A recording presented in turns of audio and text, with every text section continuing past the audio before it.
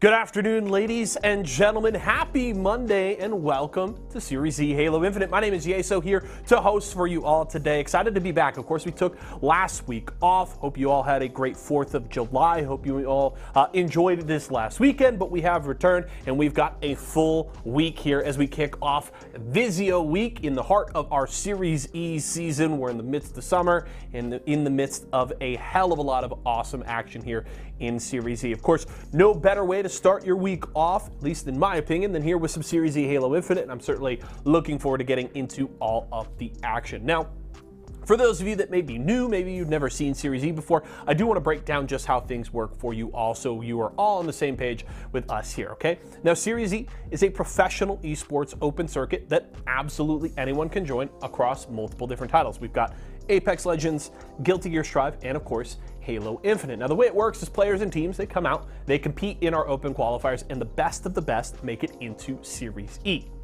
What does that mean for them? Well, that means that the players and teams, they get to sign a contract, they get a monthly salary, they get to compete weekly for points and prize money, and they get sponsored by one of our partnered brands. Now in Halo Infinite, they compete every Monday night in an open night competition and every single Friday in an invite-only tournament. So if you and your friends want to get in on the fun, head over to matcherino.com/ESA.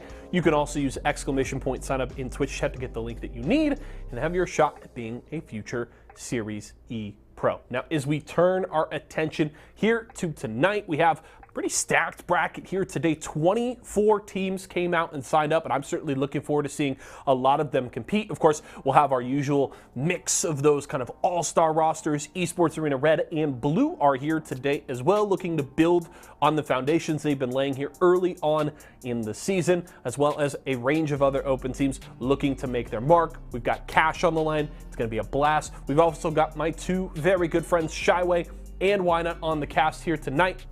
The OG duo making a return here after a couple of weeks off, but we're excited to have them back and looking forward to them calling all of the action here tonight. So they'll be bringing you all of the fun during the games. I'll be here to break things down in between, keep you apprised of what's going on in the bracket, and that's how it's going to run through all of today. Do want to remind you as well, as I mentioned at the top, we do have a full slate here this week of Series E going on. We're back with Series E Apex Legends after we took a week off last week for that as well, Tuesday and Wednesday night. Of course, we're coming off the heels of the ALGS Championship this past weekend. Of course, congratulations to Dark Zero, as well as all of the players that competed there. We'll talk more about that, though, tomorrow, but we have Guilty Gear as well on Thursday. Remember, we round out the week with Halo Infinite on Friday. And if you miss anything, series recap, check it out on our YouTube channel. I'll be bringing you all the details that you missed. But we're ready to go here. It's time for some Halo Infinite, so I'm going to hand it off to my friends Shyway and Why Not have got you covered as we kick off another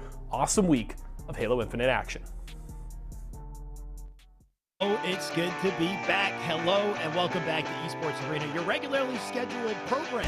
I'm excited for the competition we got coming up here. I'm Shyway. It's again great to have my man Tony. We have some great action today. Ooh, 16 is his KD right now. So we do some information on that player. Finally finds him hiding in the corner, ends up getting the double melee. Luckily, JK putting his body on the line. Gold Star beyond resources, 37 and counting, making 38. It just seems like they're in their heads. Hello, welcome back to Series E. It's Halo Monday. It's VIZIO week. We got outfits on. Tony, can you explain yourself before we even get into the show? Because what am I looking at, my dude? Well, it's been a while since I've been on the Esports Arena stage, and clearly I've aged just a little bit. Just a bit. It's been real stressful. I've been missing casting these open events and the invitationals, and it's been real stressful, which caused my hair to change just a little bit in color. Right, so you missed the Halo event. You didn't miss me, though, I see. But I missed you, so I guess I'm just alone on that. Either way, love the new look. You're not I don't know what we're going to do with this. Oh, man. Either way, Tony, we got a tournament to cast. We got a grand on the line. We got a single elimination to get through with plenty of sweaty players, so I can't wait to talk format. Tony, why don't we just jump into that? What can we expect to see today? Yeah, we expect to see a single elimination only until we get to the top 8, and then from that point forward, it's actually going to be double elimination, which we love at that point. On top of that, we also have $1,000 on the line. Not bad for a Monday. And I saw some of the rosters. Let me tell you, there's some stacked teams here. I'm talking Renegade, Spartan on the same team. We have Envor on the team, which I'm not sure if he's actually still in the tournament, but Furiously, Common, and Haynes, the reunion of the duo Common and Haynes. Plenty of rosters looking to make some money on a Monday night. Yeah, like you said, it's the gauntlet. A lot of these teams, being as high caliber as they are, some of them aren't going to make it very far pretty early on. Like we said, single elimination until we get to top 8, and that's going to thin down very early. So some of these teams that we're talking about, they might not make it, especially considering the fact we got a Sparty team in here with Renegade, Falcated, like you're saying. We've got an United roster in here with some secret members as well. I can't wait to get into. On top of that, I mean, the one grand split between the top 3, right? 600 for first, 300 for second, 100 for third, and then it's VIZIO week as well. Tony, we're giving away a TV, a 65-inch TV as well. 65-inch TV. Let me tell you, watching the Super Bowl gonna be real nice on a 65-incher. So make sure you guys enter that giveaway. All you have to do is actually go to the pinned tweet on the Twitter, !Twitter in the chat right now, twitter.com/esportsarena. Look at the pinned tweet and follow the directions from there. Get yourself a 65-inch TV. Elevate your living room. Do it now. Twitter, pinned tweet, check it out. On top of that, what am I missing? We got birthdays, apparently, too. Tony, shout out to Yeso, by the way. Happy belated birthday to Yeso. He was just on the broadcast. Not sure how old the man is turning, but looking lovely, looking lavish. And then I think Soul Snipe, we got player birthdays. We got a bunch of different birthdays going on, Tony. Yeah, both Soul Snipe and Yeso's birthday was yesterday, and it's crazy. I mean, they both literally turned 18 years old today. Wow. It's absolutely insane. And let me tell you, they don't look a day over 17. Might I say, they look damn good for 18. Damn, it's been what, 12 years I think since I've been 18, Tony. Ages ago, man.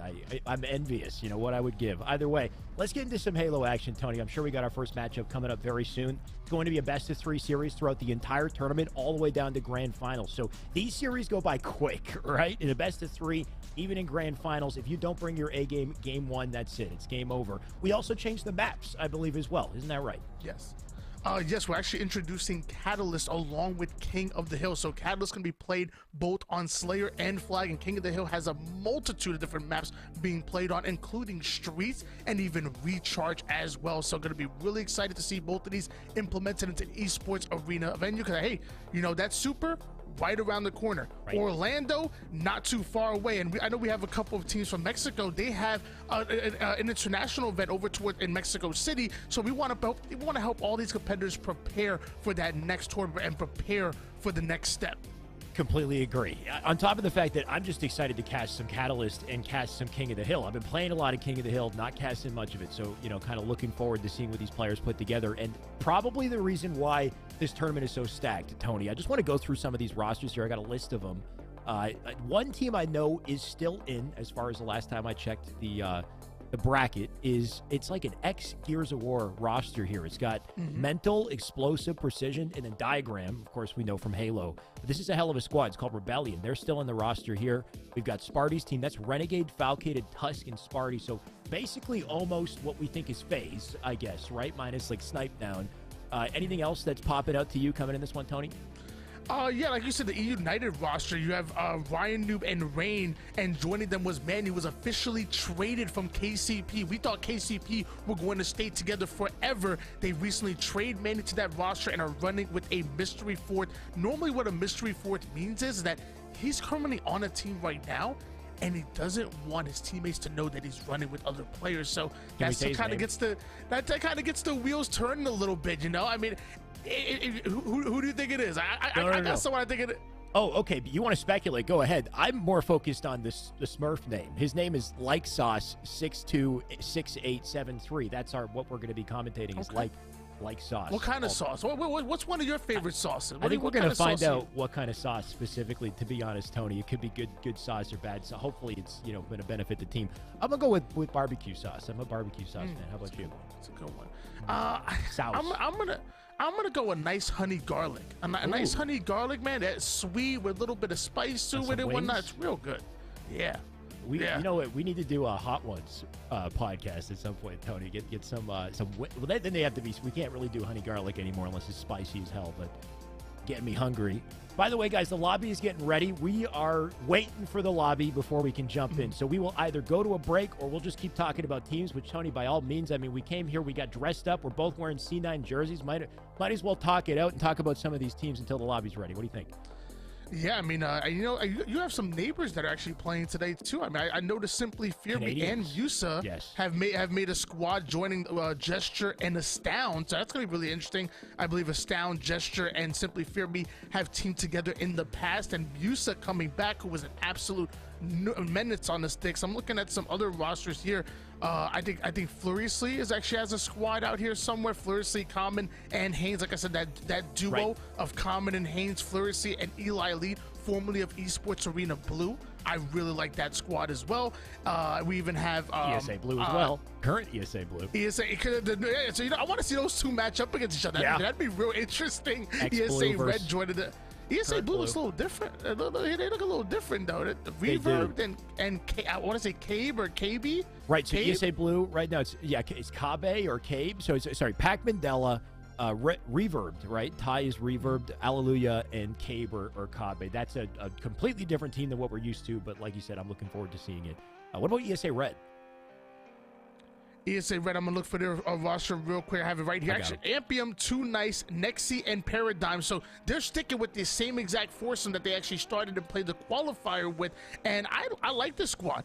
I will say, I mean, they know how to win games, and they play twos, they play fours. They simply just are good winning Halo players. They can just figure out what they need to do in order to get over the hump, get over some of those top 16 teams and actually make it into a pro bracket themselves. That'd be really exciting. But I think the core is there. I really do. Right, that's the thing. As you said, they know how to win, and I guarantee they do. But I'm going to put them in the hot seat and say when it comes to Exhibition Day, things haven't been looking so good last time I checked, right? Exhibition Day, of course, this is one of the advantages of being an ESA-sponsored team. Every Friday, they get to go up against top competition. And at the moment, top competition has been pretty challenging. They do tend to struggle a little bit with it, but that's the point of the experience, the opportunity, and of course, another benefit of just being a partner team, a little bit of money that you make on the side as well to just continue to improve that game. Any other big ones we're missing out on? We do have a Gunplexion team, which I love to see. Unfortunately, Tony, I don't know if they're still in. I think they might have been knocked out. It's a sweaty tournament. I do see the Furiously one, like you're saying. I see three members from Puerto Rico, Azrael, Ice Kid, and Ace Warrior. Joining them is Nightmare, as Jones Barbecue and Foot Massage. And then I'm really excited about that six-story Fantasy, Sorrel, and Chrisley roster, formerly of Rexy, because I think that's a dark horse squad that, a lot of people may not have them, automatically making the top 8 or the top 6, but I think that's a dark horse squad that if you're rooting for someone to make it into that's maybe a bit unexpected, I'd watch out for them. And then the Hand. Can I just go out on a whim and say respect to the Hand? They've been consistently putting in work, and Black Hand's that featured roster, and the Hand was kind of like little brother, I guess. And if you look at the numbers, look at the stats and placings, the Hand have actually been consistently almost outplacing Black Hand and almost seemingly playing better, and they've been grinding. When I look at Sylvanic, I think he really does have a place in the league. And by the way, Octagon hasn't come out. Once Octagon comes out and he starts spending 3 days in the hyperbolic time chamber like he normally does, Sylvanic, I bet he's gonna come out better than ever. Breaking Shot is a phenomenal talent. He really reminds me of like a Bound-like player with his movement and his shot. And then you have Burton, who's another fellow Canadian of yours, who's absolute nuisance, almost like a mercenary for hire, where teams have just been picking up last minute, and he's just been bolstering their roster. Big shout out to the Hand, for real. Like you said, this the smaller Hand overtaking the bigger Hand. They've got points to prove. Basically, they want to get out of any kind of shadow that they might be in. and bounce back. And I love the shout out to Octagon, man. I miss Octagon so much. And I've played Sylvonic many times in Octagon. I know some of these sweats. Burton, by the way, as well. Yeah, like you said, from Toronto, very talented player. I don't think we saw him on this team the whole way through. I want to say he's been bouncing around a little bit, trying to find his place. So, just this Sunday, he made his appearance. Just this Sunday. There you go. Wonderful. So, yeah, hopefully we see him stick to something that works. You got your mainstays in the LATAM community as well in this tournament. As always, Tony, we got Johan, Guardian, Nasty Bull, Magico, Tintanegra right there. I believe do we have PK today? No, not today. They missed one of the sweatiest tournaments. They took a break. Yeah, you know what? We won too many. Let's take a break for a week. And then in place of them came in some of the best teams I think we've seen in weeks. So, damn, maybe missing out a little bit. Would be really excited to see Bepix, Scuds, FPS, and the Wolfmane on maiden list. Okay. An interesting name. I would like to see them match up against Forever the Hand because Bepix used to be on that squad. So I think it'd be really interesting to see them match up against each other. A very interesting Torrent roster. Hotshot, Ghost, and Filthy Can't believe G, it took us this long to talk about it. We've grown to know and love, yeah. Yep. And then you have Parzelli, formerly teaming with a Shock and Precision, I believe, who were part of that Red Wolves roster that reverse swept Oxford Esports at Kansas City. Yep. Joining them is Wanward, who I saw a little bit of in Halo 5, but I really didn't know too much about him besides just running into matchmaking a few times, and maybe he might have bagged me once or twice. I don't know. But it's really interesting seeing him elevate from a Halo 5 matchmaking kid that I saw into on a sponsored roster like Torrent. I hope to see him stay. Right, and it really just kind of extends to the point that Esports Arena is a great proving ground for a lot of AM players looking to come up and put themselves in a spotlight, get some of our commentary on top of their sick plays that they make, drop that into a montage, make it onto a bigger roster. Who knows, right? And like you said, with one, maybe Wanward can prove something today. Earlier we talked about Crisley. Crisley at one point bounced onto what team was it, Tony? Was it ESA Blue? Or I think it was Fluriously's team. He bounced onto it, and he made some big plays. I've been seeing him pop up in Twitter. I've been talking to him a little bit. He's super dedicated to the game. He's got some really nerdy stuff he's putting together in the movement category, and I always love to see that. So there's a lot of younger players who are kind of looking for that spotlight. ESA is the perfect place to see it. So I can't wait to see that when it happens. And another reminder to the viewers, if you're just tuning in, welcome to Esports Arena. Of course, we will start the games as soon as possible. Sometimes the lobby has, a couple hitches getting things going. And at the moment, we're just waiting for the update. As soon as we can jump in, we will jump into the game. Yeah, just to fill you guys in on the bracket, Rokuyoki, which is a Spartans roster, just beat out Rebellion, which is a big roster. Rebellion taking down Gunplexion's team in round number 1 and game number 3, and then Team Spartan running into them and knocking them down. So just shy of top 8 to my knowledge. Exidium, I apologize, Digging Deep, is going up against Gunshot and Squilly on 4 score, which means ESA Red is out now too. Dude, that's the one unfortunate thing. We got to get in the game so we can see some of this. Our teams are dying left and right. Unfortunately, ESA Red not in their day today, so it looks like they are going to drop too. And that's the thing with these ESA tournaments is you come in, you can make some money. It's quick and clean, right? If you bring your A game, you stick around till the end. If you don't, unfortunately, you don't win. Well, that was a nice short day for you. Get back into matchmaking, into scrims, whatever it is you'd like to do with your Monday. But yeah, I guess that's it for some of these teams. Yeah. Well, who's still in it is Hative and Minions going up against, I believe, probably the number 3 team in Latin America, Rebel, featuring Strikey and I believe Rorsch and the boys. Okay. The winner of that plays against Sintra Negra. So that's going to be interesting. Sintra Negra taking out Jones Barbecue and Foot Massage. We have E United that beat out 6 Stories Power Rangers. That's really upsetting. I want to see them go further. It is, but I do want to see E United, right? There's a mystery 4th on that team. If we had to make some predictions, I expect to see a United versus Spartans team. A little bit of a run back there with these rosters. Should be exciting.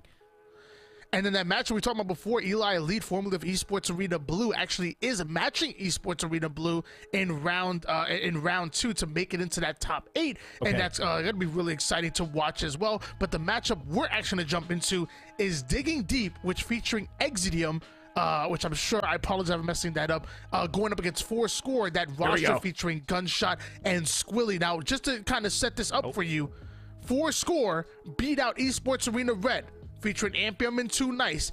Digging Deep beat out Envor's team. Let me tell you this squad right here. Envor, Mortally, Tony Two-Turn, and Carmea were taken to game 3 and beaten by Digging Deep. I think we have to get them on screen and figure out how that's possible, because that's a loaded squad right there, seriously. I mean, I think even just Envor alone and I know it wasn't a pro clip, but the Twitter clip that he hit just took the entire, more than just the Halo community. Like, I think people outside of gaming are like watching this tweet, like, what game is this? You know, freaking out at just how crazy that was. So, you know, players of this caliber, Envor, Mortally, Tony, Carmea, the fact that they're out right now, that's a big deal. And Tony, no offense, but I don't really know these players too well. So, like you said, Exitium, Epic Rages, Claw, and Mind Freaks. Do you know? Yeah, I've seen Exitium in the Sauna 8s and maybe more recently the Arena 8s. I know that's been getting big recently. As far as Climb 917, I know nothing about him. Epic Rages, he was a MCC kid. Actually, he actually submitted a clip to the Halo, the HGS Top 10, I forgot, a Cliptrosity, and I got the chance to cast over that one, and it was actually a clip featuring him, and let me tell you, he was absolutely dirty. Claw Knights at 917, I don't know too much. I think I've seen Mind Freaks here and there, but I would say I know I noticed Epic Rages and Exitium's name a little bit more than I noticed Claw or Mind Freaks, but I would have never put money on them beating out Envor, Mortally, Tony Two-Turn, and Carmea. If anything, that's a squad that should be contending for making it to the grand finals in this tournament, and getting knocked out in the first round is really surprising. Valid, Tony. Yeah, not sure what happened and not sure what to expect now. They're competitors, though. No slouch whatsoever. You've got Fourscore, that's Gunshot, and then Squilly. Is it Rallis or Ralis, Tony? Or you didn't hear me, Tony? Oh, nice. Oh, he's finally taken the costume off. It was very itchy. It was very itchy. I bet. Yeah, I don't know how you do it, honestly, man. Leader and sorry, Tony. If you look at, I'm gonna need you to help me a little bit. Fourscore Gunshots team. Is it Rallis or Rails? Rails. Yeah, I guess the W is silent on that one, and then you have Leader, Squilly, and Gunshot. Squilly and Gunshot formerly teaming with Nikolai.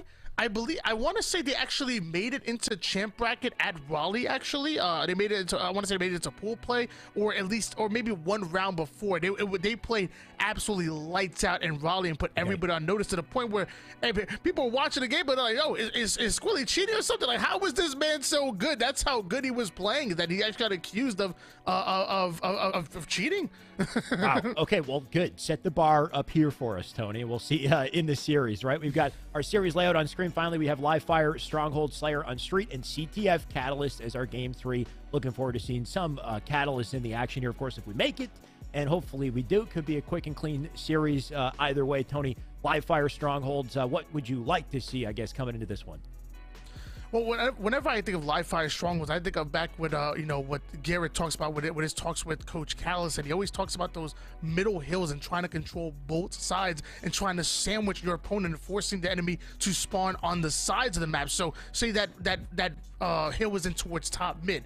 You're going to want to control C side, and then you want to send somebody over towards sandbags and force them over to that overshield spawn or that B spawn, force them to spawn way outside the hill. It's really tough to do, but if you can lock down both sides of the hill and really get your slays and continuable points on the board, it really snowballs from there and forces your opponent to ultimately give up on a hill and start setting up towards the next one. I do completely agree in that if you can force spawn somebody like back green or behind OS, it's one of the best places to catch somebody with their pants down. Like, so many situations where I find myself like at sandbags, catching somebody spawning up back green and rotating the nest, and you just catch them just running the nest and you clean them up so easily for free. So it's kind of finding those moments where you can get them caught in a bit of a pinch and they can't react to it. Either way, let's see what these players put together in game 1 of our tournament here today, Digging Deep and Fourscore. Overshield coming up in just 7 seconds here. Meanwhile, the sniper rifle already in the hands of Digging Deep. But for how long? 3 down, go Digging Deep. And my gosh, peeling faces as a fresh 3 down. It looks like Fourscore might have been able to get away with the sniper rifle and overshield combination. Digging deep into the death screen, that's for sure. But will plays be made following it? It's a Squilly. Despite the OS, right, that got burned out pretty quickly. He does come away with the kill. Still has a snipe to work with. Let's see if this man can put something together. Of course, first hill already up on the board there. You can see it's under contention. That's over on green.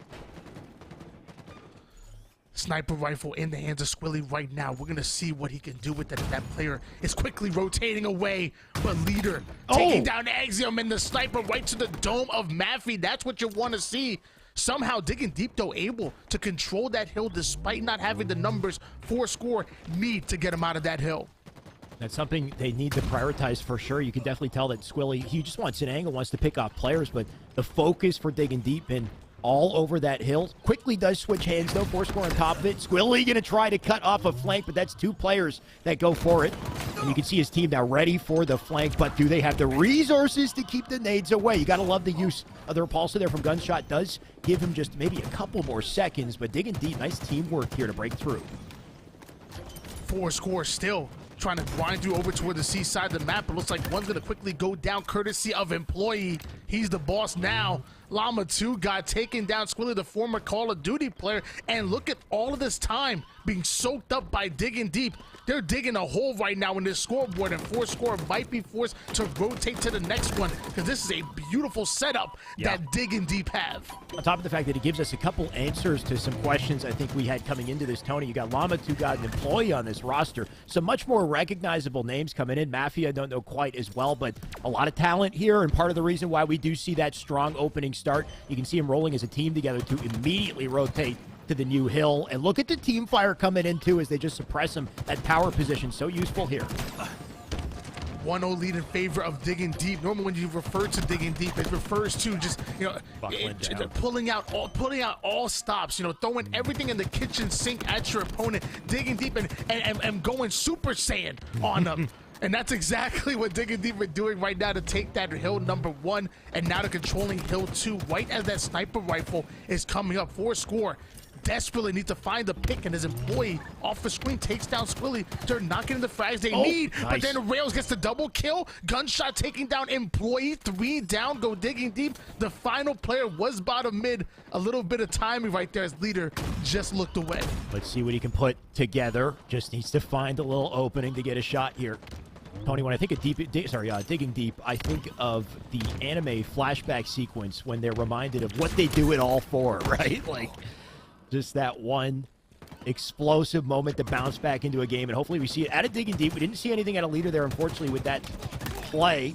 Looks like Llama 2 got going to get back into the hill, though. They'll take it over yet again. I don't know if you said what they're gonna do on all 4. One lead in favor of Digging Deep. 2 down go Llama 2, God, and Maffey. So you're seeing Fourscore start to recover a bit. They're starting to come back in this game. Tried to put the Heat Wave to work. Sadly, not able to do so. And Employee grabbing hold of that overshield. There's still time for them to get Fourscore out of that hill and for them to take the second hill, but need to get it right now. And right in the nick of time, they're able to get the slay. One quickly goes down. Nades are flying in, but Digging Deep not able to get that 3 down. And in fact, they go all 4 down. Fourscore answer back. So a beautiful last-second save out of Digging Deep, but like we witnessed, Tony, that wasn't enough. Fourscore, just the survivability to stay up in that moment, control the hill, and look at how they carry that into the next one. Nice sneak attack here with the Heat Wave at a Gunshot. He's got control of the hill because of it. Can he knock down a second? Of course he can. There's a double and a perfect kill. That'll open things up for the team, but Leader, he's in a good spot to keep the thing, I guess the hill open. We'll see. They've still got plenty of players to replace him. I thought you were talking about he got that thing on him, because that's what he got. He got that thing on. He got that sniper rifle. He got that thing on him right now. And he's ready to use it. Just barely missing a no-scope, but the melee is going to do the work. That was a momentary 3 down for Digging Deep. One more player in there to scope right to the body. Not able to get the kill. Llama 2 God is just too good. 3 down go Fourscore as they're looking to go up 2-1 here in this game. Tony with his straight bars on this one. The Llama 2 got too good. I'm copping that. I bet he is too. Either way, Gunshot going to try to rally the troops here. They need to push up on this hill and do it quick. You can see it's almost capped. Digging Deep doing exactly what their team name suggests. Going to lock things down here. Heat Wave line of defense. That's 2 dead. Is it in time? It looks like it is. 3 down. That's a team wipe just about, and they know exactly where the last player is. Full control here, but can they hold it? You know that Digging Deep have an opportunity to push back, and there's a sniper top mid in a second too. Hey, whoever's observing right now, I'm gonna need you to do me a favor. Get my man Rails on screen. That's the second time that he's gotten a clutch multi-kill, a clutch double kill to slay out when it matters most. If they're gonna grab a hold of that hill, obviously going down, bit of caster curse. That's not on him, that's on me. And now you're seeing Digging Deep slay them out, get a hold of that hill, and now we're up 2-1 in this game. Now we're gonna see Fourscore on the ropes. They cannot go down 1-3 here on King of the Hill. Very unfortunate for Fourscore in that situation, though, right? Coming together, managing to get the break. It just wasn't enough to lock things down for themselves, digging deep with the exact answer of their own. And like you said, here we go. They already got presence on the hill. They're just about halfway capped.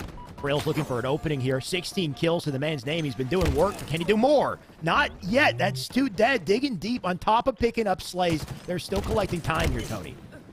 Yeah, I think Fourscore did a phenomenal job when that hill was over towards the seaside, but since then, we haven't seen that same energy. We haven't seen those same amount of slays, that same movement coming out of Fourscore. They're simply allowing Digging Deep to dictate the pace, and as of right now, they're looking good while doing it. Definitely looking good. You can see that bar just inching closer, just a sliver away from a capture. Fourscore, finally they get their bodies in the hill, only for Employee to line them up. There's one dead. I like the survivability of the situation, though. Just bobbing and weaving to get out, but Squilly in a good spot to take him down. They'll keep him out of the hill, but we need to see Fourscore get to it. And, of course, they do need the slay advantage to do that safely. And so far, they can't find the opening, Tony. Can they get it? No, that's it. They couldn't afford even 1 second of that hill time. It looks like that hill will be moving over toward the top mid. 3-1 in favor of Digging Deep, who are definitely digging deep at the moment, and they even have a player ready for that overshield. So as of right now, Fourscore, they need to not only worry about stopping Digging Deep from getting that time, but also stop them from getting the overshield at the same time. Digging Deep are just moving quicker here, Tony. It's very apparent. You see how quickly we got a player up in the top tower to lock down that central hill. Once again, they already almost have half a capture. Leader does pick up a nice kill there on Maffey. They got the OS to get aggressive here, but we need to see that turn into some time on their side and a little bit of map control. They'll try to convert it. Squilly with 1, looking for 2 here. Does dodge the plasma pistol. You got to love the movement from this player that's exited him, just trying to make it difficult for him and delay the situation, right? Note that they're not getting too much time despite the plays here.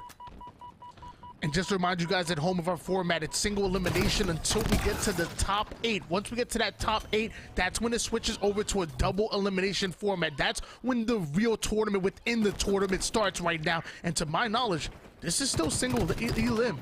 Fourscore the ones who have to dig deep if they want to come back in this one. As of right now, Digging Deep are outclassing them, and they're in the hill right now. Fourscore are in trouble.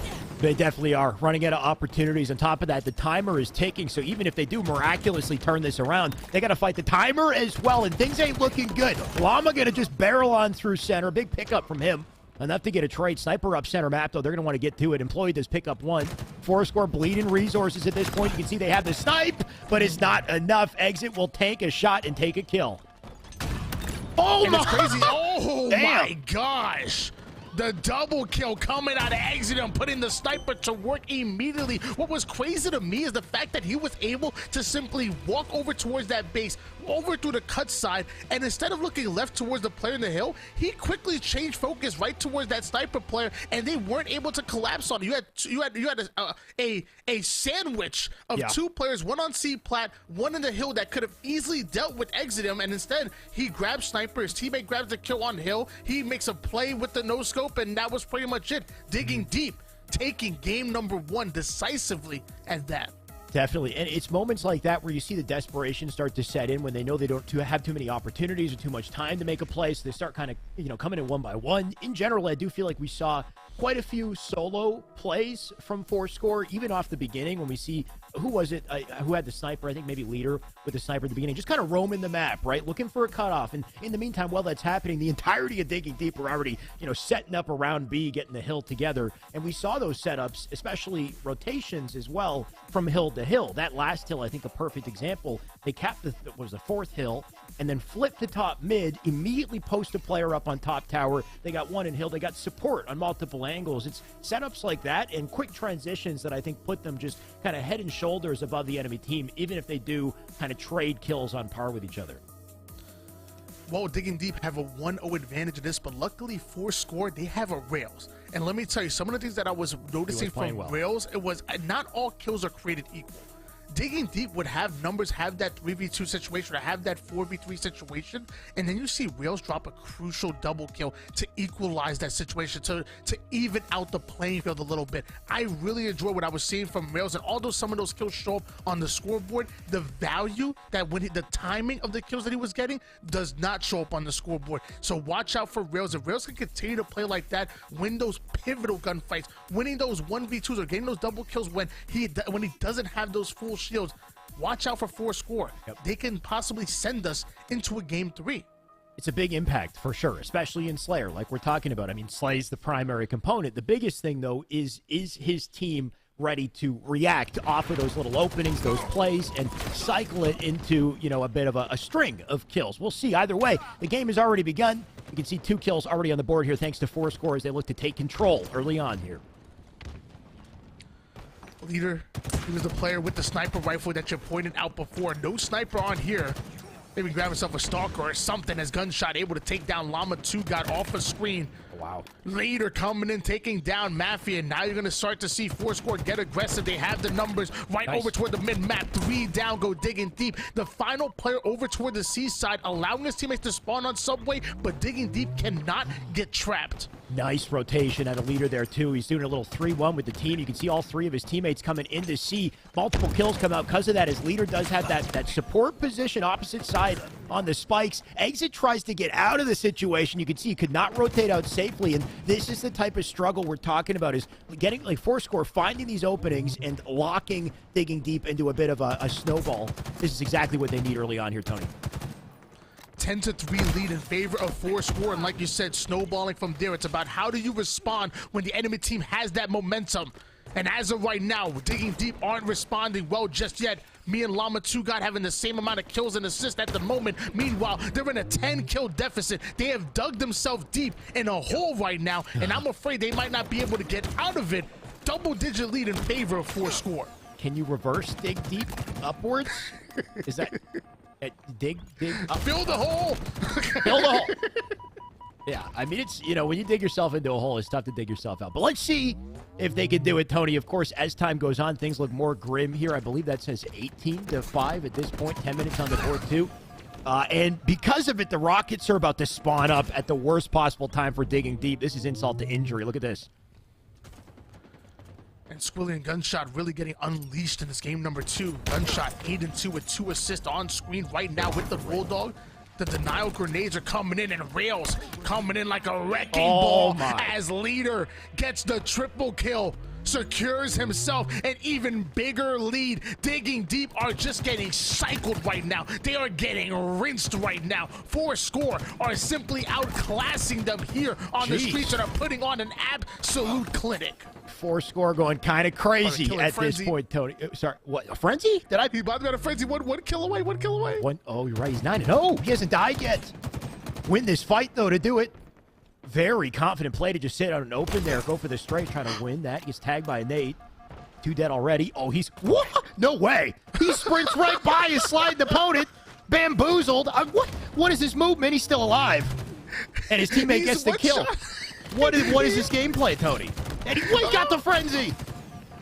Craziness. Leader looking like Danny Phantom out here. One shot just phasing through his opponent. Comes back and connects with the 10th kill. That's going to be a killing frenzy coming out of Leader, leading the pack right now. But as I say that, Score have gone 3 down. Digging Deep have responded. Now the question you got to ask yourself, is it too little, too late? Kinda, but we'll see. We've seen bigger comebacks before in the history of Halo Esports. They do have work to do, Tony. Of course, the more we talk, the more the kills just stack up at this point here. Thrust just picked up by Squilly. We'll see if he can put it to good use here. He will use it immediately and die. A rough spot right there. Digging Deep, trying to unify at this point, though. You can see them shooting together. But like we said, is it enough at this point? We'll see what the Bulldog can do.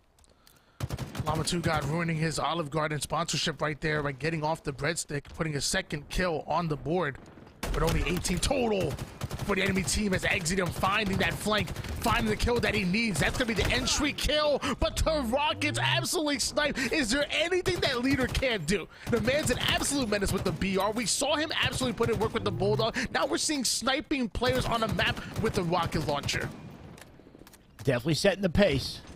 Let's see if they can maintain that, right? It seems like Fourscore, you know, whatever happened in game one triggered them. They came back even more confident than ever, putting it together. Now 40-20, looking to stake this out. Rails with a hot double.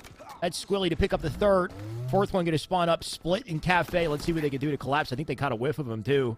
You can see him chasing him down. At this point, it's just a dive like he can't lose situation. Luckily, Llama 2 got able to take the piv right there. The problem is they haven't been able to take enough. 43-25 lead. Four score, getting the double kill does leader right now. They're 6 kills away from sending us into a game number 3. And to be honest with you, they got dominated in game 1. I don't know where this energy was in game number 1, but I'm about it right now. And they're 4 kills away from taking us to game 3. And if they can continue this momentum, they might be able to pull off the upset against Digging Deep. Definitely some momentum they've gained, that's for sure, Tony. 48, make it 49 at this point as they just barrel on through game 2 with a statement. One more kill to close it out. We're definitely getting game 3, like you said. Will we get momentum that'll shoot Fourscore straight through, you know, with that same speed? We'll see either way. 50-29 is a stake to close our game 2, and not what we would have expected coming off that first one. I want you to know, Shyway, that somebody in the audience saw Digging Deep go up 4-1 in game number 1. They decided, you know what, I'm getting pretty hungry. I know how this outcome's gonna go. They probably went up, grabbed themselves some Mike and Nikes. You already know Mike and Nikes, and you know, grabbed themselves a little bit of a snack, came back, sat down, like, what the hell just happened? Like, legitimately, they have no clue. Fourscore bouncing back bigly, taking game number 2, and now sending us into a Catalyst capture the flag. Now, the only thing I can say to maybe, you know, put some defense on the Digging Deep, you know, going down in a rough spot in Slayer Streets, we've seen very lopsided games in Slayer Streets before. What typically tends to happen is if you start hot in Slayer Streets, assuming you continue to play your game and play well, you'll end hot too. It can snowball like that. We have seen reversals, but in general, Streets is just one of those maps that you can lock down if you set the pace early on. Catalyst CTF is going to be a little bit different. Of course, 5 caps to win this. It's a much more of a slow burn game type, a lot more open sight lines. You can't go too ham and fly too far and too fast. You can get caught with your pants down. So I'm curious to see how this one goes, Tony. Either way, I expect a brawl, I think. I want to agree with you, but I'm on the fence right now. Okay. Because I think you made a great point. I mean, we've seen many teams recover and dominate, especially on the map of Streets, but what I had never seen is a team look so lifeless. That was my problem right there, is that Fourscore came in, not only put a masterclass on there, but Digging Deep looked like they weren't even on the map. Luckily, they came back and made it a bit of a game, but I don't know, man. It really feels tough, but luckily, Digging Deep, they have veterans on their side. You got Llama 2 guys, you got Employed. These guys have been there, done that, so anyone that can have a mental reset, it might just be them. Either that or Fourscore just keeps up this momentum and just plows straight through. Because you can see they just got several kills that started. Squilly with the OS and the grapple. What a combo to kick things off. We could see a flag early on. And you know what, Tony? Maybe you were right. You know, maybe Fourscore are just such a presence at this point. Digging Deep, we don't know what happened to them. They disappeared in game 2. Well, 4 scores might be enough to net them a win here on Catalyst. 3 more of those, and I'll give it to them. Catalyst is really tough to cap five flags on, but we just saw a flag cap literally within 40 seconds of gameplay, and now you're seeing Digging Deep another 3 down. Fourscore they turned it on. Yeah. I don't know what it is, but they're cooking with fire right now, and I'm loving it. Hit the nitros or something on their Spartans, if that's even a dial you can turn. But yeah, just over 9,000 at this point. We'll see what they can continue to do. A second flag is already going. Not quite sure what happened here, Tony, with Digging Deep, but they need to do exactly what their team name says and find their footing here at some point before this completely slips out of hand. Like, Tony, even just the fact that they put this together with no equipment, no OS, right? Just immediately transferring flags here, keeping the sleighs up. Just, you know, testament to how well Fourscore is playing right now. I mean, there's one thing I'm seeing right now at a 4-score. I think I've seen this before. I mean, I think I know why 4-score are playing so well. Okay, I mean, up? their vision, the vision is clear. Almost like they're seeing through walls right now. They're putting in the work. And honestly, I'm gonna go and say it. I'm gonna say it. People have accused it before, but I think 4-score are using VIZIO monitors. I knew it. I think playing they're on using VIZIO. VIZIO monitors right now. That has to be it. I think they're using VIZIO monitors. Because there's no other explanation. They're seeing way too clearly. Ladies and gentlemen in the chat, if you guys want to win yourself a VIZIO monitor, do yourself a favor. Go on to twitter.com/esportsarena. That pinned tweet, get in that giveaway. Yeah, there's no other explanation. It has to be VIZIO. There's no way you get 2 flags in a row and you keep this type of energy up. So we'll see. Maybe Digging Deep can swap their monitors out halfway through and bounce back because, Tony, they do have a flag on the board here. This is getting a little bit closer, and of course we still got plenty of time to make some changes. Employee with 1, employee looking for a second, and he almost finds it there. I think that does come out with a teammate. Gunshot in the meantime will spot the skewer spawning. They got an opportunity here. 2-1 lead in favor of 4-score. We do see Digging Deep on the board here, but Gunshot taking it down quickly. Maffy though slice in, Dice getting the double kill with that energy sword, and now coming with newfound energy is Digging Deep. They're looking to run that second flag, and they're looking to tie things up. They have been knocked down, but they are not knocked out. Definitely not out just yet. They've tied it up as well, so they can completely turn things around like they've done. We'll see if they can keep that energy up. Of course, the first step is to cap the flag. Second step, of course, get the defense, and so far not so good. They've gone down to round of Slays here. Squilly going to run it through top mid. He's also got the coverage fire on the bridge here, and he can rally the flag further. So just beautiful team play here at a 4-score to counter that situation and immediately get a flag of their own. They'll keep the lead now. 4-score are the ones digging deep here in this series. The way they were able to answer back on game number 2 was masterful. They turned it on. And now in game number 3, they've continued to be red hot. Luckily, Digging Deep answering a lot better than they did on the streets. Another kill coming out of Gunshot. 10-4 right now with 5 assists. Damn. But now Gunshot being hunted down. Rails and Leader are going to overextend over toward the left side, but they don't have their teammates to work with here on the sword side of the map. Digging Deep might be able to turn that defense into some offense. You can see them both trading positions here as well. The rotation, the full team actually rotating out through Repulsor side to try to get to that flag. Well, that happens. Rails does spot it, gets the info, but they're going for a flag of their own here. Might see a bit of a standoff. The biggest thing is just the rolling in twos. To have that coverage as they run the flag, any attempted run will not fail immediately. They can pass off the flag if they need to, and right now Rails doing it all on his own. Flag pulled opposite side, though. We'll see how far that flag gets. If Digging Deep can stop this, or sorry, 4-score, I guess, can stop this before it gets too far, because you can see it has not gotten anywhere at this point. You're 2 dead on the feed here as well.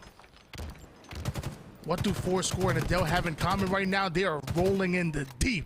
I'm loving what I'm seeing out of 4-score as that return about to come in, moving that flag, just inching it forward. It looks like 4-scores are able to put 4 scores on the board. 4-2 right now, when 4 scores and 7 years ago, what it feels like we're Digging Deep. We're last looking good in this series, because since then, it's been all the boys in blue. They set the pace to start, and every opportunity they were countered, they always had a backup plan in play. That was 3 dead on the feed as well. Last one up does slip through the doorway. You can see Leader just pre-firing his way into that door. He knows he's there. He comes back for the challenge. Risky play. Will lose his life for it. That's Employee now down for the count. The timing here, crucial as well. OS about to spawn up. Big kill on the Leader. Their Gunshot going to come in, take the place. Get some coverage onto OS. Such a risky play to go for. We'll see if he can slide and do it in time. And it looks like he does pull it off. But can he get any extra shield to work with here? You'll see him get melted as he backs out. 2 down, go Digging Deep, but this is not what you want to see, as the third one is going to fall as well. 4-score just 1 cap away from taking this game. 5 minutes and 37 seconds on the clock, so there's enough time in regulation for Digging Deep to mount the comeback. The problem is that 4-score not going to make it easy on them. The flag is going through. 4-score already extended in. They're getting the slays that they need, and it looks like that's it. It looks like 4-score were able to put that 5th and final flag cap in. 4-score advancing forward after going the distance with Digging Deep. What a complete reversal of our expectations off game 1 to game 3, Tony. Night and day, looking like a different team, and might be like in part due to the fact that maybe they're stronger in some game types than others, right? Like they felt like a little uncoordinated in game 1 in live fire. Like they were kind of running off, doing their own thing, missing some crucial timings. Digging deep, it felt like they were coordinated. They were rotating together. They had setups planned around each hill to support and control it. But when we got to game 2, any confidence Digging Deep might have had was shattered by, leader with a frenzy, by the whole team just kind of popping off and just staking him, I think, in game 2. So it could be, a mental component in the end of the day as well. But man, did they carry that momentum through in Catalyst. Yeah, it's really sad to see Digging Deep go so early. I mean, that's a phenomenal roster right there, and one that probably could have gone the distance if they were able to make it into double elimination play. I mean, they took out the likes of Envor, Tony, Two Turned, and Carmea. Now they're going down just 1 round before making it into double elimination. Either way, all about 4 score. They were at 4 score. We're looking. Let's be honest. They were looking abysmal in game number 1. We could have chalked that up to a 2-0 after watching that game 1.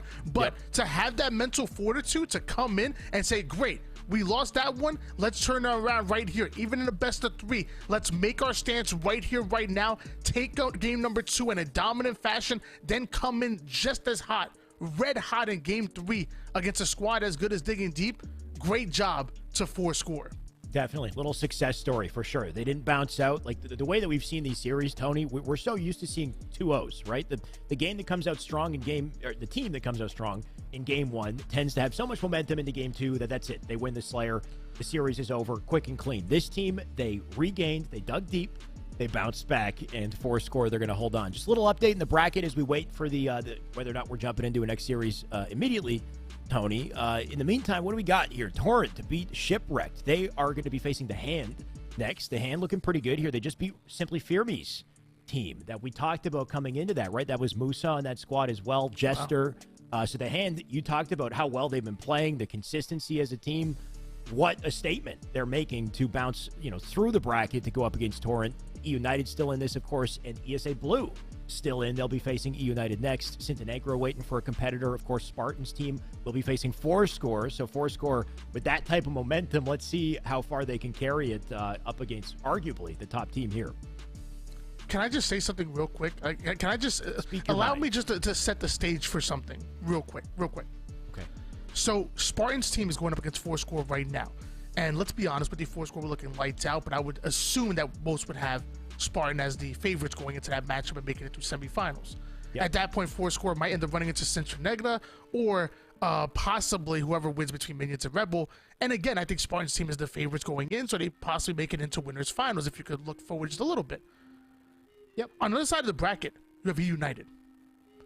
I think you know where I'm going with this. E United, exactly the favorites against ESA Blue. I've known since you started. I think they'd be the favorites against any team that goes up, even against Torrent in the Hand. And we may just see E United versus the benched Spartan in the winners finals. It's possible they might want to see it. I don't know if you guys are excited right now as I am, but I'd be tweeting about this if that's the case, because I think we all want to see E United versus the benched Spartan in his roster here in the winners finals. Again, if it's a long time until then, I'm just saying, I'm just trying to set the stage real quick, because that might just happen. Oh, for sure. It's seeming more and more likely the more we look at this bracket, Tony. So, of course, we'll see it. And hopefully, if you're tweeting about it, keep the Twitter discussions civil, right? Like, we don't want any fines. You got to be careful what you say on Twitter these days. They're watching with a close eye. Spartan is fine as hell. I don't know. He's good looking dude. He's fine. He's fine. It's not about being fine. It's about getting fined, Tony. Apparently I'm sorry. Nobody's safe. You got to be careful on Twitter these days. Okay. See, I try to be polite, but it doesn't. Sometimes you just got to speak your mind, and that's when you got to look out. Anyway, what do we got? We got Sparty coming up, by the way. Yeah, Roki Yukai. I'm not familiar. I'm assuming an anime reference going up against a 4 score. Maybe. And again, this is that Spartan Renegade roster that we were talking about earlier. And they're going against this red hot 4 score roster who was able to go the distance with Digging Deep and make it through. Can they pull off yet another upset? Gunshot, Squilly, and the boys. I want to look this up. Roku Yukai. Okay. Yu Yu Hakusho. I didn't watch that anime.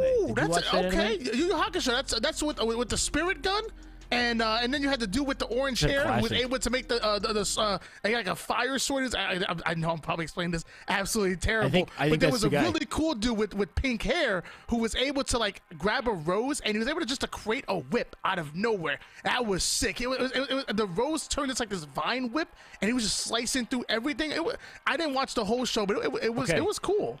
Well, what's cool about, and I didn't watch the end of it, what's cool about this is Team Roku Yukai are they're 6 wandering specters. They're a group of demon fighters who participate in the dark tournament.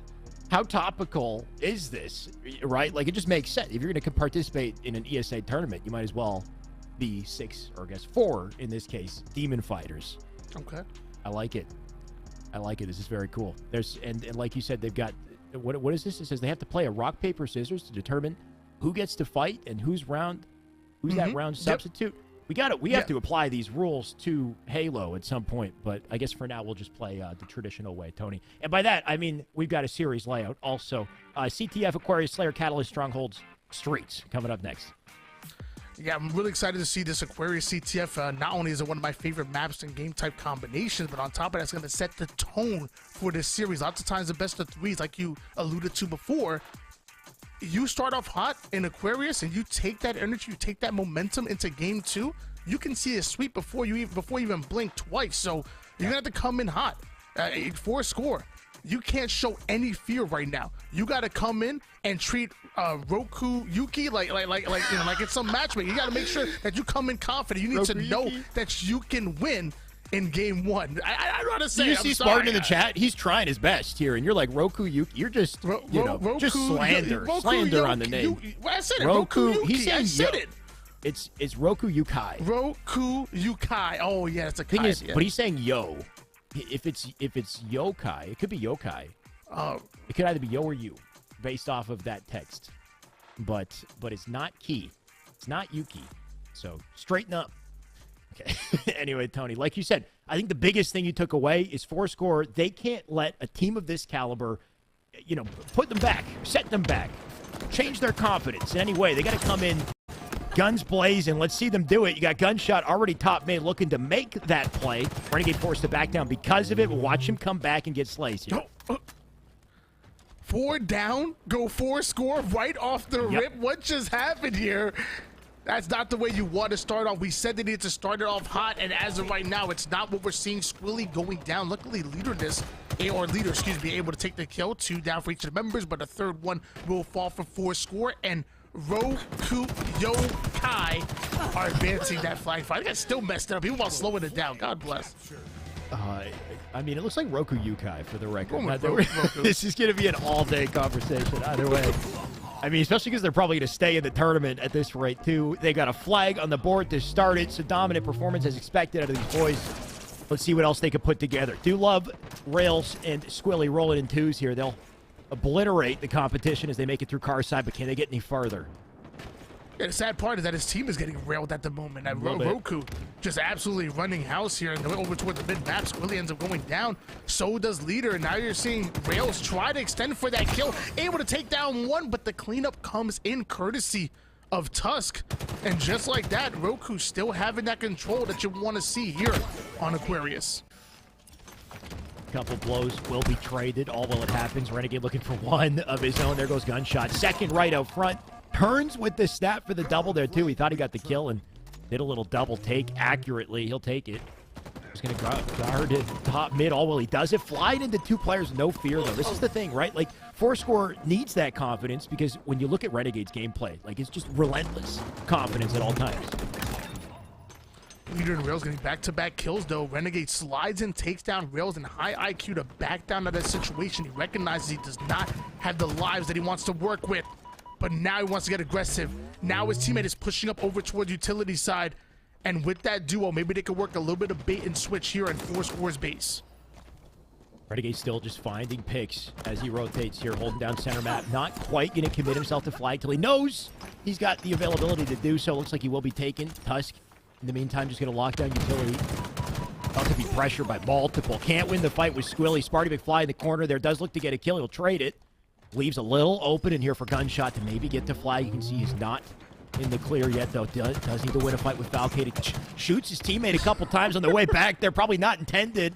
Going to lose some resources to get to this flag. We'll see how far he takes it here. Quick rotation, try to get it to center. Hey, when Gunshot's high, you got to get out of his way. That's on you, leader. I don't know what to tell you, man. You lead from behind. You got to bait out Gunshot. You're like, when Gunshot goes loose, everybody's in trouble. 1-0 lead in favor of Roku at the moment here. We are starting to see some slays, starting to see some life come out of Fourscore. Almost able to get the double kill, but 3 down. Go Roku, not able to get the touch on that flag before the return comes in, but maybe they can continue to slay out. They find Falcade over toward the base. They're looking for the spawn as Fourscore doing everything right at the moment. Yeah, huge. They go for a second round of slays here. They don't commit to flag immediately. They can hopefully pinch and collapse, force some spawners over to Fridge. While they do it, leader does back off. Kind of leaving Gunshot a bit of a 1v1 with Spartan up on top base. You can see Gunshot lost that fight, so their progress... Actually, I am lost in this sauce, Tony. They got the flag. They've been rotating it straight out through car and have now capped it because of it, so one step ahead. Great execution there at a Fourscore as they'll come away with exactly what they had bargained for. Renegade going to come away with 2 kills, though, in the meantime. Fourscore able to tie things up here, but 3 they down. They go. Squilly now the final player alive here. They're going to quickly deal with him. Luckily for Fourscore, Roku's still on their side of the map, but there's one player extended forward. Now you have Renegade with that camouflage, and just like that, 2-1 in favor of Roku. 2-1, they might be able to press even farther considering the combo Renegade has at this point. 2 are dead, but Renegade looking to take 2 of his own. That's Gunshot down, drops the heat wave. Quick pick up out of rails, though. Going to drop Renegade off the map. Falcated with a couple, looking to get a couple kills of his own. Nice nade on the rails there. Tusk can clean it up. Should give him an opportunity to get the return, but you love to see the energy coming out of Fourscore. They're not ready to give up this flag yet, but Sparty is not ready to let them have it.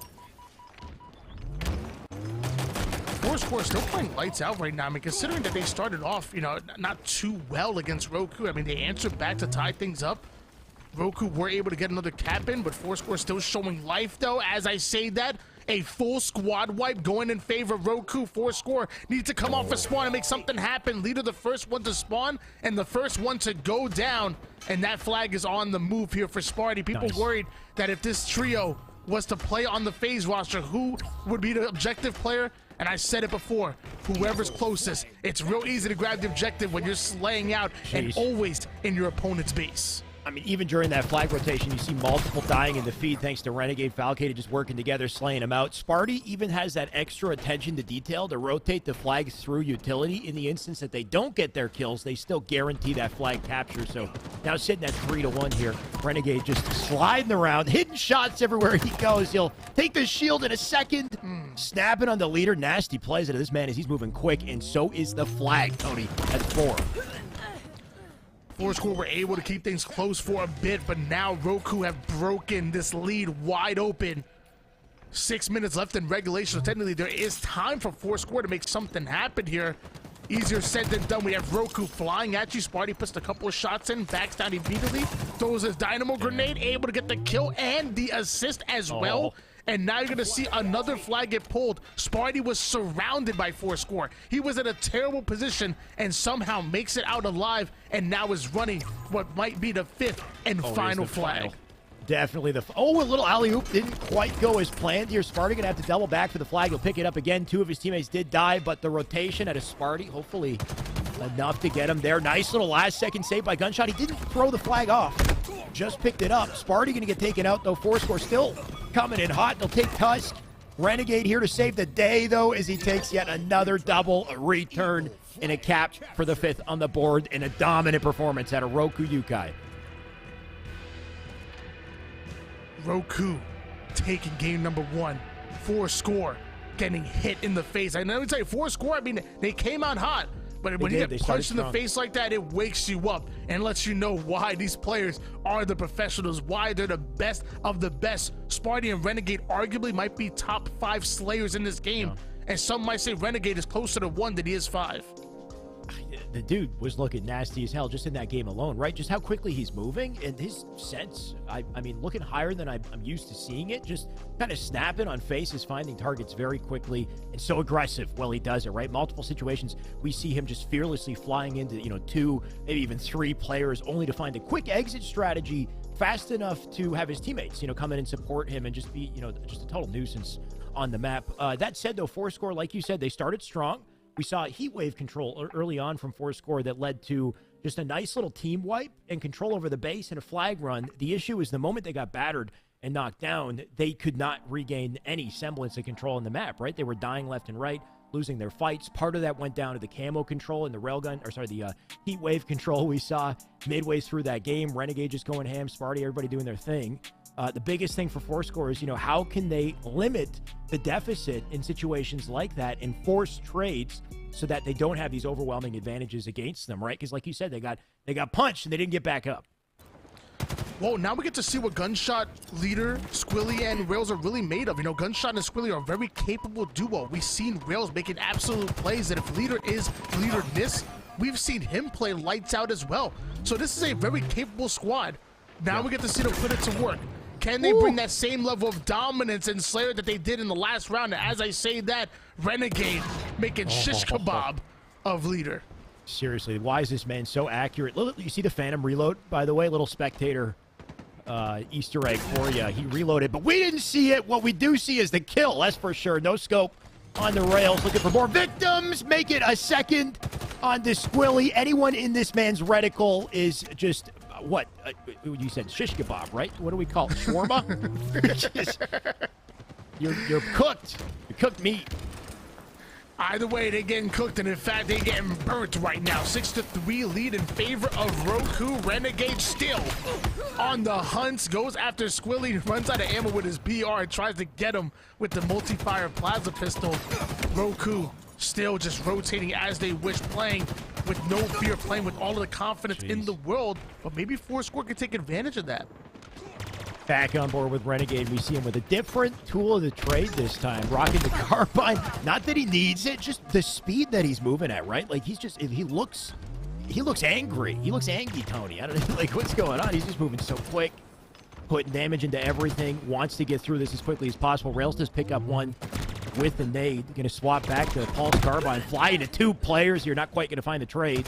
Fourscore, their best chance of bouncing back here would be to unify, right? Trying to work together to just outman players like Renegade on individual plays. 5-kill lead in favor of Roku, make it 6 after Renegade taking down Squilly. And that's what Roku going to continue to do. Just continue to put Fourscore on a cycle and always have their numbers. They're confident in their 1v1s. They're also flying as a team, forcing those 2v1s. And they're just playing at another level, of confidence as well is Team Roku. Couple banks nades out of Renegade to keep everyone off of him. He'll slide in for the melee there. It looks like that does still get picked up. That trade just going to pad the stats of Roku. They do lead by 6. Gunshot trying to preserve his life here. He's in a bit of a tough spot. You can see his teammates might be able to get some angles to help if he can just stay up, but not going to do that soon enough. Leader does pick it up. Renegade back in the fray here to replace him. Fourscore did a great job of fighting back a bit. As I say that, Renegade finding the leader of Fourscore and Leader himself. Only 3 remaining players up. You need to huddle together. They need to get together and start pushing in 2s. Yeah. Start catching Roku off balance. I mean, Roku are spread out. They are playing a bit by themselves for those 1v1 for these 1v1 pivotal fights. Turn into 2v1s, and maybe you have a chance as Renegade skewing that player against the wall.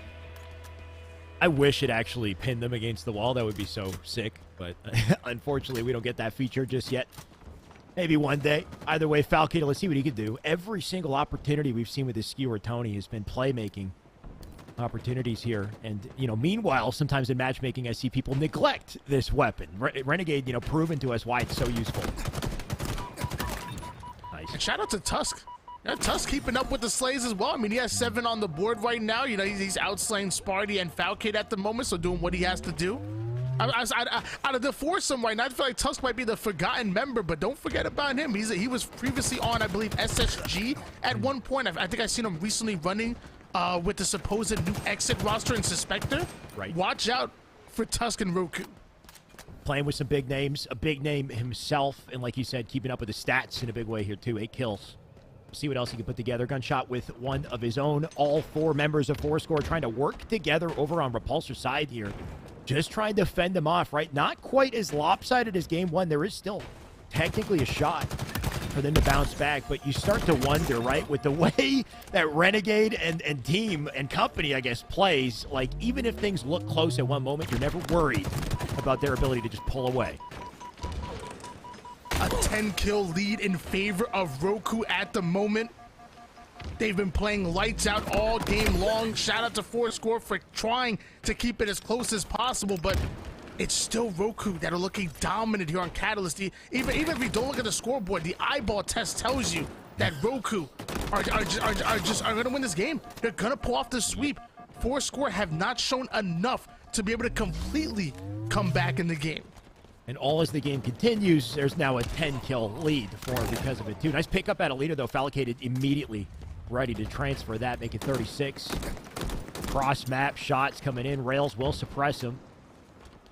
You can see them completely flipping their position on the map here. Fourscore, you know, despite the deficit, still working together, going to rotate together through base. We'll see if they win this fight. About to be a brawl here. Renegade currently 13-7 at the moment, 4 assists to go along with it. Having almost half the enemy team's kills at the moment, as Falcated not able to connect with the sword. Fourscore getting hand delivered that one. Amazon delivery. Sparring gonna go down as well. Renegade somehow gets the double kill. That's a critical one at that. Almost able to challenge cross map for the triple, and just 9 more kills needed for Roku to come out on top. Making 8, 15 on the board for Renegade as well. The man is just doing damage. Tusk going to try to find some damage of his own. OS did pop up center map. Haven't seen somebody go for it just yet. I take it back. Looks like Sparty McFly picked it up immediately. He's going to get aggressive with it. Renegade there to support him. He's flying into 2 players. You know he doesn't care. Looks like he will get picked up this time, though, because of it. Falcated, he's exactly where he needs to be to pick up the pieces, though. There's a double. Make it 46 and 4 to close this series. Now 3, Tony. Only a matter of time before Roku are able to find the final 3 kills, make it 2 after the trade. At this point, that's all they need to play for right now. Play for trades. Smarty finds a kill onto Rails. Falcated not able to win the pivots. 2 down, go Roku. Final kill, make it a skewer, Sparty. Let's see if he can do it. Oh, no way. He's going for the... He knew we were watching. There's Renegade to get the kill. Sparty's like, final kill. Let me just YOLO this real quick. See if I can pick it up. 50-39 and a confident win, and as expected, at a Roku. If he would have connected with that, a little 360 repulsor skew, I probably would have fell off my chair. I legit would have fell off my chair right there. But 2-0 for Team Roku. Fourscore sadly falling short of making it into the top 8. Roku going to advance forward, the favorites here in the tournament. Just unlucky right there. I mean, you run into Roku, in round number 3? That's not what you want to see for Fourscore, but I want to see Fourscore show up next week. And maybe, just maybe, we see them with that better seed. Maybe we see them go even further, make it to the top 8, and make something happen. Agreed. And remember, this tournament is stacked. So, like you said, well, maybe it's a little bit unlucky. Like, if they're not running into, Roku, they're running into United, or they're running into Sintenegra, they're running into Torrent, or the Hand, right? So, like, stacked rosters across the board at this point. These teams are still playing. United, by the way, did win their series against ESA Blue, so they will be moving on. In the meantime, Sintenegra Minions have yet to play. Torrent and the Hand, they may currently be playing. We'll wait and see the score, the total there when we get there. In the meantime, let's send it over to Yeso. Let's get an update on how things are going. Thank you, gentlemen. Couple sets in here to the day. We are also into top 8. Of course, a reminder for everybody at home, a little bit of a different format here. It is not double elimination until you make it into top 8 of the bracket. So that is very important for these teams. You've got to get some early sets under your belt. Otherwise, your day can end almost instantly. So keeping an eye on that and a lot of other factors important to memorize there. Just taking a peek though at that top 8 bracket right now. Of course, the big story will be keeping an eye on Team Rokuyukai and United there and seeing if they can meet in the winners finals. Of course, that would be a huge story.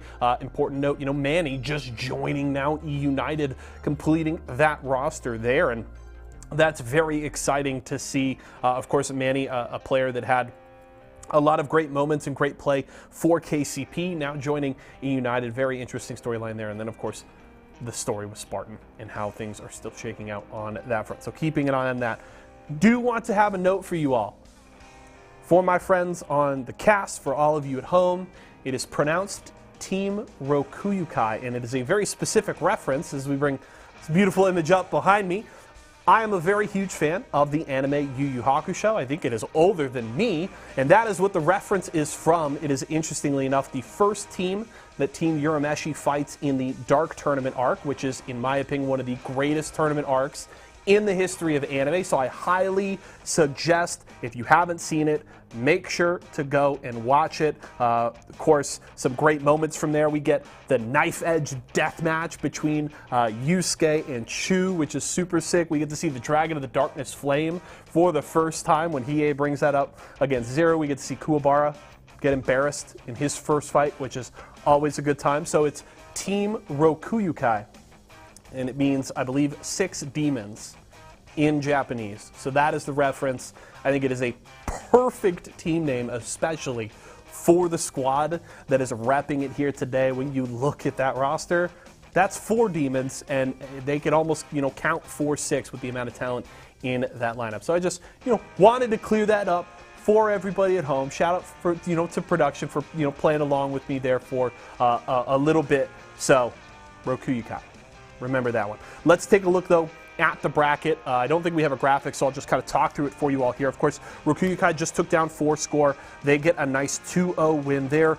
E United took out Esports Arena Blue in their first set in top 8. They move on. They'll face off against The Hand. The Hand took out Torrent 2-0. And that's, of course, the Torrent squad that, if you remember a few weeks back, were looking really in kind of peak form here in the Series E. Some of the best play we had seen from them as of late, but they take an early loss. They will face off against Esports Arena Blue down in that lower bracket.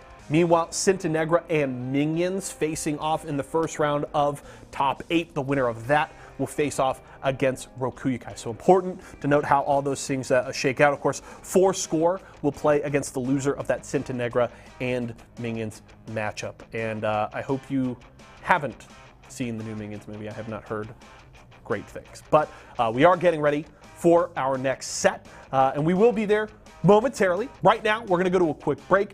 Do want to remind you folks really fast before we go to this break, it is VIZIO Week, and guess what? We are doing an awesome giveaway for VIZIO Week. So if you head over to our Twitter, check out the pinned tweet. You can enter to win a 65-inch brand new VIZIO TV. I believe if you use ! giveaway in Twitch chat right now, it'll give you the link you need as well. So get in on the giveaway. It's running all week long. I'll have more to say about it later. But right now, let's go to a quick break.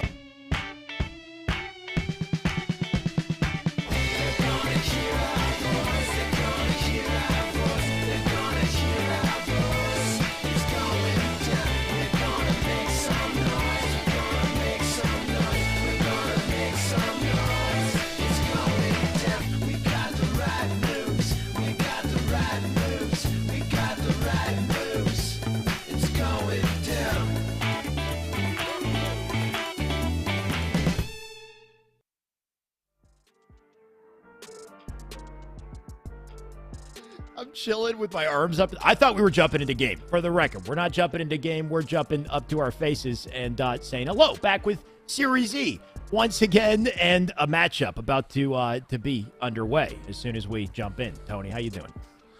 I'm doing fantastic. I think our matchup is actually going to be Minions and Sintra Negra. going up. So Cincinnati, the number 2 team coming out of Latin America, Nasty Bullet, Magico, Guardian Flies, and Johan. And they're going to be going up against Minions. That's Hative, Huss, Nebula, and Piggy. I think I ran into this exact lineup in a tournament recently, the Knights tournament, and it was without Hative, and instead they had Kratos. And I ran into the round 1. I think we played really well, but sadly we were not able to come close to beating this roster. But this time, Hative filling in instead of Kratos. Right. I think that was the team with Active as well, right? The last minute on Twitter, you guys were looking for a 4th. I thought about it, and you know what? I'm glad I didn't join you because I would have got first rounded too. Either way, like you said, match already underway. And I'm, for the sake of my own embarrassment, I'm glad we're here and no longer looking at us, Tony. Here we go. 2-1 on the board already. Multiple going down here for Cincinnati as Minions try to make a comeback, but they're already down here in this game. 24 kills on the board for Johan. Meanwhile, on the other side, Piggy, 27. Played with Kratos also in the Open Series just yesterday, and let me tell you, man, Piggy has quickly become a main slayer. He's quickly become one of the most dangerous players that we have in Halo Infinite, and it feels like it's only a matter of time before he lands himself on a top team to be with the way he's been playing. Speaking of matter of time, there's only 14 seconds left in this to make an impact. 2-1. They got to get to a flag and touch it. We're not jumping into the middle. We're jumping into the end of this. They got a last-second touch, though. They can keep this going if they don't die. Big pickup, by the way. Kept his life in play. That's Nebula, who just narrowly did not escape that situation. Johan with a clutch kill. They'll try to get another. He does do it. That's Huss down for the count, sitting on the return. Gets a second on to Piggy to save that flag and save that game as well. They'll lock that one down 2-1. What a play at a Johan. And honestly, Tony, it's reminding me, last time I casted ESA, Johan was popping off as well. This man has been making strides. Oh, I'm sorry. I'm so sorry. Wow. 1-0 lead in so favor of Central Negro. Wow. That was, look, I swear. That was an accident, guys. I was in there. I was showing the guns and whatnot. That was not on purpose. So. Can I break the 4th wall on that one and say that I thought we were jumping straight to game. So I'm here, arms up in the air, chilling, thinking we're just it's not gonna show us. It's gonna show game anyway. I deserved that. I deserved every bit of that. Either way, game 1 done and dusted. We didn't get to witness too much of it. We did get to see Johan pop off and save that flag and punch Cincinnati into a 1-0. It's a best-of-3 series, Tony. This could be the second and final game here. It's a Catalyst Slayer, unless Minions bounce back. Yeah, 1-0 in the series, and hopefully Minions can send us into a game number 3 because I love watching Streets gameplay, and it will end up being Streets on Strongholds. And let me tell you, man, I really miss casting for Esports Arena. They let me be my regular silly self and whatnot. I miss casting with you. You're the long-time duo, the classic, as they've been calling it apparently. OG, and OG. I'm sorry, yeah. And it's really excited to be back. It really is. Good to have you, Tony. I was looking to exit as quickly as possible, but you know what? That speech saved me, so I'll stick around a little bit longer just for you. Either way, Catalyst Slayer, Tony, coming up. We just witnessed Catalyst Slayer in the previous series as well. Different team, though, of course. Roku popping off. The Skewer kind of main focal point, right? We saw multiple kills with the Skewer, so very curious to see how that comes into play. But, of course, you got the grapple. You got the OS. You got plenty to work with. Let's see if Minions can bounce back. Catalyst Capture the Flag has been growing on me a little bit, mainly because it has a grapple on it, like any map with a grapple on it. But Slayer, really tough. It's a really tough map, but we're going to see who can come out on top here. And the Minions, if they want to stay alive here in this tournament, if they want to stay alive here, I believe in the winner's bracket, I should say, they have to wake up. They have to answer back. They have to recover against the number 2 team out of Mexico, Cincinnati. Just a close opening, relatively even start out of both teams here. Nasty Bullet looking for info. You can see him already tagging out Pitt. They're on the chase here, too. Got a teammate with them. Skewer still up on the map. Nobody's risked the grab just yet. Of course, as powerful as the weapon is, you go pick it up, you're out in the open center map. Instead, it looks like they're looking to get a little pinch here in the base. I can't help but think that this matchup means so much for Cincinnati right now. With Mexico City happening this month, I believe it might even be the 22nd, correct me if I'm wrong, but towards the end of this very month, you know, they have to be in final form. If they want to accomplish the feat of beating out PK on land for that giant prize pool, I believe $50,000. Wow. They have to look good against the like of Minions. They have to look good against even the likes of Sparty and the crew and Roku. They have to show that they can hang with the best of the best. They got work to do. And last time I witnessed them, Tony, was a few weeks ago, but they were going ham, making big plays. So we'll see if they can keep that up. Of course, unless Nebula slices him down, that's 2 kills for him. He'll look for another nice work with the BR2 just to suppress him and to keep his high ground until he's taken down. Yoan, nice little sneak attack there. That's his first kill on the board. Make it 6 in total here for Sintenegra. Minions, though, they do turn that one around. They're holding on to a lead. Magical currently having 4 of his team's 7 kills at the moment. He needs the rest of his team to help out in the Slays department. Luckily, keeping their Slays relatively low, or keeping their debts relatively low, is Sintenegra. So they're always in that game and they can value their life. Johan ends up getting the double kill off the screen. Magical trading out his life. And just like that, 3 out of 4 members go down for Minions. And this is just a 1-kill game. Very quickly, things can change, as we've seen. Nebula just looking to get involved now at this point. You'll find a weak one. There's a big pickup. Second, right up above. Nobody's picked up the skewer yet, by the way, Tony. There's a very stark difference in comparison to the last game we witnessed where Renegade was just all over it. Surprising to see it neglected, right? We saw what it was capable of, so maybe Huss will be the first person to show us what he can do. And, oh, what a lineup it would have been. He'll bounce out for now. Yeah, the skewer, interesting weapon. Not the best weapon for going for those multi-kills and going for those double kills. But, I mean, in the drop weapon meta that we have in Halo Infinite, I still think it's viable to fire one off and then don't even worry about reloading it. Drop it immediately. Make sure the coast is clear. Make sure that you're secured that area and then pick it back up. Get the reload and get right back in the action. I think the drop weapon meta really works well for the skewer. Honestly, an excellent point, right? Cut your losses with that gun, because that's the reason why I think people don't pick it up is just kind of the risk element to it. You fire one shot, you miss your chance, and that's it. You know, you probably end up dying, losing that fight from the time lost. Anything you can do to cut time in those interactions, we'll see what Nasty Bullet can do to limit the options of the enemy here. He's got a teammate with him, but look at the push coming in and the use of that plasma carbine as well just to keep him back.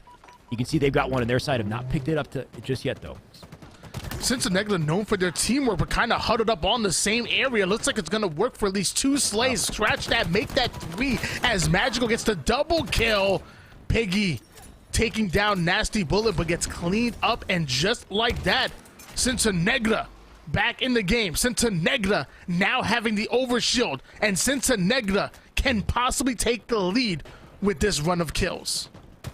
Yoan going to be the one to set the pace. There goes Piggy. Can make a quick little rotation over to Repulsor's side. You can see they've lost the opportunity for Sword, though. Minions did pick it up. We'll see if they can make some strides with it. Down below here on Repulsor. There's the Sword, and Huss putting it to good use. The best thing he could have done in that situation was force the close quarters, bring Nasty Bullet down into Repulsor, or sorry, Yoan to Repulsor, and that's it, right? That was their opportunity they lost. Great awareness by Huss to have that Sword ready and baiting out that overshield player. That was a big kill. That was a game changer, a heat check, if you will. And Minions now have a 3-kill lead, which in this lobby feels like a lot more. Nasty Bullet's trying to get aggressive, ends up running into 3 players. The collapse is going to come in, though. Guardian flies, finds a kill. 3 down, though. Goes Sintenegra. They weren't able to capitalize on it. And now you're seeing Minions continue to apply pressure and to continue to increase that lead. Winning trades left and right at this point. Like you said, they distance themselves from the opposition because of it. Nice little team play here coming out from Sintenegra to try to bounce back, but Minions just the cover fire, right? The cross, hate of doing some cross work of his own, just trying to get rid of the nades. Now would have been the time to do it. Unfortunately, just slightly missing it. He'll have to bounce out of this fight. Teammate there to replace him. They got to watch that flank, though, right? He got the info over on Grapple side previously, so he's got to be anticipating that challenge. All 3 of them just focus on Repulsor in the meantime, making it the whole team looking to take kills in this change, or this exchange. If they can rotate through, maybe they can do it. Well, something has to change indeed for Sintenegra, because as of right now, they're in danger of going into game number 3 and giving Minions all of that momentum. With the overshield coming up, I can only imagine Sintenegra needs to slay out right here, right now. They need to use it as bait and then make sure they get their hands on that overshield. Guardian flies finding one Hative, coming in quickly for the cleanup.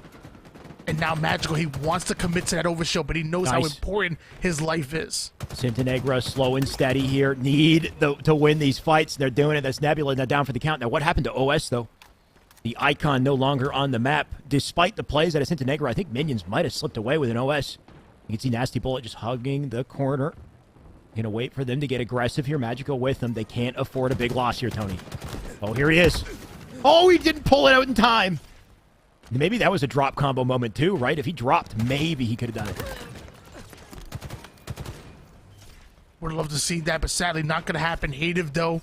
Cross-map shots looking good. A 7-kill lead might be the largest one that we've seen out of Minions in this game so far. Sintenegra need to slow the game down. They need to find an answer. They're in trouble, and I don't want to see a game number 3 with Minions having this much momentum. Sintenegra need to make something happen. They just punched through the front door there. Yoan down for the count. Magical going to look for a separate angle of attack. Does not want to distance himself too far from the teammates, though. Does want to make sure he's here to pick up on the damage if he can. That skewer was up on the map. I no longer see it, Tony. I think either Yoan or a teammate might have collected it, and that could be a difference maker if they can find an opening. There it is on the feet already. Nasty Bullet with a pickup. Cross map with the sticky there. Husk going to go down for the count. They still got work to do, though. 6 separating these teams here. I guess we call him Nasty Javelin? Nasty... Nasty, no, I was going to say spear. What Nasty is it? Shish Is it a kebab. javelin? I like shish I don't kebab. know. I don't know. All I know is that he's pinning players to the wall. Is Nasty Bullet. We're going to find out if he can be the difference maker in this game, because Minions only 8 kills away from sending us into a game number 3. Nasty Bullet now going to take height, goes all the way down to 1 shot. Trying to provide cover for his teammates. Overshield was grabbed by Minions, but melted almost immediately. And now we're seeing Sintenegra attempt to claw their way back into this game once again. It just feels like Minions have it locked down at this point, though. 43 on the board. Coverage or repulsor side. Nasty Bullet going to find the... Dude, I want a funny name. I'm thinking Rod, which just sounds all kinds of dirty, so I'm just... Hot Rod. The Hot Rod. We'll stick with Javelin either way. Nasty Bullet. Let's just see him put it to use, right? He's got one important shot to make. He'll tag out Catwalk. There's the sword. Pull out the skewer for this, but he doesn't quite find the shot. Nebula will find the kill instead, and look at as he just stares into the abyss below. As he dies, the sword goes down with him.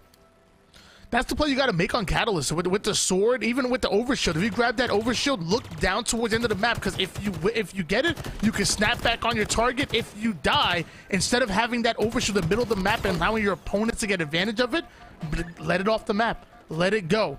Now it's not a factor here. Now Minions can't use it, but Minions only needed 2 more kills. They may not need the sword. They may not need an overshield. All they need is a couple spike grenades and a dream to send us into game number 3. The dream lives, Tony. Oh, like Spike. you said, Spike. Yeah, somebody said Spike in the chat. That is the name of a grenade, though. Yeah. That's a solid option, though. Nasty Spike. Anyway, that's an option. But I also, there was a moment earlier in the game where someone threw a spike, and I said sticky, I think, which is also incorrect on my part. Either way, Tony, it's a tied series, and that was a dominant game. Well, relatively dominant, I think, out of Minions as well. With that type of answer, it makes you wonder how things will play out here in Game 3. Of course, the Strongholds, Streets. We witnessed Streets earlier. It was Slayer, but despite it, I think because of the map, the way it's laid out, this is close quarters. It tends to go by very quickly, right? It tends to be quite a snowball if you don't control it early on. Yeah, you know, some might complain that Catalyst Slayers is in the rotation. You know, some might complain, whether they like it for a map as far as Slayer or CTF. At the end of the day, it's here. At the end of the day, it's what you're going to ultimately end up playing over in Mexico City if you're Sintenegra and Minions, if they plan on playing in that online super and Ultimate in Orlando. It's here, and you better get used to it. And Minions knew what was on the line. They stepped up when it matters most, even on a new map and ultimately new game type on that map, and are able to send us to a game number 3. There's no excuses when it comes to tournament play, so you might as well get used to it right here, right now, in scrims and some of these online tournaments like Esports Arena.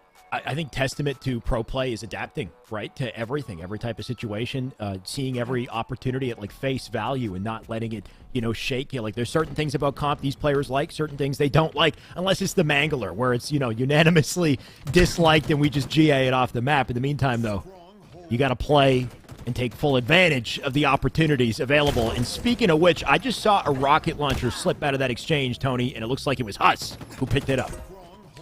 Minions continuing the same momentum, continuing that same energy that you saw in game number 2, and have carried it into game 3, a trip cap in favor of Minions. Cincinnati now stuck off a spawn, and Minions are trying to bait it out. They are trying to trap them on their spawn as they're over onto the B side. But where will Cincinnati go from here? Cincinnati with the early B cap to try to break through. They send 2 members to C and a nice little pinch there to delete 1 player back C. That will allow them to collect. In the meantime, Yohan just working the A capture. Piggy with a big double in the feed, though. That'll slow him down. You can see they got presence onto C as Yohan makes the play. He'll get picked up. Nasty Bullet, thankfully in position to ensure that they do hold on to some control here. Already lost 30 points here early on. And Nasty Bullet going to lose his life as well. Minions back on the board. Native coming in with the back smack. Yohan trying to stay alive onto the dangerous side. They call it danger because nades come in like crazy. He has to try to stay alive while one shot comes right back in the action, but enters in a 1v2. 2 down. Goes Cincinnati. Minions not only having the double cap, but also finding the slays that they need in the AC hold. Highly unorthodox if you ask me, but it seemingly works for them to get the slays. But now you're seeing Minions advancing forward, stealing away B. This is not only for a trip cap, but for a better dub cap opportunity coming out of the boys in blue. I mean, despite the hold, though, right? You saw that play at a Piggy where he just kind of waits and surveys the situation, recognizes he has the availability to fill in the gap on B, pick up the thrust, and immediately gets that cap back as they make that rotation over to A. So just kind of securing those open spots on the map and making sure there's no wasted time here. Speaking of which, Cincinnati locking down the entire map. Can they lock down the rockets while they do it, though? That was just previously up in center. There it is. Nice pickup at a Nasty Bullet. He gets the kill in the collection. Enough damage to secure a double here in the A capture, but he's not done yet. There's still 2 back here. Goal. Cincinnati coming in hot, able to get the trip cap. Now you're seeing that A side go towards Minions, but Cincinnati want it back. Piggy able to slide in, taking down Guardian Flies, pulling off the reset, slowing down the offense of Cincinnati, and then Minions use that distraction to take away Bravo. Plays are being made on the board from both sides right now. I mean, Yohan to come back to B and then win that 1v1, absolutely massive, right? He's open space for his team. Nasty Bullet can get this fight as Yohan comes in to hopefully clean it up. A melee to do the trick. There goes Huss, and what was previously some dominance out of Minions to start the game, not looking the same here at this point. Tony, they've brought it back very quickly. Yohan tries to skate out of that situation. Nebula with a big pickup, though. Minions able to open up that A side. Nebula continuing forward with the shotgun and continuing to apply pressure to Cincinnati. As multiple going down, they're pushing over for that B cap. Minions have shown life here in the second half of Streets. They're starting to increase their lead. Not sure if Cincinnati grabbed that shotty, but you'd like to see him keep eyes on it, right? It sat down in B. Arguably most important weapon in the map there. They'll get back to B to control it. In the meantime, Nebula going to get aggressive here on the Cafe. 87 and counting as Minions do still hold control. Rockets coming up shortly here as well, so preserving their lives in this situation going to be so important. Nebula just going to annoy, keep them back. Another 3 down for Cincinnati to make that all 4 members going down. Minions now allowing them to spawn over toward the C side, but with them knowing exactly where that knowledge is, they know where to shoot, but multiple members of Cincinnati absolutely ripping Nebula from across the map. Hative is going to go down as well. And what should have been a trap by Cincinnati, which should have been Minions getting aggressive and slaying out once again. Cincinnati able to break through and get out of their subway side spawn. But can they turn that into objective time? Because as of right now, Minions quickly past the 100-point mark. Well, honestly, nicely timed escape out of Cincinnati, though, right? Typically, pushing up driveway is very dangerous when you've got coverage of B, right? It's just hard to win fights at low ground. But they sent multiple out C-side first, took their attention, and then one player slipped through driveway with a flank to pick up a kill. That disrupted everything, right? It gave Cincinnati an opportunity to break into the stronghold here and hopefully maintain some control in this situation. Nasty Bullet, a big line of defense to do it. That one player going to try to skate out. Hatem not going to live. Snapping onto his second, not quite going to connect with his stick, but the one from the death will do the trick, and that's big damage at a Nasty Bullet. It gives Cincinnati an opportunity here. Nasty Bullet planting a nasty plasma right there. Trip cap once again in favor of Cincinnati. Now you're seeing Minions prioritize the A side. but it takes two to tango. And as of right now, Centenegra have the double cap, and they're still putting points on the board. Minions looking for the Slay to open things up. Piggy able to find that one, winning yet another pivotal. The B stairs is going to go down. Drop wall goes in, and Minions should be able to steal away B and gain momentum and points once again. Look at this. They've got a setup, too. You've got coverage all the way over to Cafe. That forces the spawns to C. Centenegra have to break themselves out of a pretty bad spot here, Tony. And they cannot afford to lose their lives, or this deficit will only continue. So how do they play this? Nades coming in, damage coming through, but the cross out of Centenegra as they send multiple up through driveway. They're giving up rockets to do this, though, Tony. They need to make sure they're looking at it. You can see multiple dead on the feed. Nasty Bullet alone for this fight. Can he take it on the pillar? They're just milking him. They're not going to let him get a kill here. They'll dive in, take him instead. That's rockets going to go in the hands of Mint. Wait, actually, not quite just yet. Rockets up, 2 dead. Centenegra, they're trying to claw back into this and not let him get away. Nasty Bullet and Johan have been able to combine for 25 kills so far, and it makes me wonder, why are they consistently going 2 down? Why are they consistently going 3 down? Why are they allowing Minions to dictate the pace when you have that much slaying power coming out of the 2? I can't help but think it takes a full team effort, and as of right now, Minions have been controlling the slays, and that's the reason why they have such a large lead. Centenegra can still come back in this game, but they have to play better. Well, I mean, even as you say that, just the comparison on scoreboards, it's almost dead even, though, Tony, right? Like, I think maybe it's the timing of the slays and the impact they've had off those little openings. Like, you've seen Centenegra kind of trapped in, back C, not where they want to be. So it's just what those slays have created, the opportunities that have been created, I think, from them being the biggest thing. But like you said, Centenegra, they definitely need to continue to hold their ground, to trade blows in the situation. Guardian in a crucial spot, right? A little flip here for Centenegra. They now control the map. Yeah, I love how as I was on that soliloquy, Centenegra start just gaining slays left and right, and are able to come back in this game. 2 down for each of the members here. That's the Centenegra that we want to see, but they go 3 down once again, leaving Guardian Flies by himself. An excellent use of the thrust, still not able to secure that kill. Minions taking away A. They're taking away B simultaneously. They already have the lead. At what point do Centenegra stop the offense from coming out from Minions? They're in trouble. 188 and counting. Piggy, nice little back off, too. Just keeps suppressing him as he gets back into a safer position in a spot 1 Cafe. Double dilemma here for the man. Yeah, he's got no opportunities. He will get melted in that situation. Centenegra going to try to take advantage of the opening they have. Rockets about to spawn here. Nasty Bullet needs this fighter, needs to stay up. Guardian with a big double on the feed, too. Nasty, can he milk? How is he? What? Did Hative miss, or did he shoot something else? Tony, I don't know what happened, but Nasty Bullet just pulled off a miracle. And this is a crucial part in the game. This is where Centenegra need to make the stance. You have Minions already able to accumulate 210 points. At this point, you need to keep the ball rolling. Centenegra do. They already have a momentary trip cap, but now you're seeing somehow Minions able to dedicate resources over to A and C. They steal away A. They get slayed out onto the Charlie side. So Centenegra are going to continue to put points on the board. You have Nasty Bullet trying to defend the arcade side. Not able to find the kill that he needs. There's 2 members pushing in, and looks like Nasty Bullet's going to go down. 3 out of 4 members hit the black screen, and Minions once again able to steal away the arcade side hill.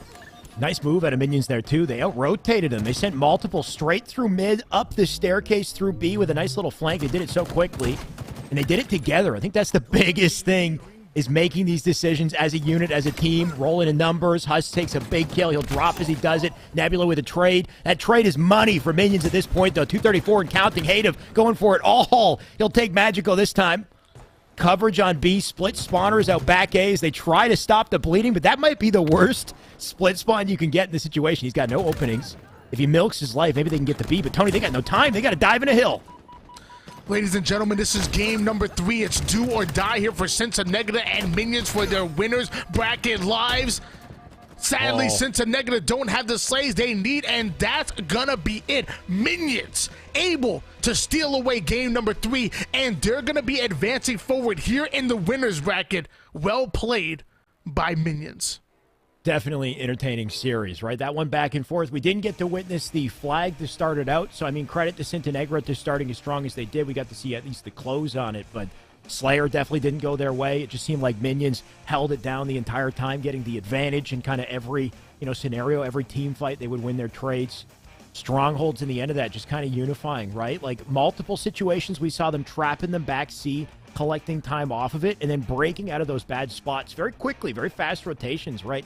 Out of, out of minions to kind of counter some of the plays we saw from Sintenegra. Despite that great series, Tony, unfortunate for Sintenegra, I think they might still be in it, though, right? Like, they at this point must be in top 8. So, right, it's single elim outside of top 8. At this point, it's now double elim. So, Sintenegra will drop down to the lower bracket. They still have an opportunity. And, Tony, we've been talking about just what it means for this team to play well at this point with their tournament they have coming up. Now we're going to have Roku going up against Sintenegra here in the winners round number 2. Yeah. Now we're going to see Roku possibly make it into the winners finals if they can win one more. Meanwhile, on the other side, you do have E United. Again, Roku featuring the bench Spartan from E United over in the winners semis, or winners round 2 technically, to make it into the winners finals, to make it into the top 3. They have to go through Sintenegra. If they're able to win, I have to go through Minions. If they win that, they make it to the winners finals, and it's still possible that we see an E United versus the bench Spartan. I want this to happen. This is my dream, baby. Oh, your dream. You should dream bigger, for the record. I'm daydreaming right now. Okay, all right. This is I like it. Daydreaming. This is your dream for the day, because outside. Anyway, I'm just gonna stop. Torrent and the Hand still have to play, so we still have to see how that one goes, right? But E United, they're looking good. Like you said, they beat ESA Blue. They're waiting for a competitor. And so are you saying we get to see Roku next? Yeah, we get to see Roku going up against Minions. For the right to make it into the top 3 and to make it into the winners finals. And let me tell you, as much as Team Roku might have the advantage, might be the favorites going into this matchup, we just saw Minions push Sintenegra to game 3. We just saw them clutch out when it matters most. So they have momentum on their side. And Minions, I doubt they fear Roku. They're going to come in, and they're going to try to pull off the upset. They're definitely confident. They've got that in spades, but this is a totally different team. Totally different matchup. We're talking Sparty. We're talking Renegade, Falcated, Tusk. These are champions in their own right? Some proven champions. Minions looking to prove themselves, and what an opportunity to do so in a tournament like this, Tony. So here we have it, the series layout. Strongholds, Live Fire Slayer, Recharge, Oddball, Streets, best of 3. Could be quick. Hopefully it's not. Hopefully this one goes the distance, Tony. But what would you predict coming into this? I predict that Minions, they can't start off the same way they start off with Sintenegra and allowing Sintenegra to win that first objective. I think that these best of 3 series losing game number 1 is so dangerous. And so far, we've seen many game number 3s, but I'm a firm believer in momentum, and I'm a firm believer in the snowball effect. They got to start off hot in that game 1 if they want to come out on top. If they want to pull off the upset against Spartan and the boys, they have to make their stance here in the first objective and show no fear in this dojo. I agree. And I think the only way they're going to do it, apart from just, coming down to control of map and weapons and timings on rotation, but really just, I think, winning their 1v1s, right? Like winning some of these crucial fights against somebody like Renegade. Like, you can't, I think, allow a player like Renegade to do what he wants and get away with it, because then they just get in their zone, right? Where they're just kind of flying around the map, styling on you. You got Sparty in the end of that previous series where Sparty tries to repulsor 360 skewer somebody to close it. Like, if that's happening to you, the series is over. You know what I mean? If they start to doubt or sleep on you, last thing you need. So I think early on, like you said, they come out with a force and check them and let them know that they can trade blow to blow. Then maybe we get a very different series here. It has to happen at the start. Well, the same way you talked about Sparty and the boys, I'm going to talk about the boys on Minions, because I've been scouting Piggy since Halo 5. I nicknamed him the Pro Slayer back in the day, because every time I would see him match against pros in Halo 5 matchmaking, he would win almost all of his pivs. We've seen Piggy consistently play like the best player in the lobby, no matter who's in that lobby. I know that Piggy's going to come with that energy. Nebula, Huss, and Hative, I know they have the potential to come out hot, but I have to see it. And Nebula's done against the best of the best. Same for Huss. Back on Torrent, Huss was an absolute nuisance. And Hative, I've seen him do it in 2s. I've seen him do it plenty of time, and I know do it that on my skill live set stream too. But like you, sorry, continue. That skill set can translate over into 4s. We know what Minions bring to the table, and now it's about execution. And can you do it against the best of the best? Exactly. Because that will be some huge momentum. That will be a huge resume booster for all the players on this roster. Resume, ego booster. More important, obviously, than even just the kind of the money that comes at the end of these tournaments is just like this statement, like you said, that you can make and how that might, give you a standing or an opportunity to get on some of these bigger teams and rosters in your career. So, yeah, huge opportunity. Totally different playing field, though, up against this team. But what an opportunity. I'm being redundant at this point, Tony. I just want to see it happen. We got to see these teams get in the lobby. Of course, as soon as it's ready to go, we will jump in. Just currently getting set up with our custom lobby. And for those who guys don't know, I'll plug myself. I made a couple videos about talking about this. This is 3/4 a potential FaZe roster. Spartan, Renegade, Falcated are rumored to be playing together. So you have Falcated and Renegade rocking that FaZe BR. I wonder if Spartan's doing the same right now. Renegade, you telling us something? What you telling us, John?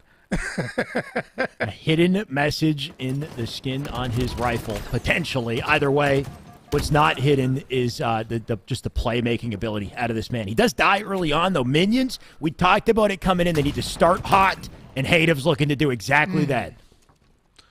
Beautiful no-scope into the BR shot coming out of Hadev right there, making his presence known. Now, he stayed over toward the bottom mid-side. That call-out must have came in. Roku must be feeling the pressure, but hold on, they don't look.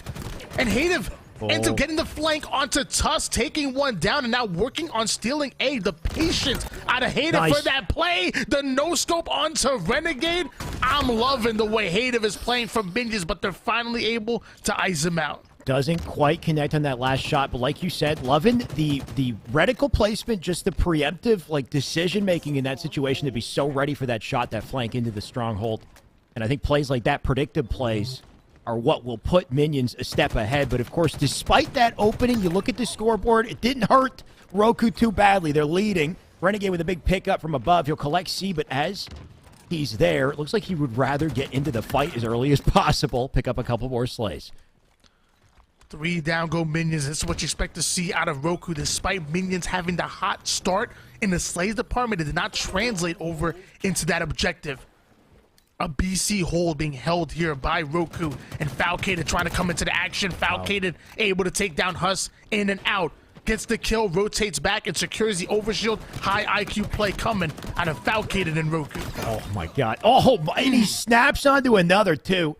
It's still so early, but you can see the gap already formed on the scoreboard here. Tusk, yeah, he's got a whiff of a player down below. He probably hears him jumping around. He'll snap and kill Nebula in the meantime, though. Getting some help down below from a teammate. Somehow he's alive. The nade's not going to kill him just yet. All while it happens, Renegade OS'd up, ready to take names. Hadev now down thanks to Tusk. Sparty with a kill. And they're just feeling the pain here, Tony, early on. This is the exact opposite of what you would have hoped. Shout out to New Piggy's new shooting coach, Juan. 1 and 4. Absolutely working with him. They've been working together, The leading Slayer working with Juan. I think he needs a new shooting coach right there, as he's 1 and 4 with 3 assists at the moment. Tush just barely missing that sniper shot. Goes right back in with the BR. The bait and switch comes in as Renegade able to take 1 down, 2 down. Go Minions, and Roku are looking to get aggressive, and they get yet another sniper rifle, this time in the hands of the main Slayer, Renegade. It doesn't get any prettier the longer you watch, Tony. This time it's Renegade with Snipe, and, last time I saw him with Snipe, it was just headshots back to back. There's one in the shoulder. We'll back off a player. 2 big kills out of Minions, going to thin the lines for Renegade. You would think it would make his job a little bit more difficult, but knowing this man, he'll put it together. Hadev does take Tusk, though. Needs to line up a shot. He'll take the body. That's a pickup from Falcated. Renegade, nice little slide. That was a pretty frame-perfect curb slide. It sent them sailing for an angle here. You finally see a double cap coming out of Minions right now, but look at the scoreboard. 153-17 in favor of Roku. How do you come back from that big of a deficit against some of the best players that we have in our league? Nebula, Huss, Hadev, and Piggin have to figure that out and get this sniper out of the hands of Renegade right now. Get the overshield out of the hands of Sparty. Things are looking bad. Luckily, Minion's going to take advantage of that, go in for the trip cap, but the slays are coming in, and so are Roku. Honestly, Minion's doing a pretty good job of just neutralizing that snipe from Renegade, though. He didn't get too much mileage off it. Does end up dying in the end without the ammo. Sparty, in the meantime, he's got plenty of shields to work with just to do the damage. Going to keep him back. There goes Piggy. That's going to give him an opening for the C Stronghold. Will flip the spawns over to A as well. You can see minions now trapped once again. Can they break out, though? Hater with the death, unfortunately. And here we go, a B-C hold from Roku. We've seen this all game long. Minions do try their hand at B, but every time we've seen this brawl, you could probably predict the result. Minions fighting back once again, able to get that double cap that we're looking for. Scoreboard still in favor of Roku, and Falcon comfortable in this 1v2 scenario, able to take down one, working the pole like he knows what he's doing, but ends up going down. Nebula, the shot out of this world. 171 to 35 lead in favor of Roku, who have just gone 3 down. Hate tries to challenge it. Tusk not going to let him have a piece. That's 2 down for the count. BC once again, they've locked this down all game. Minions, if they want a chance, they need to either rotate outside like you see they're doing, try to get to C and fight from there, or do they headbutt B, which has not been successful for them all game long. Just seems like no matter the option, there's always somebody ready on Roku to counter it, right? Tusk recognizes that they're not making a push for B, so what does he do? He gets right in behind enemy lines. He gets involved himself. Whether they headbutt straight into an objective or use their head, a high IQ play to make a play, they gotta use their head. 210 to 35 lead in favor of Roku, are continuing to snowball things onto minions, but they're able to get a big pick onto Renegade. Still not able to get the numbers, but Piggy finds the kill onto Falcator. Staggered spawns coming in, but it looks like minions are ready to make a move. Tusk chasing down Piggy right into the hands of him. Sparty somehow once again getting the overshield, but even that's not enough. Hative clutching out and getting the trade, and now a momentary trip cap going in favor of minions. Can they answer back? I don't know what that fight was with Sparty. Was that like just Hative winning an OS melee? Like, I don't know if he got blanked on or something, but Sparty ends up trading it because of it, like you said, temporary trip cap, the most control we've seen out of minions all game, but can they hold it? 223 on the board for Roku. Still got the heat wave, still got top map. It's up to Roku to break out of this A side hold, the first BC hold we've seen for minions. I like this play to Nebula too. He's just waiting for info, sound whoring, if you will. Can he chase a kill? Risky play. Look at what happens when you overstep just a little bit. They'll take advantage.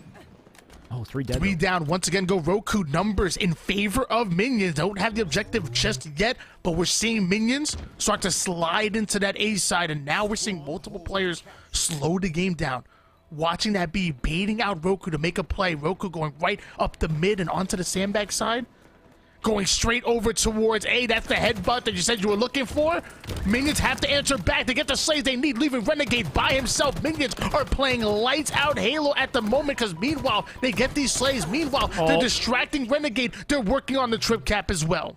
Minions want it all. You got to respect the confidence from them in this situation. Other teams might falter, but Minions not going to go down without a fight here. Hative just trying to do damage and keep them back. They're all spawned up B side. Sparty already makes his way out to Plat. He's going to go straight through center. Nice little pinch that he's picked up for this, too. Renegade does dive. Sparty with the trade. 2 dead in their place. Minions trying to hold on here, but slowly Roku taking it back. They got AB. Nice rotation, though. Minions going to step into A immediately. They need to win their fights here, though, too. OS about to pop up, and Falcated taking bodies.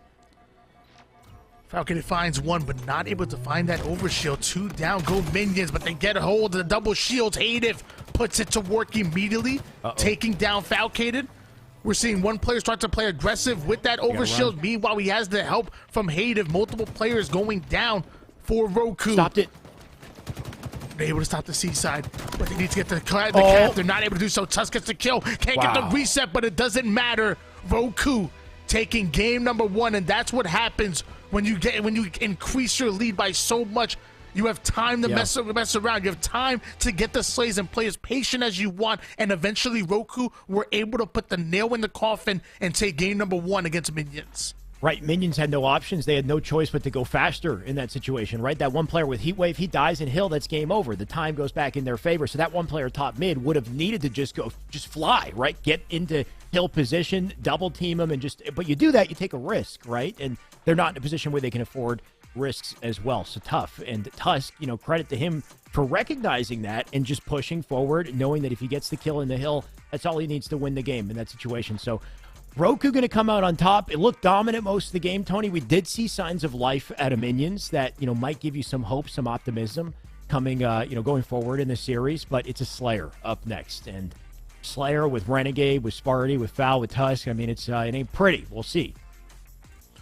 Well, luckily for Minions, just last round, we saw them go down 0-1 in the series, and we saw how dominant they were able to look in that game 2 to tie things up in that series against Cincinnati and to force that game number 3 and to force that Streets. Granted, back then it was Streets strongholds, but now Streets oddball. They're looking to make a play here. Can they answer back here on Slayer on recharge? This time not against Cincinnati. This time against Roku, Falcated, Renegade, Spartan, and Tusk, some of the best in the business. They did it against Cincinnati, but a completely different ball game against Renegade here. And Renegade, unfortunately, flubbing a couple jumps there. I don't think he made it to Shock. In the meantime, just looking to stay in the fight, make sure they get advantage on these slays here. You can see they got them forced back to C. And they'll clean them up in the process, too. So, yeah, he just went straight forward to get kills here. Not going to worry about controlling the weapon just yet. A 3-0 start, making a 4-0 start by Falcated, outslaying Minions by himself here in the early game. Renegade able to get away with the sword at the moment, and now you're seeing Minions start to get trapped over on the long haul side. If Roku could recognize, looks like they're pushing over towards gold. They want to watch the cut, but I'm surprised they didn't collapse on that long haul, because that's exactly where Minions were trapped for a moment. Control side lockdown by Roku. Honestly, not the best place you want to be on Slayer. Minions, in the meantime, they do have Attic. But as I say it, how long will they hold it, though, right? Falcated on the chase here. He'll be the first one to initiate. That's a killing spree for him. Looking for 2. Drop combo it is. That's a double. Slides right back into safety. Beautiful movement and plays here. Replaces himself with Sparty. This is a 2-man push up to Attic now. Oh, it's a pinch. Sword in the hands of Renegade. You're seeing Falcon and Sparty push over towards the gold side. The sword comes in from Renegade here for the Whirlpool. Able to get the double kill. Not quite the triple kill. Falcon, it goes down. And Sparty, the final player alive. So the pinch somewhat working out, but Roku ends up going 3 down. And a bit of a reset here off his spawn. Still having the lead. Does the boys in red. Every time Sparty picks up a shock, I swear it goes on Twitter, Tony, so... This might not be pretty for the enemy team. We'll see if he puts something together. Got info at the very least. Does C1 rotate. Getting tagged up from C, though. A little flank coming in. Falcated in position to help with that. Piggy does take one. Nebula with another. Sparty, limited resources here. Looking to help Foul, who does get backspacked. Gonna leave Sparty alone. He'll have to back out. Incredible answer back coming in out of Minions. Piggy, the leading Slayer, once again, taking his rightful seat in the throne. Meanwhile, Hative struggling just a bit, but we know how good he can be. We know he's going to have quite a recovery, and once he starts, Minions might be able to take the lead because they're only down by 1 kill. Oh! Piggy, despite the strong side, right? Oh, no way. He's still alive? Bombing and weaving. This man's got no health to work with. He's pre-nading up in the nades here. Teammate ends up dying out front of him. He'll take the fall. Piggy picks up the sword. What a series of plays to stay up in this situation. And can he get more off this? Of course he will. Hative refuse. Hative and Minions refuse to back down as Piggy going 9-3 on the scoreboard right now. Willing his team forward seemingly single-handedly at the moment. Now we're on board with Piggy himself. He's going to try to advance forward over toward the long haul. Luckily, Hative was able to clear out Sparty, so Piggy going to immediately change direction. The pings are coming in. Minions want to up the tempo. They want to keep Roku on these staggered spawns. They want to take advantage, but off-screen Falcated gets the first pick, taking down Hative. Nebula with an important trade, though, just to keep the numbers even here. Piggy recognizing, yeah, he is not in a good spot. They are starting to get aggressive. He'll back out. Teammates with him. Shock still in the hands of Roku. That will be a bane if they're not careful. Just trying to stay up back seat. Look at the aggression, right? You're waiting for that moment that Sparty gets up with Repulsor to send them off. At the very least, he trades it out. And the last guy you want to run into is Renegade. Here's why. Something tells me this game is going to be going down to the wire. It's so close, neck and neck. But the equalizer might be Renegade with the sword and shock rifle combination. Minions end up going 2 down. And this is getting scary for the boys in blue. They need to value their life, and Renegade simply doesn't. puts Huss in the dirt with the shock rifle, now advancing forward like the gladiator he is with the sword. Once again, 2 down, and Roku starting to separate themselves from Minions in the scoreboard. Minions kept it even, but so far things starting to pull away. You can see Renegade just checking for a split spawner as they do push forward for that pinch. Trying to clean up a solo player. Because he wasn't present for that pinch, though, you can see his team lost it, right? Minions took advantage a little bit, trying to even the deficit. But Renegade always finds a way to just continue to extend the odds here. He does pick up one. Gets info on another. Nade cross map. We'll see what he can do to lock down control here. Renegade currently 11-6 with 4 assists. A shock rifle, normally the weapon to make plays, and that's exactly what Renegade's looking to do. The playmaker himself. 2 players stuck on the gold side, but looks like one was able to break through onto top A. Not quite dealt with just yet. Renegade not able to connect with the shock rifle. The sword trying to get to close distance. Not able to bounce back that plasma pistol. The timing just simply a bit off, and 3 out of 4 members hitting the black screen for Roku. Minions need to take advantage. This is their opportunity to maybe tie things up once again. Tatum just slicing and dicing here. 4-kill deficit. They could definitely pull this one back if they continue winning fights. Tatum sword out. Repulsor to keep him back. Nice play to skirt out. It's just not quite enough. Renegade hunts him down. He's now got sword. Teammates getting aggressive all while it happens. Renegade going to join the fray here. A coordinated pinch coming out of Roku right there. And once again, Renegade and Tusk pinching. Taking down another player. Stealing away the camouflage. A sword and camo combination. And one of the most deadliest players that we've seen in Halo's history. Can Minions survive this? I don't know. He's on the hunt now. He knows one's up in attic. He's got his teammates there to pinch it, too. At this point, just kind of snowballing it. Big double out of Huss, honestly, but is it enough at this point? 45 on the board. 5 left to close it. He's catching him with their pants down bottom mid. That's Hayden for the double. Renegade still camoed up. Nebula does trade. It just seems like too little too late at this point. They will dive at him to win. Caught him with his pants down. It's hard for Minions to run away. Pants on the ankles right now. Roku putting them down. Only 2 more kills needed for Roku to pull off the 2-0 sweep. Who are the victims? Foul looking for it. Tusk with 1. It's Hayden now down for the count. The final kill. Renegade diving in to look for it. Foul will take it. Either way, the damage done. That's a 50-38 close to game 2. And Roku, Tony, I think they're just unstoppable. Not gonna lie to you, Shyway. I was a believer for a moment that maybe Minions could tie things up and maybe send it into a game number 3. Yeah. And although I think they looked absolutely lights out, they were able to keep things close, especially within that Slayer. And even the objective, they may have started off in a huge deficit, but we saw them fight back. We saw them claw their way back into that game. Sadly, it's Minions going to be playing the rest of this tournament down in the lower bracket, and it's Roku that advancing forward. I believe into the winners finals, guaranteed top 3, and now going to be waiting for whoever makes it out. I'm looking at the bracket right now. It's E United, who I believe are waiting for the outcome of Torrent and the Hand in order to make it into that winners finals to join Spartan and Roku. Sounds like your dream is about to come true, Tony. Once again, Torrent could pop off. They definitely have at ESA before, but it could be E United up against Roku in that winners finals. Either way, one thing we know for sure, Roku, they will be in winners finals. They're just waiting for a competitor. In the meantime, let's send it back to Yeso. Let's get an update on how things are going here.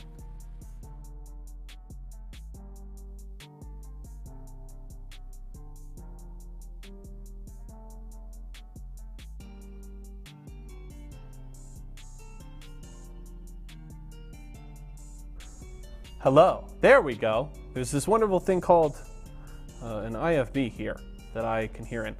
So, Roku Yukai and E United will be matching up in winners finals. So that, of course, the matchup that we were all hoping for here at the end of the winner's side of the bracket will be delivered. Very excited for that. Should be awesome to see Manny playing for the first time with this E United roster. And, of course, makes things even more interesting competing against Roku Yukai, which, if you follow my good friend Wynot on Twitter, that's, 3/4 of the rumored possible future FaZe roster. We're not entirely sure how things might exactly shake out there, but if they do, a very interesting early look at that sort of matchup there. So very much looking forward to that. Do want to give you some updates on how things have shaken out on the losers side of the bracket as well, because a ton going on down there.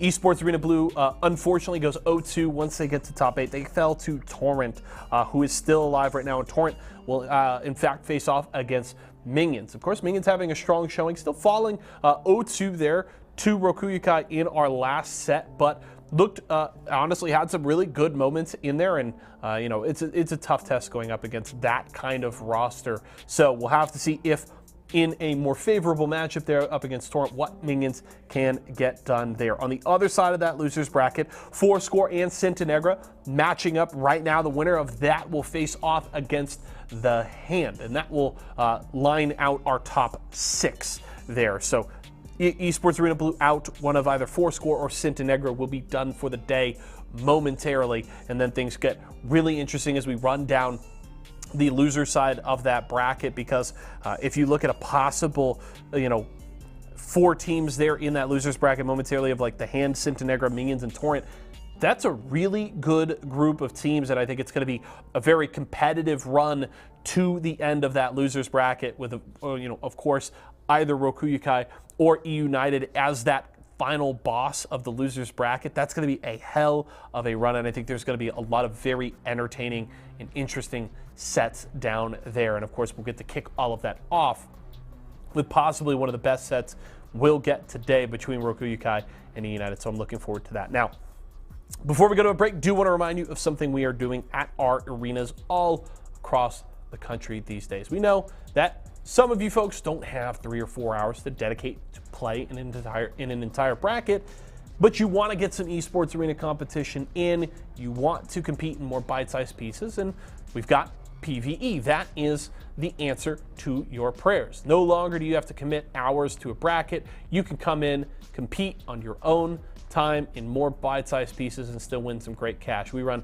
4 different leaderboards every single week, each with their own $500 prize pool. Modes and games switch up week after week, so we're always keeping things fresh and new. We always got things like Aim Labs, Valorant, Guilty Gear, and more all in the rotation, so you can come out and show your stuff today. You can also keep track of the leaderboards on our YouTube channel every single week. Track those 24/7 to see where your scores rank. All you have to do is go out to your local esports arena today. You can find your nearest location using !point locations in Twitch chat to get the link that you need. Go out, purchase some tokens for yourself, and use those tokens to enter in the different leaderboards. Put up your best scores, and you can win some great cash today. Good look there at some Aim Labs competition that you can get in at your local esports arena this week. So make sure to head out there and compete in PvE today. We'd love to see you at an arena near you. Now, right now, as we get ready for those winners finals, of course, looking forward to how things are going to shake out there. Let me know what your predictions are for that winners finals. I'm certainly very excited about that matchup. But before we do that, we're going to go to a quick break right now. But when we return, we've got plenty more Series E Halo Infinite.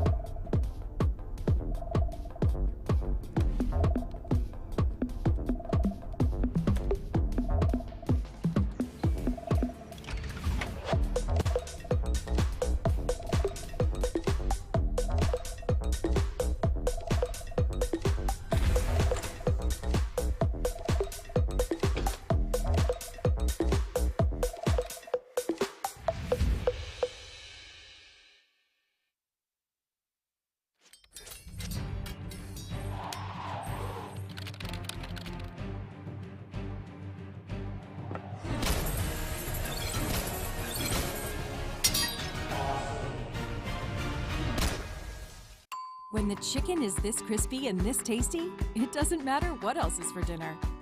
Tyson crispy strips are so delicious, they'll be your favorite part of every meal. More crispy chicken, more family faves, more to love. Tyson.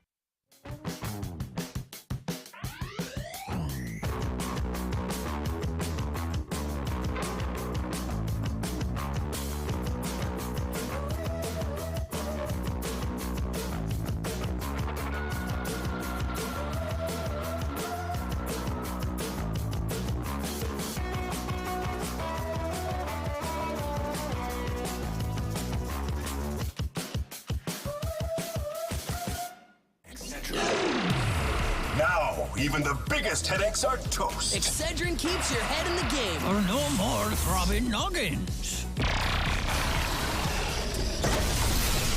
Excedrin, game over for headaches.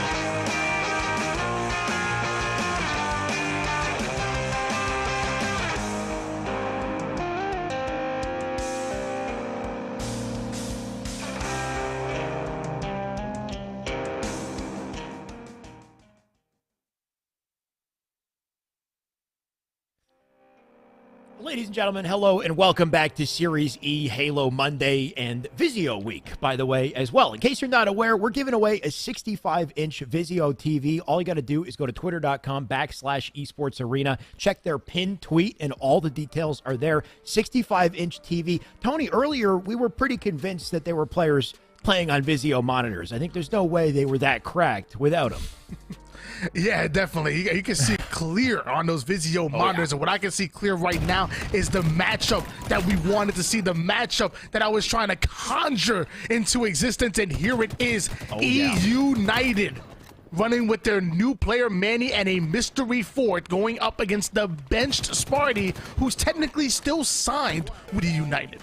Tony has been hoping, he's been dreaming for this moment. Winners finals, baby. And like you said, a couple question marks. We don't quite know this United roster, and we might not get long to get to know them, Tony, because look at the speed out of Sparty McFly as he takes that first flag straight through to the pedestal in less than, in a minute off the game start. 1-0 lead in favor of Roku.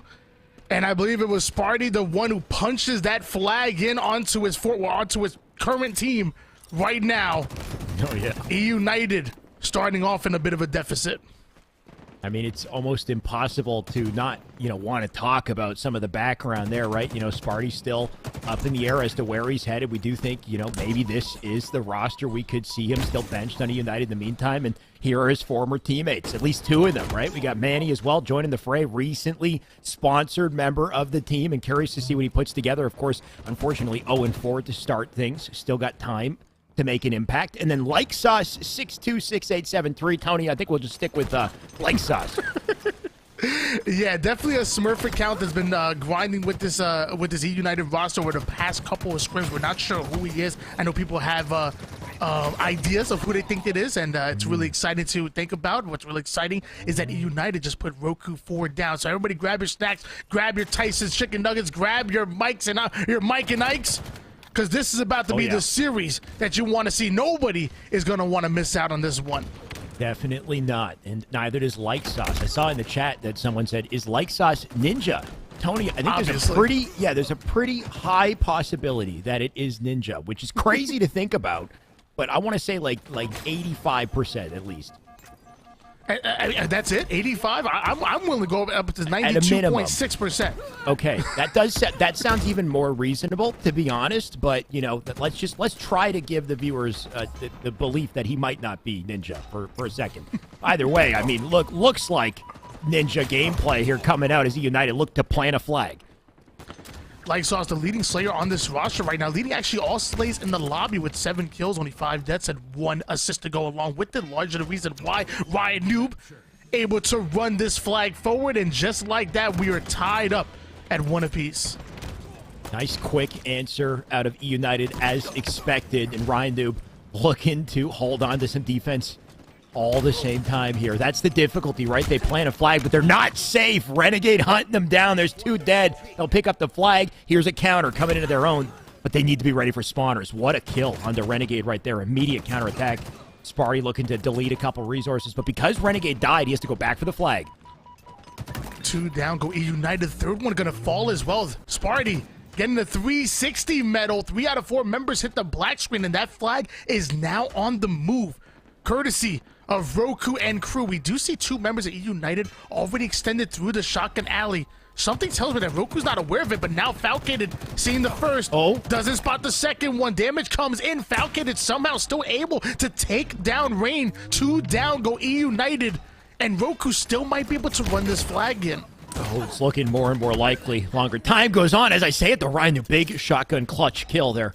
Sparty, though, drops, what a beautiful play, right? Drops a Dynamo Nade. There's no way that guy's going to have an opportunity to challenge him. Gets the kill on the Manny as well as he secures that flag for a 2-1. E United, we saw some energy, right? Some light out of them, but unfortunately, Roku just so quick to find the counter here. I've called Falcated one of the most underrated players that we've had in our scene, and 9 kills, 9 assists, even the one to run that second flag all the way through. Even though Sparty was awarded the actual cap for that, Falcated literally doing it all for Roku at the moment. Now seeing the double push come in. Tusk able to take down Like Sauce. Tusk now going in for the double, but Manny the newly signed E United member, showing what he's really made of. Ooh, and I like that movement from Manny too. Obviously, or sorry, honestly, taking notes on that little position he had. Didn't realize you could jump that high up to stay alive in the corner. Unfortunately, it did not give him any advantage in that situation. Looks like Renegade and Roku, they will still break out despite it. Renegade in a great vantage point here too. In the locker, he's got a line of sight. He can suppress him over on Rockets. Already got that info as well as he does put shots in. Just waiting for an opportunity to get aggressive here.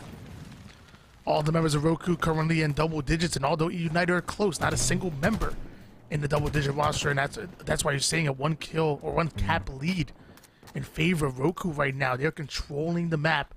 Renegade being a nuisance in the locker side. They need to get him out. Spartan coming in, able to take down Like Sauce. Rain, though, gets the pick onto Falcated. Renegade checking to see when those dynamo grenades are coming up, but it's going to be quite a bit, and Renegade goes down. He wanted to help, wasn't able to find it, although Tusk able to get the kill. 4 members going down for Roku. E United need to push up off of this, especially now that they have the overshield. Yep, well-timed advance out of E United. They win their fights. They get the OS. They got presence into flag. Do they have the info they need, though? One player hiding back here. And wait, what? Where'd he go? Right, dude, with a full 180, and he died. He lost that fight. Unreal. It looked like the player phased right through him. Tony, either way, that's not what you like to see in an advantage like this with E United. They cannot afford mistakes. They have numbers, but you can see they're now bleeding. The wound is open. The blood is pouring out right now. Renegade able to take down Like Sauce. Bouncing back does Roku, literally right off of spawn. But Renegade does end up going down. So does Like Sauce on the screen. So 3v3 scenario. Spartan finds the slay onto Rain, his former teammate. A United looking for an answer right now. They're able to find the 3 out of 4 members going down. And Ryan once again, without any timing loss whatsoever. The flag moving forward. We may see this game tied up here. Gotta respect the dedication out of Ryan Noob here. Definitely gonna hurt getting your ankles broken with that OS earlier, but he does not hesitate to get back to base, do it all over again, pick up that flag. It's still down bottom mid, though. Still under contention. Ryan Noob down for the count. Manny, important line of defense on it. Can he win this fight? He can't win 2, though. That's a double chow up into BR. That'll reset the flag. On top of that, they're now on the aggressive. Coordinated push now coming in. Sparty getting right into the face of his opponents, making it as uncomfortable as possible. Whipping out the needler. Shout out to Walshy. Not able to get the kill. Like Sauce, the Smurf on E United, putting him down immediately. And now you're seeing Renegade wants to slow things down. He knows he doesn't have the numbers. Normally hyper aggressive, but what you don't see is the high IQ plays that are made. These are the plays that don't show up on the scoreboard. With Overshield coming up, he's behind E United. Wow. E United have the numbers and not able to get away Overshield. Now the slays are coming in, going in favor of Roku. Those are the plays that do not show up on the scoreboard that are made by the best of the best. And plays like that, Renegade will take full advantage of. This man is on aggression here. He's on the attack. Ryan now down for the count. He's going to go for flag. Spawner's up in the corner. You can see because his teammates were blocking the other spawns, you got a split spawn right out front of Renegade. You can see he's ready for it. But can he stay alive in this fight? Man's in trouble. He'll get taken out by that split spawner. That's Like Sauce. Sparty there to hopefully pick it up. Flag still in their hands. Sparty moving that flag forward. Doesn't have the slays that he needs, that he's confident to keep going. So he goes back. Tries to get a kill, sadly ends up going down. Ryan Newball on the Rocket side. One of the most important places on the map to hold down here on Bazaar. Can't find the pick just yet, but the long-range shot's going to eat away at the shields of his opponent. And with Rockets coming up, Ryan New might be the most important player in the game. Something we've seen time and time again with Ryan Noob is his control of the Rocket side of the map. And the importance of it, we're about to realize in a second here, as he's just waiting for an opportunity to put these to good use. He is alone. You can see his teammates opposite side maps, so Ryan does need to keep his presence low here. There's the info. Too late with the shot, though. Doesn't get the kill. Now they're aware of a Manny with a big pickup and a double. Ryan not going to waste time getting the flag here. We'll see how far he gets with it. I like the extended rotation, though. Needs to get out of the fight. Those Rockets will not work for him. United, they still got numbers. Can they get there in time, though? Like Sauce, the player, most likely set of 2. Ends up going down, and 2 down go E United. Roku once again getting the numbers advantage with 2 minutes and 13 seconds. You can't help but think United need to make a play. They need to make a move soon. They don't want their backs against the scoreboard, or the timer, I should say, and they've just gone 3 down. It seems like Roku are perfectly comfortable with just playing for that mid-map control at the moment.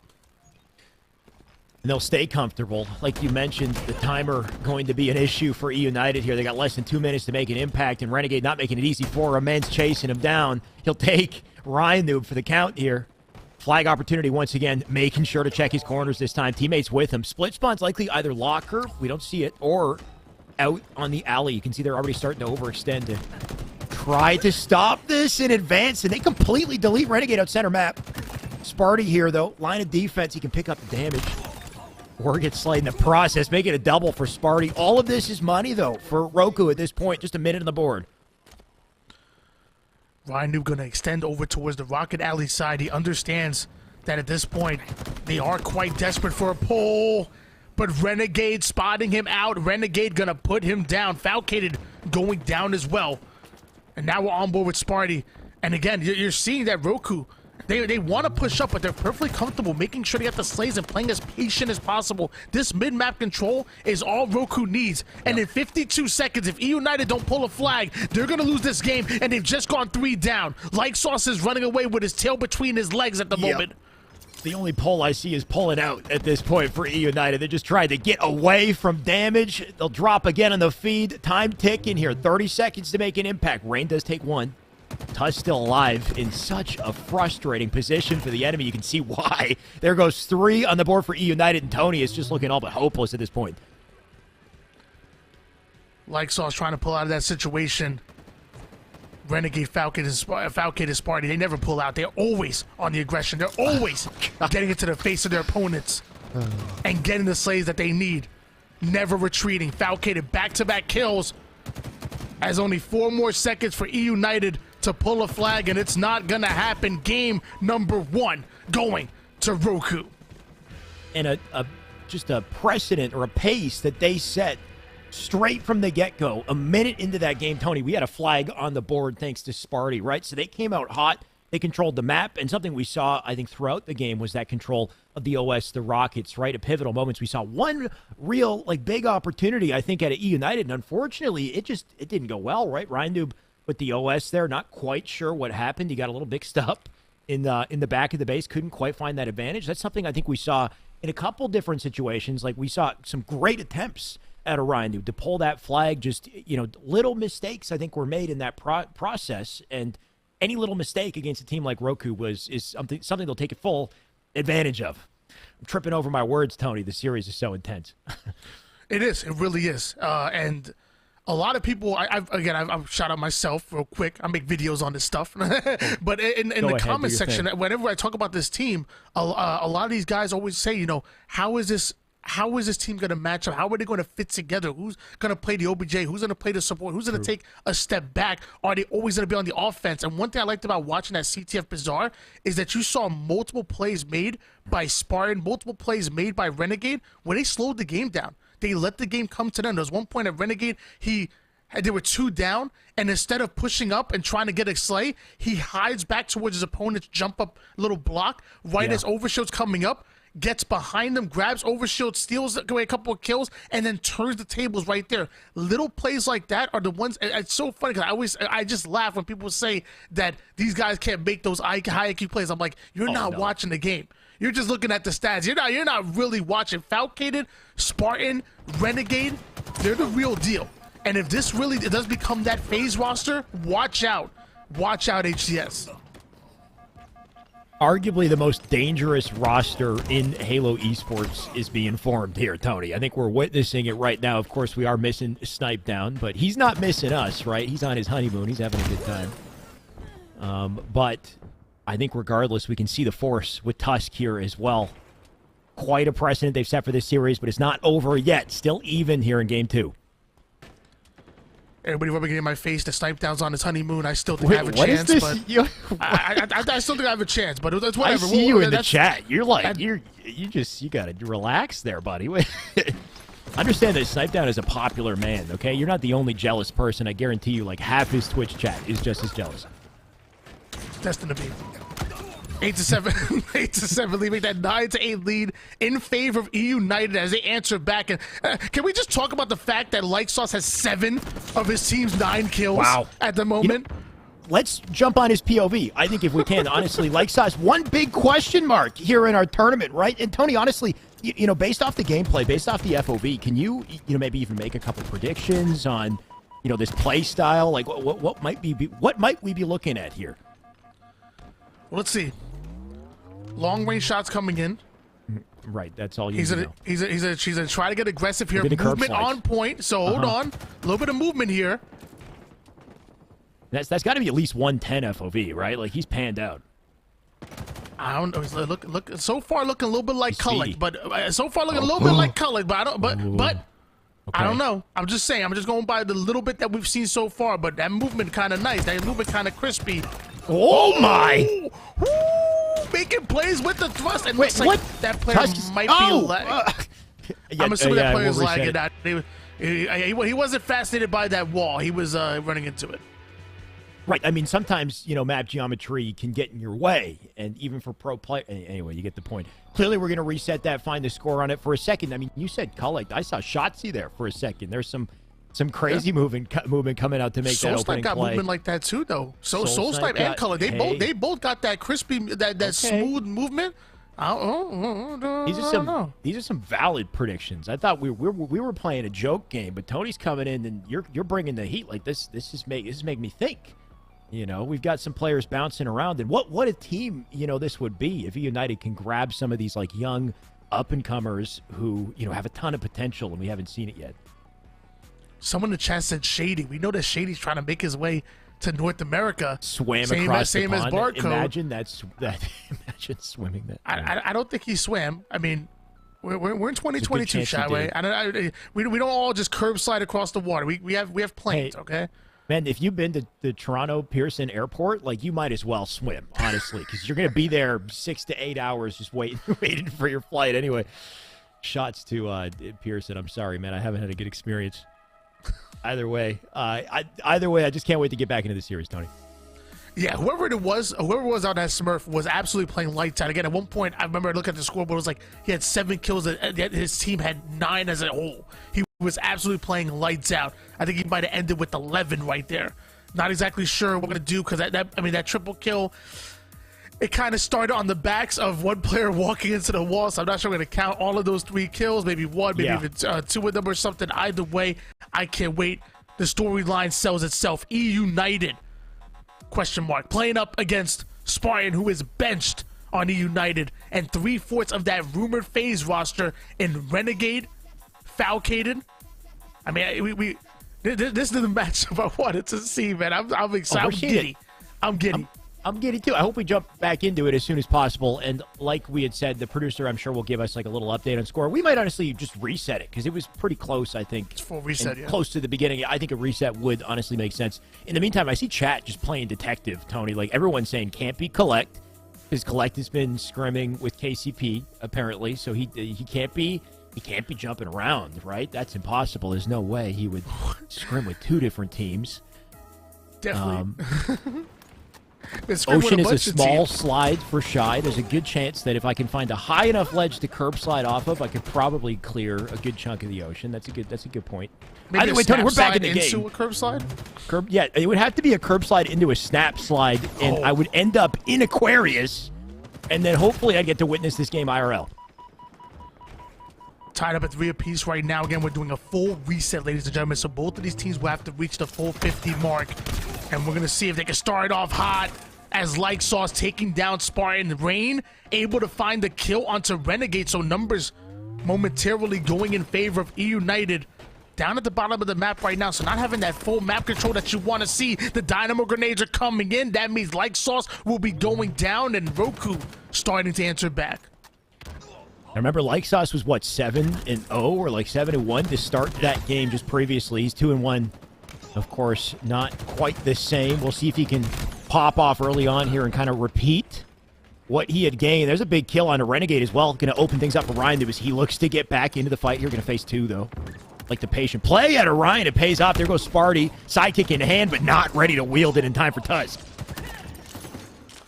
Renegade able to take down Manny as he's backing down, avoids the damage from the player in the utility.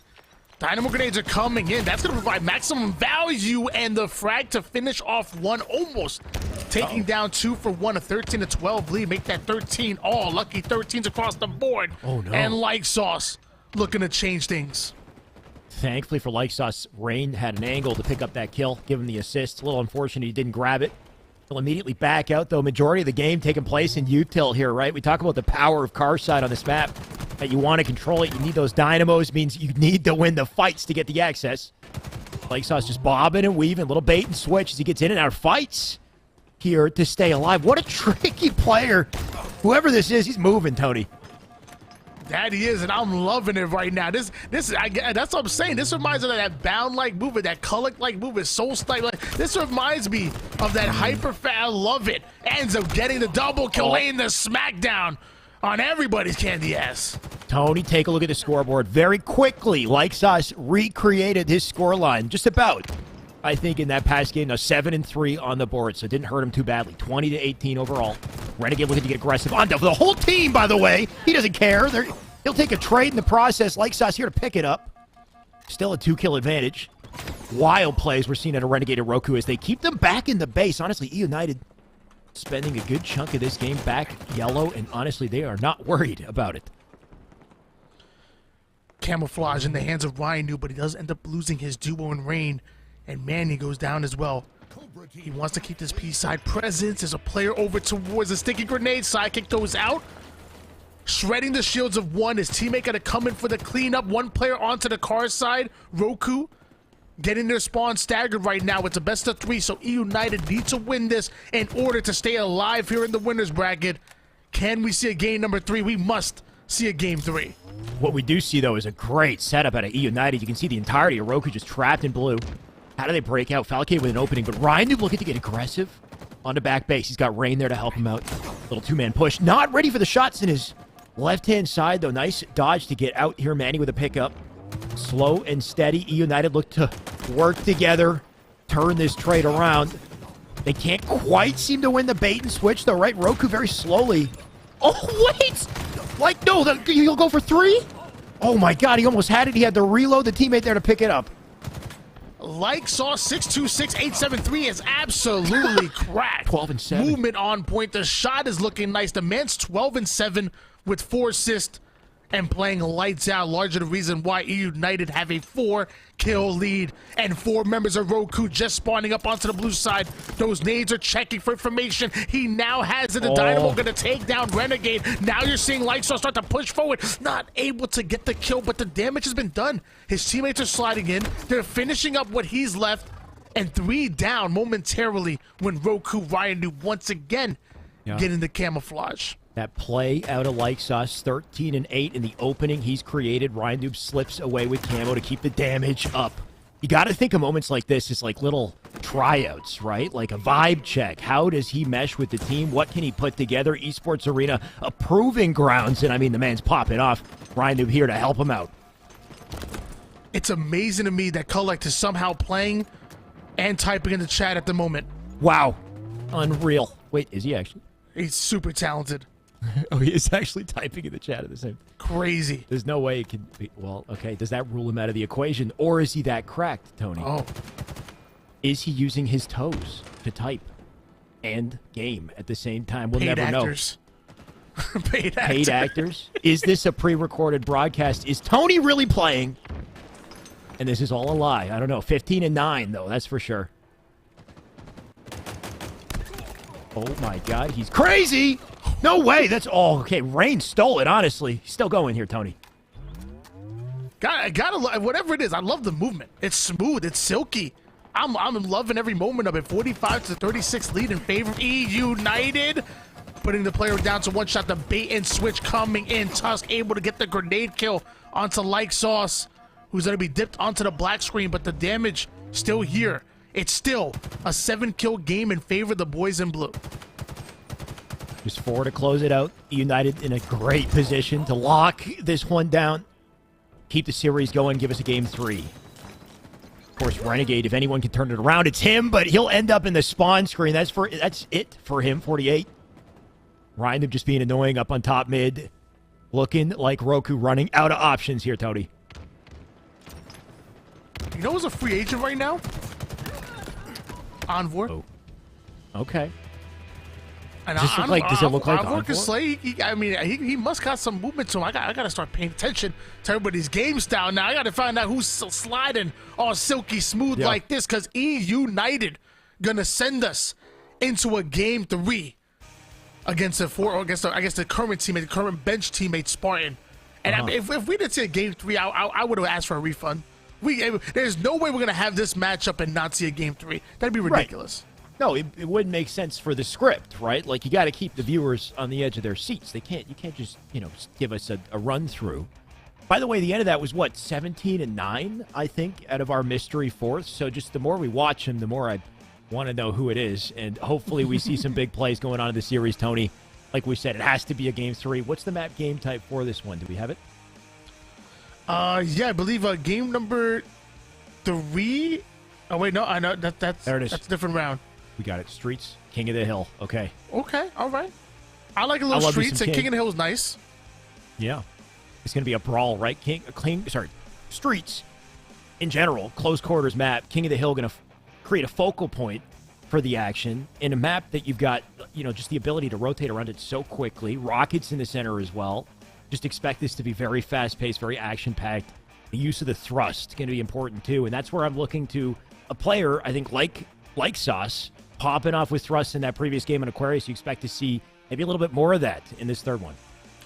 Whatever this Like Sauce player is, I feel like the one thing that I'm a little worried about going into King of the Hill is that if he's that player that's in the hill, he's going to be restrained. You could tell that his movement is a large part of what makes him his gameplay. And if he's stuck in the hill and he's not able to use that movement, he's going to have a little bit of a bad time. So no matter what happens, I think it's up to the rest of E United to free him away from that hill, use that movement, let him slide in, do that damage, and get the hell out. Let him be the focal point of the defense or the offense of Roku, and then have E United collapse and capitalize on the damage and the distraction that he's able to create. So whoever he is, again, you could tell the movement is on point. So you're saying take him off the leash, let the man roam, and see what he's capable of, which sounds like a good strategy. With biggest thing I'm thinking, with a bulldog. I mean, yeah, let the dude roam with a bulldog. But I think the biggest thing is just flexibility, right? Like, we're talking about previously, I guess, E United, Spartan. We've got Renegade to go up against. Like, if anybody can hang with these players on this, United question mark roster, it's Roku. So you got to have your wits about you, Tony. Either way, this is our third and final game of the series. Of course, winners finals as well. The winner here will punch their ticket to Grands. And this probably means a lot for Like Sauce as well, because if he really wants to make it onto this E United roster, you have to show results in scrims and in tournament play. And if they're able to beat the likes of Roku, again, 3/4 of that rumored phase roster, that'll be a resume booster. That'll be proof that whatever is going on here is working. So if Like Sauce really wants to be on this partnered squad, really wants to be on E United, beating Roku might be the key to that. Great indication of chemistry, of just potential with this roster for sure. So we'll see. Like Sauce just going straight in the hill as we say it. Nice little use of the cover there just to milk his life. Not enough to stay up, though. All while it happens, Renegade, you can see he's got all the weapons. And this is what we talked about coming into it. Just the combo of the Shoddy and Stalker. He could put it together. First victim out front. It's an assist. But in this position, he could do so much if he plays it carefully, Tony. Stalker Rifle and Bulldog in the hands of Renegade, trying to avoid as much damage as possible. He wants to use these kills to get kills, but he also wants to value his life. The shots go in. Tusk trading out his life, but taking down the player. Rain coming in and taking down Falcated. Momentarily, United able to get in that zone with the perfect kill. And the Bulldog, the bite, louder than the bark, able to get the double kill. Cannot quite get the triple. Renegade just skirting around that hill, though, right? You got to love how he repositions, his awareness of spawns, knowing where to put himself to be in the best spot to pick up kills and stay up there. Unfortunately, didn't quite make it out, but the damage was done. He died. He sent those weapons to his teammates. They now control the hill. Getting close to locking out the first cap in the game here in Renegade. He knows to roam. Rockets up as well. Looking to get Slays first, though. Can he win the fight? He'll take the trade. That's Like Sauce getting up close and personal. Where did the Rockets go, though? We know the hill did go to Roku, though, to start the game. First hill going towards Roku. And United have to be careful. You have to keep things close. Whoever gets that lead when this hill goes towards the middle can sometimes even play the time with how hard it is to control the entire map of streets. Ryan Noob putting the shot into the body. Gets a huge kill. There's a player from behind, doesn't know. Renegade coming right up to the subway. Jumping over the security bars and busting through. 3 down. That's Go illegal. United. That's a finable offense. Tony will get fined for that. Not what? Did you say not in Canada? You get fined anywhere for that, unfortunately. And if anyone's going to get fined, hopefully Spartan will be the one to dodge it. Either way, he's locking things down on spikes. They still got control of the hill, and the entire hill just about in their favor here. We have yet to see a real answer at United as they look to get back into C. Is it too little too late, though? They need a perfect lockdown of this section of the map. 1-0 lead still in favor of Roku. No, they're not gonna We already have a bit of time onto this hill. The nade does come in, putting Tusk down to 1 shot, but nobody there to pick up the pieces. And now Tusk just roaming free with this commando. Love that high IQ play by Tusk to support his teammates, and because of that, Roku steal away a 2-0 lead. United, they need to make a stance right here. There's no chance that they can go down 0-3 in this game. This is where United starts to unleash.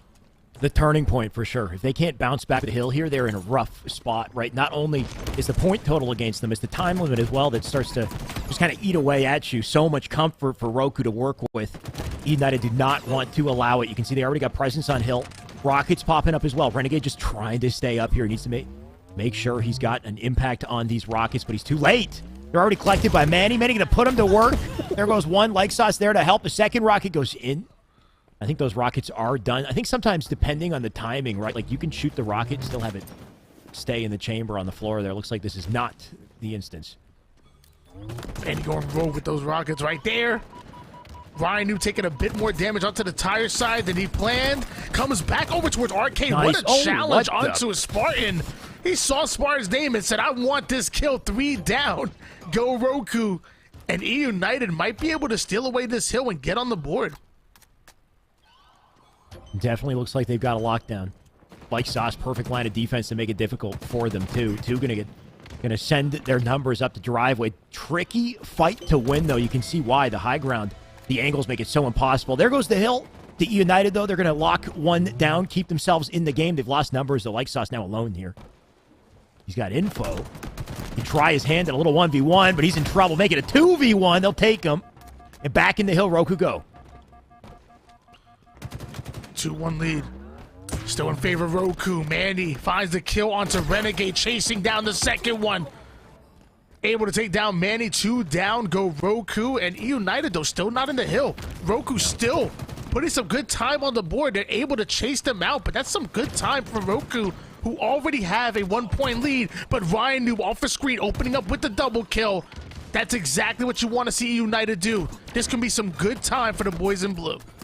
One of the biggest things I feel like I'm seeing is just the pre-hill rotations, right? It's always going to drop to the same spot in the map, and the team that rotates there first and sets up first seems to get that early. Not only just control, but just lockdown on the hill. I mean, they're about to get the third one locked in right here. Sparty McFly going to make sure they do it. That's 3-1 at this point. And that this point, it's a central hill as well, so not too much you can do with that early rotation. They need to win the slays, though, to get the opening here, and Roku making it very difficult.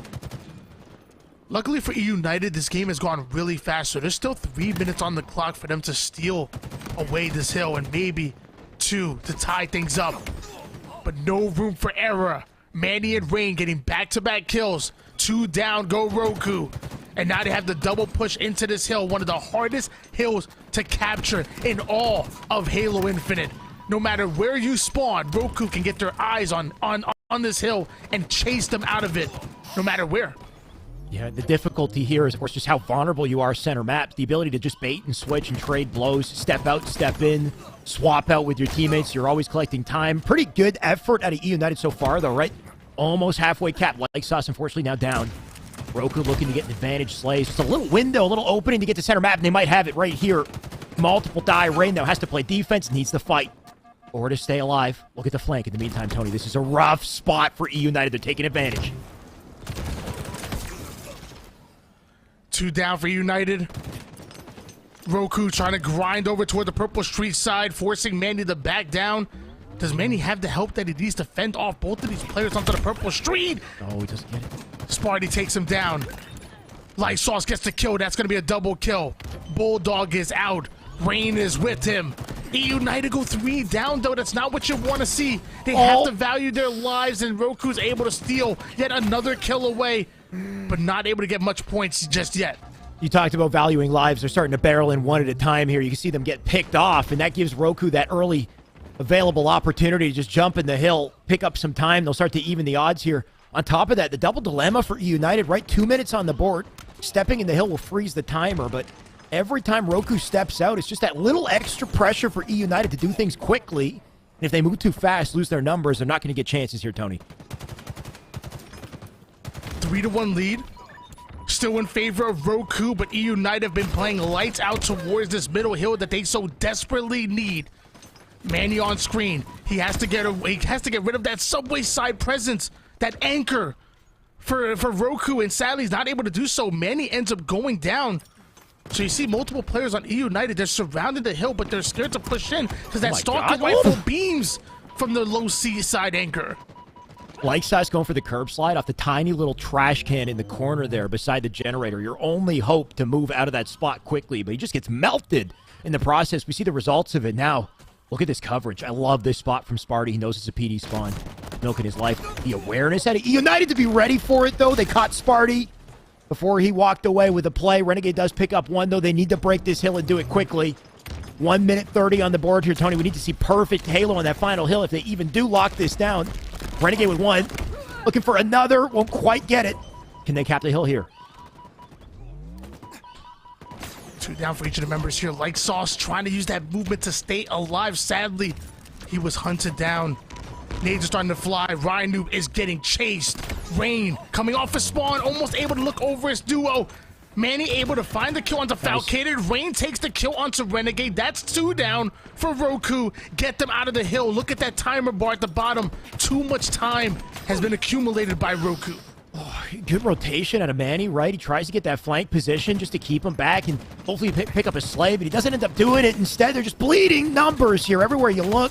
United, unfortunately, losing their fights. They're losing time. You'll see Roku step in the hill for this, and could this be the end of the game, Tony? Just a sliver separating the team from closing it out, and Rockets, even if they need it, which they don't, Sparty will pop them off. That's a 4-1. Roku will shut them down in the series, and they'll punch their ticket to Winterside Grand Finals. Renegade and Roku able to pull off the win. That was for Renegade's mother right there. I already know. Renegade's mother, it's her anniversary. Happy anniversary, Star. How do you know that? What? I know everything, bro. That was for Mama right there. I could tell. He was playing for more than just the money. He was playing for Mama. At some point, you know too much, and then you become there's a liability component. They're like, we need to kill you. Or your God, I guess. But in my experience in the Secret Service, if you know too much, we have to kill you, Tony. So be careful. What the Canadian's going on? Oh my gosh! I know as a Canadian, I'm quicker to say sorry than I really am to threaten anyone. For the record, either way, the real threat I think is Roku in this situation. Tony, they took no prisoners. They took them down. They're now looking good. Grand Finals winner side. Of course, it's not over yet though. Right? We saw some blows sent out by United. They're down in lower bracket. They're waiting lower bracket finals. So they can still come back with a force. And if they do, they'll have to do it against who, Tony? Let's find out. Yeah, I know we have some plenty of powerhouses in there. You know, United in that waiting in the losers finals, Minions in the losers semifinals. And to my knowledge, I believe they're still waiting for the outcome between the Hand and Citra Negra, unless I'm a little bit behind on my end. But yeah, still some plenty of talent here in this bracket waiting for this tournament to finish out. Right. Just looking at it as well, like you said, Minions looks like they won their series against Torrent. We didn't get to see too much of them, unfortunately. Minions 2-0 in that series. They'll be waiting to face, like we said, the winner of Hand and Cinta Negra. The Hand playing very well today, Tony. We had gassed them up earlier on in the tournament, have not seen them play at all. We've just seen their results, right? And the results looking good. They beat Torrent, winner side bracket. Unfortunately, lost to United. And here we go in that matchup with Cinta Negra. So we'll find out just what we'll be witnessing soon, but not too many teams left at this point, Tony. Only expect heated action from here on out. You're damn right about that.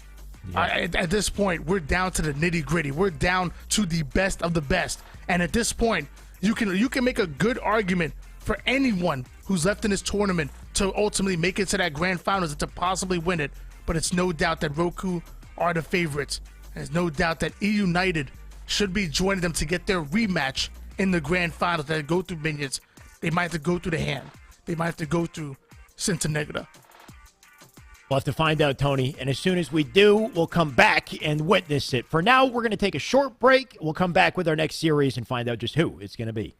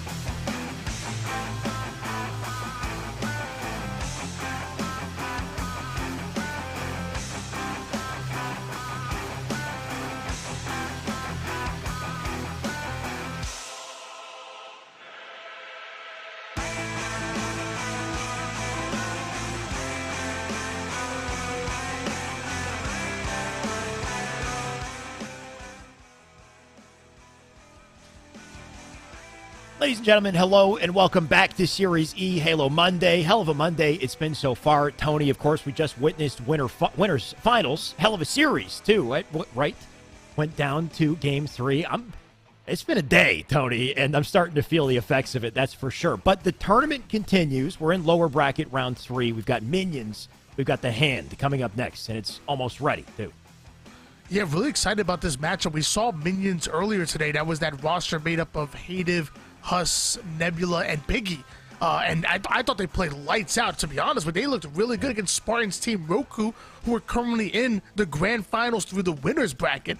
And now you're having the Hands, who've also consistently looked really good. They've been able to make it into the top 8 out of these opens. They were able to make it into the Pro Series a couple of times. The Hand have also been gaining momentum. They just recently added Burton to their roster. So really excited to watch these two teams go at it. And this is a real big test. I think we see yet another game number 3 because how evenly these two teams should be matched. Potentially. And like we had kind of alluded to, the hand taking names this tournament. But what we have seen is minions throughout the tournament making big plays. Of course, that stopped up against Roku. And if anybody's going to beat you, I think Roku is the team to do it. But they still had signs of life, right? They still had some comeback potential even in that series. So they are a force, that's for sure. Here's the series layout on screen as well. King of the Hill, Live Fire Slayer Streets, CTF Catalyst. Love to see it. I think this should be a hell of a series layout to get things action-packed for sure, Tony. I think this is a repeat as well of something we saw earlier, right? Live Fire, King of the Hill. Very exciting way to start this series, though. That's definitely true. Absolutely. I hope you guys at home aren't watching this on your cell phones, your iPhones, your iPads and whatnot. It's not going to do this justice. If you don't have a nice little smart TV where you can beam over this phenomenal gameplay onto, say, a 65-inch TV, make sure you go to twitter.com/esports arena, look at that pinned tweet and follow the instructions, because you can possibly get yourself a VIZIO TV here on VIZIO Week. Sounds damn worth it to me. And like you said, that's a way better way to watch the action than on your phone. So get yourself a VIZIO TV and watch Halo the way it's meant to be witnessed on a big screen. Either way, Tony, I can't wait to witness this. We're about to jump into this series. Very curious to see how this one goes, because we've already witnessed United and Roku and what they put together. Clearly high caliber Halo. United knocked down to lower bracket. They're no longer safe, right? They're kind of at a deficit at this point. Whoever takes this series puts themselves in a great momentum position, I guess, to maybe, punch higher than their expected weight class. Maybe they can push even past the United at the grand finals. Who knows? Yeah, as much as it's really fun to watch the winners bracket, to watch it unfold, especially going into the grand finals, going to winners finals, the elimination bracket is when it matters most. This is when the lights are the brightest. This is where you're fighting for your tournament lives. This is where, they say that pressure can either burst pipes or create diamonds.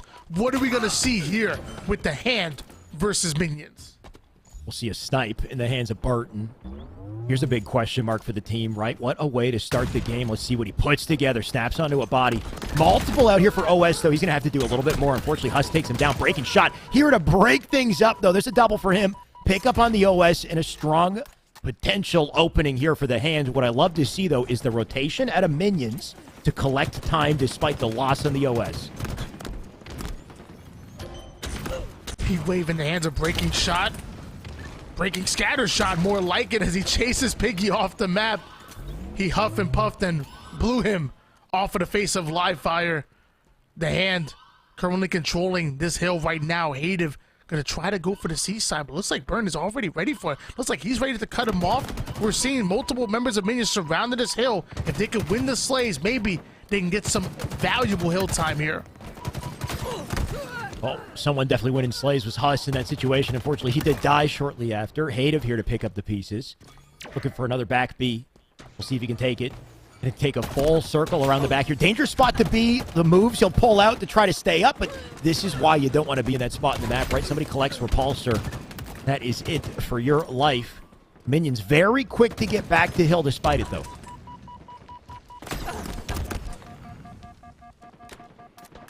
Burton forced to back down, as Sylvanic does end up hitting the black screen here. This is not what you want to see from Burn. He's trying to find the lane to break through, and Huss gonna shut him down. Minions now controlling this oh so important hill, trying to gain momentum at King of the Hill, which is a mini series in its own. Yeah, definitely Minions a struggle. Might have the advantage. I mean, assuming somebody doesn't challenge the guy, right? He was completely he was safe for a second. Silence on the map as Huss just locked it down. Back into the fight again. Perfect timing. Nebula, Piggy there to pick it up, and that should be the capture. It is. Quick rotation at a Huss, too. He's ready for the second. Huss going to try to push his way over toward the seaside as we see a 1-0 lead in favor of minions. The hand were early set up over toward the seaside, at least had some presence down, but now minions break through. Now they have control. Breaking shot going down to one shot. Can't find the kill. Does Huss. and the Hand getting their hands on that time, but somehow not able to take down Huss here on the tower side. Huss a difficult kill, that's for sure. It's right behind Breaking Shot, almost survives in that situation with Burton. Piggy will pick it up instead. Gonna give him an opening to get to Hill, but the sniper up center map will draw him out. You can see Facty wants a piece of it too.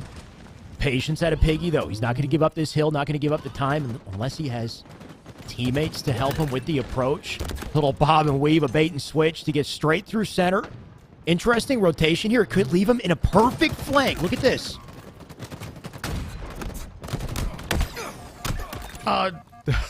Piggy backing down towards bottom mid. 14-4. Somehow, Piggy staying alive left and right. Challenging Burn, puts him down to 1 shot, but 3 down go Minions. The Hand are starting to get aggressive. The Hand are starting to take control here, and we might see things tied up here on King of the Hill live fire. Don't worry, Tony, I'll take over. Gabby looking to lock things down. Let him take over, right? Double kill for him. In the meantime, Breaking Shot, snipe in hand. Already got a capture onto 1. Breaking Shot going to look to lock it down. Needs to rotate out at the same time. Try to stay up here for the OS. Looks like he will lose his life. Minions, they do have presence on that OS. I think they can rotate it out to the hill. In fact, he waiting for his opportunity to get to it. Teammate there to bait and switch with. Doesn't quite get out with a kill, though. Piggy, in the meantime, he does have that OS. Lockdown on the nest. Looking to convert this into 2 caps here. Burton, he is in a... Oh, that's a rough spot for him. Curb slide straight over his head. He'll clean him up. Nebula with control on tower. Just looks like perfect play at a Minions. You can see that Hands in an attempt to cut their losses. They've already set up for the next capture here in A. Good positioning for it. They're going to have to play it perfect, though. You can see just consistently the Minions finding ways to collect control here. And that's a triple out of Nebula on the feed, by the way. 3 down go the Hand, and Minions once again answering back. Even when things look good for the Hand, the Minions just recover so well. They get the slays they're needed. It's no wonder that they're up 2-0 in this game. And I can't talk about Piggy enough. 17-5, still willing to stand in this objective and play that defense that this team so desperately needs. The initial pick comes in for the Hand. They answer back 2 down for each of the members, and Piggy to smartly back down and reset the situation. They have an early lead on this hill. They don't need to force things, but Burton forcing his presence to take down Piggy. And now the Hand should get some good, valuable time here. One of the biggest things I've noticed with Piggy, though, of course, 17 kills to his name, but a big part of that due to just his movement around the hill, right? He's so aware. He knows when to leave it, when to, rotate through center, get a crucial flank to disrupt things. Just an awareness of where his teammates are to support him or whether or not he needs to back out of the situation here. Burton going to get right into the fight. In the meantime, Nebula looking to pinch from the opposite side. He'll pick up his kill. Breaking Shot not down for the count, make it 2. That's a cleanup. They're looking to pick up a 3rd cap here if they do it. Of course, the Hand, great progress on this hill, but A side now locked down. Sniper up center. Use of the plasma. That might actually send the snipe farther than intended. Either way, he's got the defense on the hill. Yeah, maybe the Hand aren't aware of where it's coming from, so you know what? Minions know. The Hand does it. Eventually, that should find the Hands. Actually, it's Huss. Huss chases it down. 3 down go the Hand. The final player alive is going to be Sylvanik, and he ends up going down. So now, once again, the Minions, they get the kills. They steal away yet another objective, and they're only 1 more cap away from taking game number 1. So Minions, the complete control of the map, though, right? Just masterful control in that situation. Because like we said, that plasma they went off, it sent that snipe who knows where, but it was called out. And Minions were ready to collect it on the other side. The result of that, felt for the Hand. 3-0 in the scoreline. Plenty of slays to answer back. Is just not turned into any form of point on the board here. Breaking Shot going to try to use the shield to his advantage. Get back to Hill. Early control we've seen from this team in a hill. They just need to lock it down the whole way through here. Nades blown up left and right. Breaking Shot finally ends up going down, but so do 2 members each of the squads. Sylvanik finds himself in hill, confidence through the roof. Hative in his sights. The heat wave, just a little bit of timing right there, and Hative. Someone get that man a stretcher. Hative absolutely putting Sylvanik on his back. 3 out of 4 members going down once again for the Hand, who have the early lead on this hill, which might be the last and final hill here on Live Fire. Sometimes the ultimate tool of destruction in Halo is just a pillar, Tony. You know, you never know. You can make a massive play with a little pillar. We'll see what Huss can do with this podium here. He's just, look at him stay alive, milk his life, make it difficult. Minions collecting so much time in that situation as they are close to closing out game one dominantly. Nebula going to lose his teammates, but he comes out with the heat wave. 17 on the board here, too. Despite the loss in numbers, they're still in the hill. They're still collecting time. The Hand, they've got one final attempt to break through, and Nebula not making it easy. Yeah, 4 members just went down for the Hand, and that might have put the nail in the coffin. Minions. Hold on. 3 down, go Minions. The Hand breaking through. This is a pivotal 1v1, and Huss ends up going down. Sylvanic gonna soak up this hill time. Nebula gonna throw an out-of-this-world grenade at himself. Drop wall comes down, and the Hand are still trying to grind forward. They don't have the numbers once again. Minions clutching up when they need them most. Jeez, Nebula goes from that nade into triple. For a second there, I was like, okay, he recognized that they're playing so well. Maybe they got to give you know, the Hand a hand in this situation. But he completely reversed that by just picking up a triple immediately after. Looking like they'll lock out the game here, and they'll do so dominantly. A 4-0 to start this one off. Tony, you had mentioned that this might be a close one. No indication of that in game one, that's for sure. Thought he was laying down a helping hand, and said he snaps it to the side, puts it behind his hair and whatnot. It's an old trick. It's an old trick. But like you said, this may not be as close as I thought it was going to be. I mean, I think the Hand played really well from maybe like half of these hills, but eventually they just lost that control. Minions absolutely dominating game number 1, and now we're going into game 2. All the momentum. Has the Hand shown you enough to make you think that they could win a Slayer? Hard to say. I feel like the only devil's advocate I can play here is the series we witnessed earlier with Digging Deep and Fourscore, and this same thing kind of happened, right? It was a 4-1, still a dominant game. Fourscore, though, in the second game in Streets, it was the same layout. Street Slayer, because of the way the map tends to roll, they bounced back and bounced back so strong. They staked them in game 2, carried the momentum, won game 3. So not to say the Hand is out of the running, but what we would need to see is just a godlike opening strat and a hell of a start from them that gives them the confidence to maybe snowball their way through game 2 and give us a series here. Yeah, I'm looking at the Hand's roster, and I have to lean towards Sylvanic as my player that I want to see step up and really take that role. I know that burn and breaking shot are going to bring the heat when it comes to this level of competition, when it comes to having to step up when the team needs those slays. I know Sylvanic can, and if you have a 3-headed monster coming at it for the Hand, I think that's enough firepower to maybe, just maybe, put Minions down and force a game number 3. But it's going to take a 3-headed monster. It can't be just one player going off. It can't just be 2. You need at least 3 of your team to be getting high, to get in that mid to high double-digit score line. What do we call that? A chimera? It's going to take a chimera to win in game. I think it's a 3-headed beast. Either way, Hydra? I don't know. A Hydra is more. Is that not 5? This is where we look very dumb, which happens quite often. Unfortunately. Either way, they got 4 teammates, right? Where there's 4 on the team and the coach. So maybe it is a Hydra, Tony. We'll find out. Either way, they got to make some plays here to stay in this series, a best of 3, and we know how quickly this one will go by. 2 quickly go down for the Hand. 3 and make that all 4 members going down immediately. A clean sweep for Minions. Unfortunate. And that's not what you want to see out of the Hand. The exact opposite, in fact. We'll see. Because look at what it does to them, right? It sets them spawning up in C with a perimeter around it. Minions had the rockets as well. They haven't even used yet. There they go. Didn't need it, but that's fine. The kills go through 6-0. Make it 7-1 here. A little trade at a Burton just to give them just a whimper of an answer. It's not enough here, Tony. I said the Hand needed to bring a 3-headed monster into this game, and clearly the Minions are friends with the monster that's under their bed. 8-3 lead in favor of Minions. Huss having the Stalker rifle in hands. The Hand needs to make their stand. They have to do something. They need to slay out, and they need to dictate the pace. Stop playing at the pace that Minions are forcing you to. It was looking more grim just 30 seconds ago, at the very least, right? Only a 4, now 3 kill deficit, so the hand not going to let it slip out of control too quickly. Hative does pick up one from above, though, 10-6. Going to snap on the Burton, gets out of the fight at the same time. Good movement here. Making use of these railings just to stay in the fray here. All while it happens, teammates doing everything to pick up the kills. Hative back in time. That's a thrust for him as well. And what was not looking so grim immediately flips. Right now a 7-kill advantage. Awareness responds here.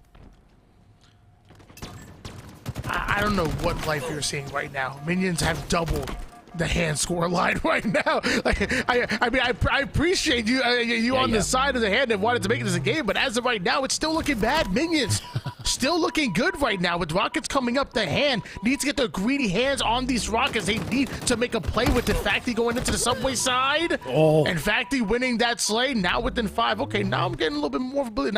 Now things are starting to look a little bit more realistic. That's the thing with this game is you never know, right? It's just kind of, it's like waves in the ocean. You don't know if you're going to get a big one or a small one here. Us looking for a big play. He'll take it. That's multiple dead because of it. So Minions once again, they pull away. Right now 6-kill advantage here. Where did the Rockets go, though? I think Minions might have slipped away with it. We'll see how much of an impact it plays here. PD is the spawn as they try to break out. Huss going to bait and switch his way out of the situation. He's got control of the weapons, too, so crucial. There's the Rockets on the feet. It's Hative with it. Facty in the worst spot you could be in, but the worst weapons for the situation, so Huss can't do anything about it. Tired of being minions. The boys in blue looking to become masters of their own destiny at the moment. Looking to take this in a 2-0 sweep, and with a 23-14 lead, almost double digits once again. They're looking good. The hand going 3 down. Huss currently 7-1 with 4 assists. This is the exact performance that Minions need out of Huss to put the nail in the coffin to secure themselves a win. And all as he performs, you can see he's just locking down that shoddy side of the map. And now spawned up as well. So just making sure that, on top of getting kills, he keeps him away from the weapon. He did want a piece of it, though. Sylvanik didn't let him have it. He'll lock that down. It's not over, but it is grim. The shoddy could even the odds, though. Sylvanik, we talked about him being the one in the spotlight, the one who needs to make a play here, Tony. Let's see it happen. Good positioning for the hand in the situation. Minions down in bottom map. Sylvanik finding the opening pick onto Huss. Facty looking to get aggressive off of those advantages. The shotgun coming out for Sylvanik, able to take down Hative, but the stray grenade absolutely going rogue. Facty luckily coming in, taking down Piggy, and we're watching the hand inch their way forward. And sometimes you give a team an inch, and they'll take a mile. Only way to take a mile in this situation is get a couple rocket kills. That one went astray, though. There's the second on the floor. Huss picks it up, doesn't get anything with it, so no big impact off that one. Which probably is a good sign for the hand in this situation. They can't afford to fall behind at this point. Just 5 separating him. Hate him making sure he doesn't have any booby traps waiting for him. So back off and see. Huss does pick up 1. He's alone separated from the team, though, right? They've split out 3. Hative just can keep his presence low, wait for an opportunity. Breaking shot going in for the challenge. Nebula bringing him back to earth, but Sylvanik quickly comes in for the cleanup. Still a 6-kill game. Every single time the hand make a bit of a run, Minions have some way to respond, have some way to recover. And we're slowly starting to get closer to that 40-point mark, and that's where things get really scary. The hand need an answer. They're in danger. Right. They're starting to run into opportunities to, afford a deficit like this. It's not terrible, but I think control of that shoddy going to be so crucial. We saw it back A, so the hand, I believe, still do have it despite the bleeding. Nebula, rough spot to be in. Doesn't quite hit the jump. He'll try to clamber up. He's now dead. That's 2. Piggy going to lock it down from the balcony, but doesn't have numbers. The hand, slow and steady. They can even this out. 35, now 3, Tony. This is a game. Piggy knows it. That's why he's backing off. Nibble and Burn trading out kills. Looks like a 4-kill lead back in favor of Minions. Another trade go in. At this point, it seems like Minions can play for the trades if they want to. The hand have to play near perfect Halo. They need to value every one of their lives, but Nebula taking down Burn. The Stalker Rifle coming in. That's going to be a perfect kill out of Piggy, but 3 down go Minions. The hand needs to find out where the presence is coming from, where the spawners coming from, and put pressure immediately. Do not allow minions to break out. Do not allow them to get comfortable. This is good. Look at this. Split spawners in PD. They got 2 spawned up in PD. They collapsed immediately. They just need to win their fights, which they will. Look at that scoreline, just separated by 1. The hand taking advantage in a crucial moment here. That was enough to just bring things close, but they're all now together, as you can see, rotating up through A. Hand need the info. They need to answer quick. 1 trade comes in. The winner of this team fight, Tony, this could be the game. Just a 1-kill game. Minions having the lead, but barely at that. They want to get their hands on the thrusters, Facti and the hand. Now they're going to come back over toward the B side. Nebula looking for the one-shot player, able to take down Burn, but the nade coming in to steal away a life here. Us. It's getting scary at this point, Tony, is what I meant to say. Any slight mistake, any little error, all of a sudden the game is tied. Anyone can take it. Breaking shot currently 16-15 right now. 7 assists. Ends up finding the kill onto Hayden. That's a big kill. Piggy now by himself over toward the PD side. The shots go in, and Sylvanik and Breaking Shot able to break through. That's big. Only 1 more kill needed for the hand to send us into a game 3. And that's it. The final player comes in. Burn trades out his life, and the hand absolutely stealing that game away. And now we're going to a game 3, and now instead of minions, it's the hand that have that momentum going into the final game. Catalyst, CTF. Just barely, right? And what an unexpected turnaround as well. The entirety of that game, we're talking about how it just looks like they don't have a shot, right? They keep it within 6 maybe, but not enough to convince us they can flip it around. At the end of that game, they locked things down, Tony. They got the kills that they needed. They stayed alive in those crucial situations. I mean, what a momentum swing they just created as well. When you win a situation like that, especially when you've got minions kind of dictating the pace of the game the entire way through, in their eyes, in their perspective, that was a failure, right? That was a choke a little bit, and you can't let it get to you. You need to bounce back in Catalyst. So, Tony, I can't wait to see where this one goes. Of course, Catalyst a bit more of a slow burn, though we have seen very early caps off the rip, but they got more time, right, to adapt and kind of bring the pace back to their level. We'll see. Last time we saw minions on Catalyst, it was to begin that comeback, I believe, against Fourscore, who might have started off really hot against them. They actually won game number 2, sent it to game 3, and pushed forward. Now minions going back to the map Catalyst, but this time not Slayer. This time, capture the flag. And can minions come back and take this series away, which was literally right in their hands? Or will they let it loose against the hand themselves? That early opening strat can be so massive for this, Tony. The grapple and the ability that you have to just cross the map in seconds. We'll see it. What we will see are just cross-map shots, that's for sure, from Burton. He'll suppress Nebula. First down for the count, too. Make it a second to hand. We talked about momentum and what it means. They'll start this third game out strong as well. The winner of this match, guaranteed to make it into the losers finals. The loser going to go home a bit empty-handed here.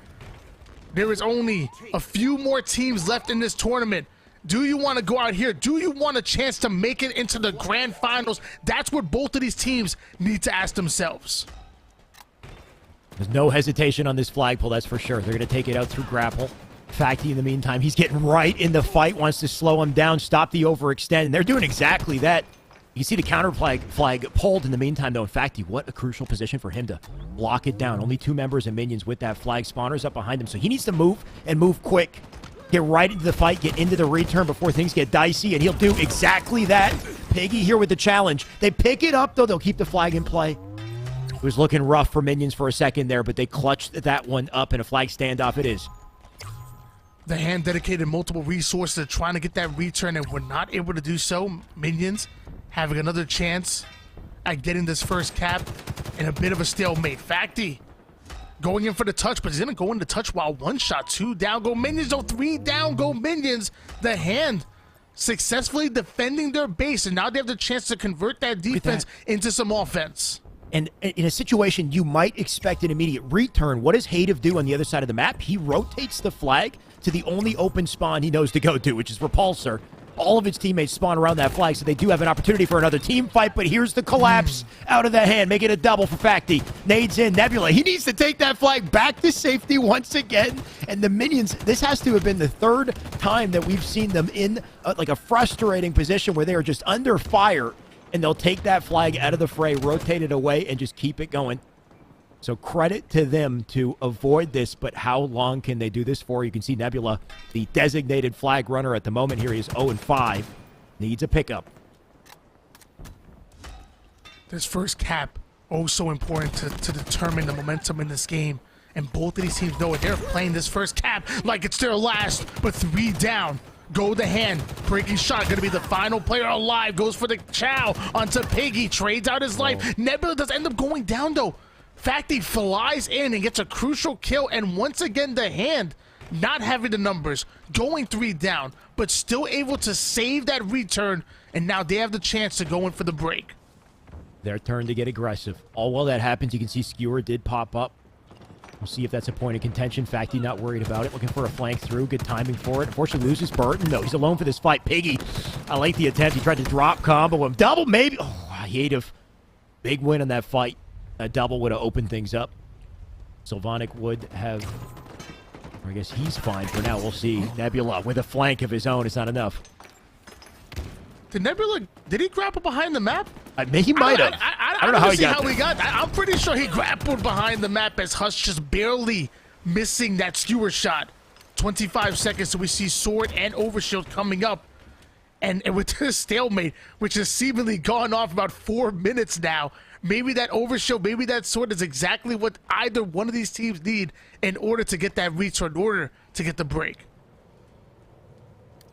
The longest standoff I've seen in Catalyst CTF, Tony, and I haven't seen too much or casted too much Catalyst CTF, but they are keeping this in play. As I say it, though, there's 2 dead on the feed, might make an opening. That flag going up to mid, though, right? Like, they want access to OS, and both teams do the same thing. Bring the flag out to Repulsor and grapple side so they can fight for OS and keep the standoff in play. Burton flies for it, does not take the OS off map. Might have wanted to drop that one off because he might pay the price for it. Facti going to continue to suppress. Doesn't have the numbers, though. Piggy takes him down. Breaking shot with the big kill. Facti now dead thanks to a nade. I think that OS went to minions, and I think that means they might be the ones that break out of this, Tony. If that OS went into the hands of minions, that's going to be trouble for the hand. The return, though. Hated though. He's kind of caught by himself. It looks like Breaking Shot able to take him down. So multiple going down for minions. And now I'm wondering what the heck really did happen to that Overshield. There it is. It's Nebula. It's Huss. The double push getting into the face of the hand. The double kill going to go in favor of Nebula. Going in for the triple kill. Ends up connecting. Now there's only one more player left. What a scenario we just witnessed, though, Tony, right? Like, they both take their flags, opposite side OS, battle it out. One side wins, but returns come in on both sides, so nothing, comes from it, I guess, until this slay. And a flag run once again. Will they stop it, though? Flag sits right next to the pedestal at this point. Burton line of defense. Nebula there to make sure he doesn't get to it. And he's there to collect the flag and rally it in. Some minions, they do. Slow and steady. They will break away thanks to that OS pickup. 1-0 lead in favor of minions. And it literally took almost half of the game timer just to put that one cap on the board. Can the hand respond? Will it take another 6 minutes to do so? I don't think so. I think they're coming in with heat. They're doing it quick. You know what? Minions doing the same, though. Nebula not going to wait for that man to reach out. He'll do it instead. Take the pace in his own hands here. Facti going to wait for him out on Repulsor's side. Is he ready for it, though? Nebula, can't quite get the melee. He's sent back to the wall. There he goes. The hand will take the best in that. Huss looking to pick things up here. Can't quite get anything going. He doesn't get the kill on Facti either, but Piggy will slip away. That's enough for him to open things up, a double of his own. Piggy's already dangerous with normal shields, but now with the overshield. Watch out, hand. Another 2 down, and the grapple to come in. That's going to be an early pull out of Piggy. Almost bit off a little more than he can chew, but another flag being run by minions. The hand forced to OE off a spawn if they want to try to make anything happen. Actually, it looks like the counter pull's already there. So we have a pull on both sides. Another stalemate here on Catalyst. Potentially. We'll see if they make it through. Piggy, of course, going to be in a 1v1 with Sylvanik, and of course he will. What a perfect out of him. Not going to miss a bullet. Beautiful slide right back to Flag. Keeps himself close to the edge of that ledge there, right? Just to guarantee he hits that curb slide. Grapple with the Flag once again. So clean moves and decision-making out of Piggy. Does he win fights as he does? Does it, though? Hand with the bait and switch. 2 go down with the trades. The wingman for him. For Huss in this situation. But that Flag's still not safe. You can see they're still on top of it. On board now with Huss. Trying to figure out which should he get aggressive? Should he play on the defense? An excellent grenade onto Burton. Almost able to get the kill. But looks like that nade just let him know exactly where Huss were. And the hand get aggressive. They do not want minions in their base. 2 dead on the board for minions here. Flag standoff once again.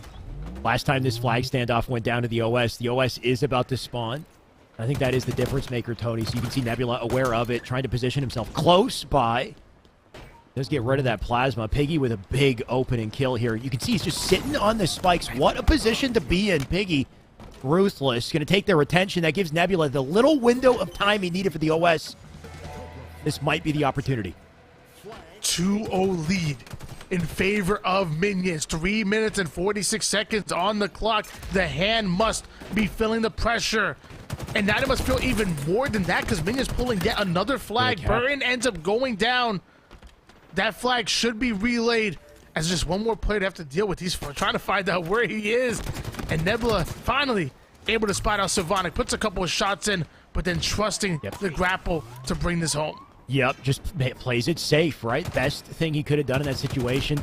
Use the grapple to the advantage. Of course, as he comes back, overextension already here, but beautiful headshot. Gonna just deal with breaking shot. That should be enough, at least to save the base. You can see 2 more on top of the Flag. They need this return to keep things going, and they're not going to get it, Tony. Minions just shutting out any hope the hand might have in this series. They got less than 3 minutes to turn things around, and it ain't looking pretty. Yeah, to try to put a cap per minute is already hard enough, but to try to do it against a team as talented as Minions it's seemingly impossible. Luckily, Burn able to get the big kill, and looks like 3 out of 4 members go down for Minions. They're finally able to make something happen here. Biggie almost staring at the floor for a second. Yeah. Trying to frozen. Contemplating life decisions as his team goes 3 down. 2 down for each of the members. The hand in position to start a flagpole. And now we see breaking shot challenge out. Nebula wins that challenge. Damn. Tries to advance it forward, but Huss comes in with the skewer. Man, just getting skewered. Lights out, right? Thought he had an opening, thought he could get away, and that's kind of the story with the hand is, you know, how scrappy it's been trying to get these flags through. Every opportunity they pull is always met with a counter. That counter seems to go in the hands of minions time and time again here. They don't have too much time to really find an opening of their own. Nebula, eyes on the OS, needs the kill first. You know what? The grapple will do it, and that's the beauty of prioritizing this side of the map. You've got great coverage and sight lines, and you can bring the OS right to Papa. That flag is starting to grind forward here. It's Burn that's able to get it towards the base. Flag hasn't been pulled out just yet, so if they can finish these slays onto Nebula and Huss, they can run it forward. But as I say that, he loses all of his teammates, loses himself as well. And that might just be the nail in the coffin. I'm not sure the hand can make anything happen, especially as minions are running what might just be a 4th flag shy way. Yeah, how do you recover from this? It would be an unprecedented feat. Sylvanik doing what he can, but he's just fighting the gauntlet here. Here comes his teammates to help out. Should hopefully be enough to get their way through this team fight, but they need to move a flag and move it now. You can see they did get the pull. Will they start to run? Hated with a kill there. Not quite sure how he bounces out with that fight, but little kills like that will slow him down despite it. The hand, they're on the move. Piggy not letting them go far, though. He's peppering them. Breaking shot, now dead. Less than a minute on the board. It's all but over, Tony. I don't see a chance of a comeback here. Yeah, ladies and gentlemen, this is game number 3. This is do or die, and as of right now, minions are doing, and the hands are not. It's 3-0 in favor of minions. Just 35 seconds on the clock at this point. We're just padding stats a little bit because the inevitable is coming. That move out of Piggy right there, crouch behind that tiny bit of cover he has and just pops out with a perfect headshot. Little moves like that, you gotta always respect the way these players use the cover to their advantage to take no damage and deal it back. Hative trying to do the same. Unfortunately, he's caught by 2 BRs, but at this point, damage done. Series over. Tony, Minions going to walk away in one that went the distance, but they will close it out and let them know they're the better team today. Minions have played lights out throughout this tournament. Minions went the distance with Team Spartan and Roku, the team that's waiting in the grand finals, and it's Minions that are advancing forward to play against E United. Both of these squads looking to get their rematch against Team Roku.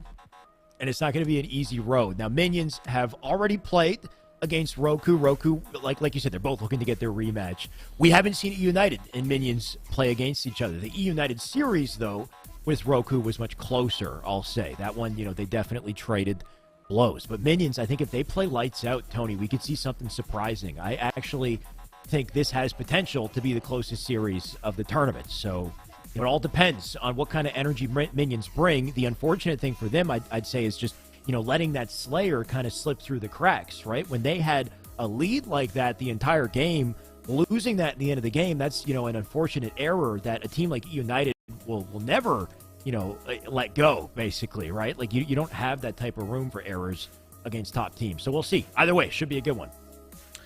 Yeah, so far, Minions have proven that when it comes to game threes, they're some of the best around. Their only wins so far in the top 8 have been when they go the distance, when they go into the game 3 and then they clutch up. Their only loss so far in this tournament was against Roku, where they got 2-0'd. So if Minions can take United to game 3, I give them a puncher's chance in hell. At that point, maybe they can step up. Maybe they can make it into the grand finals. Not saying it's going to be easy. Either that, or we get round 2 of your dream matchup, Tony. So I don't think you're going to be disappointed either way. Let's see what Yeso thinks, though. Let's send it back to him before we jump into lower bracket finals. I will say, I wish I'd known in advance that we were doing the Cloud9 coordination, because I would have brought that jersey, because I do have a Cloud9 jersey I could have worn today. So apologies to Shyway and Why Not for me not being ready to coordinate on that front. That is my bad. I'm sorry. But as we look at the sets we've just seen over our last couple of blocks, we kicked it off with winners finals. That was Team Rokuyukai versus E United. And that was a hell of a series. One of the best one we've seen so far today. Pretty tightly contested there in Rokuyukai, of course, coming out on top. So they do sit in grand finals right now, while E United become the final boss there of the lower bracket. Then we went down to that lower bracket, and we see the Hand and Minions. And this is, of course, Minions coming off of the loss to Rokuyukai in the winners side semifinals. And they got handled pretty well, I would say, by Rokuyukai. In that set, they fell 0-2, and then they come out pretty strong to kick off against the Hand. And they were set up to win. They had what I think like a 4 or 5 kill lead there very late in the game, with already over 40 kills. And it really looked like, Minions were set up to just close that one out. And unfortunately, they let the Hand back into that game. That really was not one that they should have lost. They should have very much been able to close that one out. And they definitely fumbled the bag there in game 2. Now, credit to Minions, they come back and they respond pretty emphatically. Of course, it was a very tight contest for the first half of that final game, but as soon as they got a point on the board, it really started to snowball out of control, and Minions really regained control of that series in game 3 and did a good job of kind of keeping their foot on the neck of the Hand in not letting them back in 2 games in a row, because I think Minions definitely went into game 3 feeling like they should have had the 2-0. They should have been ready to move on to the next set, and they really kind of let that one get away from them.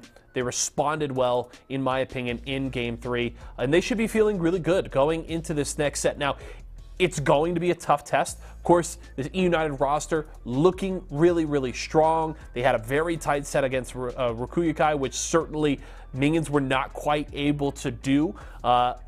Based on the transitive property, they should have maybe a better matchup here, but you're going to be hard-pressed to do so against a roster as talented as E United is bringing to the table today. So I would say E United's still the favorites in this set, but we'll have to see how things shake out. Regardless, Minions at least carrying some momentum, considering the sets that they have just played, and coming off of that win. United may be a little bit cold, having to wait since the winners finals, but we'll have to see. Minions with a tough test ahead of them if they want to earn a rematch with Rukuyukai, and United hoping to do the same here and get back up there to grand final. So we'll see those two facing off in just a few moments. Right now, though, we're going to go to a quick break, but when we return, we're closing out another open night here at Series E Halo Infinite, so don't go far.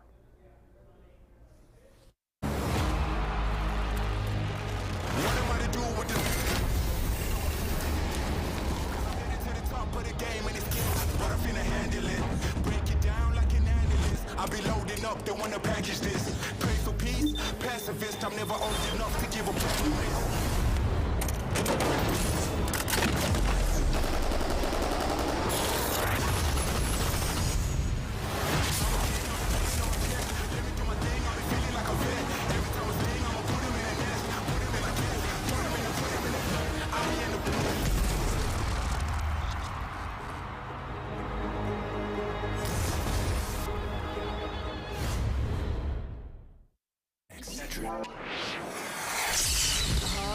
I'm fading. One bad headache can crash your entire game. Excedrin relieves headaches fast.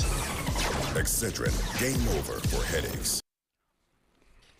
Ladies and gentlemen, hello and welcome back to Series E. This tournament has been going and it's almost done. We are at Losers Bracket Finals. Tony, it's the end of the line. There's only 3 teams left in this. Minions, they are clawing their way back. They're looking to take on E United. E United, they're not worried about Minions. They're worried about getting back to Grand Finals so they get their rematch.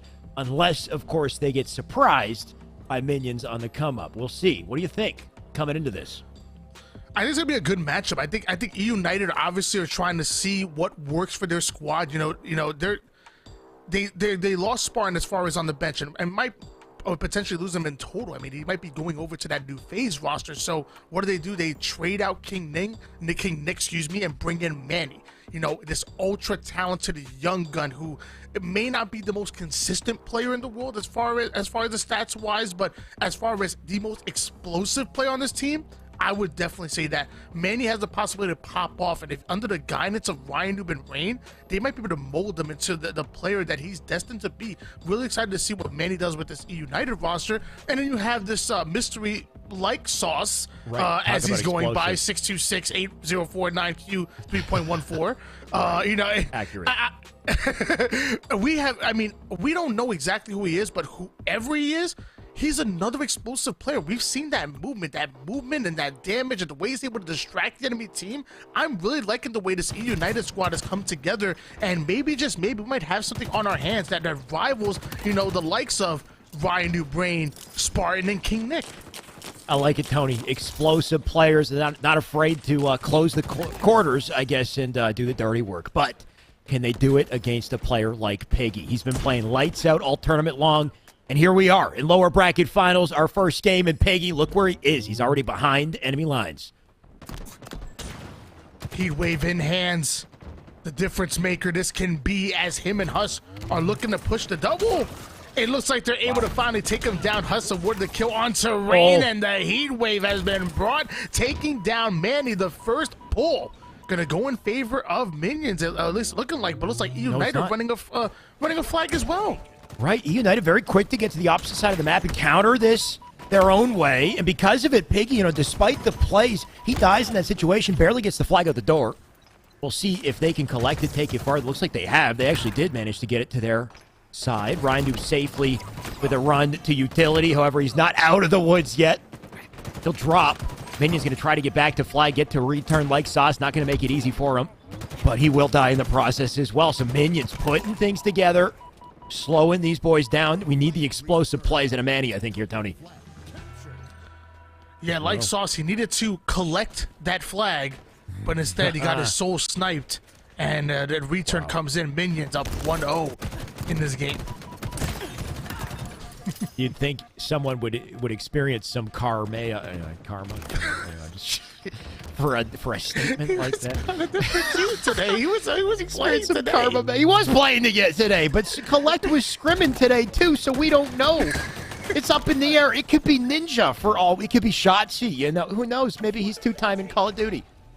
Either way, the flag's out, right? Look who's running it. Is it like? It might be like Sus. Manny, in the meantime, though, he's getting coverage, and he's not going to let Minions get to this flag easily. 3 members of Minions overextending over toward the P side. Manny now going to try to catch up, but he ends up going down to one shot, taking heavy damage, but still alive is Manny. Manny and Like Sauce absolutely going off in the kill feed. 5 kills apiece. Ryan Nuke going to join them as well. Manny trying to put his 6th on the board. Sadly, not able to do so. Whoever this Like Sauce player is, Tony, looks like he's not bound to anything, that's for sure. He's still trying. The flag He's went up. The real deal. No JKs around here. No JK. Coming in furiously, if you will. Yeah, fast and furious, that's for sure. So is Huss, though. He'll get that flag straight onto the pedestal, make it a 2-0. And we're talking about, whether or not United's, break through this one dominantly. Instead, you got Minions coming out saying we're the ones who will take our grand final spot. 3 down, go United. Minions able to take down the 4th as well. Not in position to pull the flag, but look at that. The prediction made coming out of Huss right over toward the spawning players in the fridge side. Not able to get the kill, but Minions still wanted to commit to this flag. Getting toward the car. Love this play by Piggy. He knows they don't have the slays, so he drops it. Secure these slays before you commit to the flag. If you can go up 3-0 against E United, that could be big. But as I say that, no 3-0 for them. In fact, they go 3 down. Huss with a nasty double. He keeps it up, but he'll get stopped immediately after. That flag does get returned, like you said, so E United once again an opportunity to defend, but it just seems like they've had to all game long. Huss with 11 on the board already, by the way. Nebula with 6 of his own. Nice little bank nade to keep him aware here. Camo about to spawn, right? So just making sure they stay back in the base, so crucial for Minions in this situation. Can give his teammates an opportunity to get to top mid, unless they lose their lives. Huss trying to stay alive over to the utility side. He knows that he cannot allow E United to pull this flag. There's a couple players in front of him. Being a nuisance is Huss. Love that movement, but the dynamo grenades are going to slow him down just a bit. Somehow Huss still able to cross map over toward the car side. And let me tell you, Huss playing like a superstar right now. 11-6. But it's not just about the stats. His ability to stay alive, to stop E United from putting the flag down, putting a flag cap, to rotate over toward the P side, stay alive and value his life. I'm loving the way Huss is playing. He's shining in the spotlight. We'll see how long he keeps it up, though, right? Just getting ripped down to spawn screen right there. Flag still out, though. Nebula looking to put it together. Rain down for the count. Looks like that return did come through, but I love the rotation from Nebula to very quickly get back to base and pull it once again. He's going to joust this, headbutts it. Nate goes out, but it's not enough to stop him, so Nebula coming in. That's a full free return from this man. What a play he made. 3 down, go Minions once again. E United having all 4 players up. And if they're going to come back in this game, they're going to have to do so soon. 6 minutes and 34 seconds left in regulation. And no chance for sudden death unless they put at least 1 cap on the board. Piggy sees the flag out. As a counter, he knows he can pull one of his own. He'll have to respect it. I like that play. He drops it out, going to play defense instead. He's not really worried about going for an immediate run. He wants to make sure they have no counter in sight. Piggy trying to lock it down, does collect thrust as he moves forward. What an angle out of Manny, though. We talked about explosive, right? He takes that challenge. He'll win the fight because of it. Keeps the flag. Or not. Doesn't keep it in play, right? Return still comes through. Ryan Duke going to come back to base to try his hand again. Active camo's up. This should be in the hands of E United. You have Ryan who could commit to it. Wants to get the kill before activating it. 2 down. Go Minions. And now E United having yet another chance to get aggressive. Camouflage, heat wave, thrust. Everything in the hands of E United. And Ryan Noob. Oh, the no. melee comes in. He's not able to get the kill. Hate of shutting him down immediately. And that's a big play by Minions. Extremely unfortunate timing, right? Ryan Noob deciding to clamber in that situation, and he just gets caught with his pants down by a player sliding up into him and stuck in the animation. He can't return fire in time to win that fight. What an unfortunate result to that exchange, and it just seems like a pattern we've witnessed with E United in the series so far, the result being a 2-0. Still got time on the board to turn it around, but Minions hold their ground in this situation. Like Sauce recovering from his boo-boo. We'll see what he can do in this fight here. Oh, that'll hurt. I see what you did there. I like that. I like that. 2 down goes Minions. But they're still up 2-0 in the game here. They start to fly, putting us down to 1 shot. That's going to be a big cleanup by United. They need to stop every single one of these pushes by Minions. And every time they pull a flag, it seems like they capitalize on it. I think we do need to see a big play at a like Sauce here, just to really put United on the map, especially on Aqua. It's something he's been, you know, almost like just based off the Slayer game we witnessed. That was his match, his map, right? 17-9 he had put together. Despite it, though, we do still see a flag in the board, so United still finding a way on that scoreboard. Despite, or though, as I say it, I guess the flag will be countered. Yeah, we see a cap on the board for United, but a counter pull. Perfectly executed by Minions, and now that flag all the way towards the base and punched in. 3-1 for Minions. 3 minutes and 48 seconds on the clock. United, what do you got? They're going to have to make some big plays and do it quick. And Piggy with the Dynamos, yeah, it's going to make it near impossible. Before he dies, he'll toss at least one. That'll slow him down. Like Sauce picks up the other. He'll try for a challenge of his own. Manny knows he's got timing to move up with Ryan Noob here. Nice little play. Does leave one behind, though. Almost dies for it. All that happens, can they make strides on the flag? They will.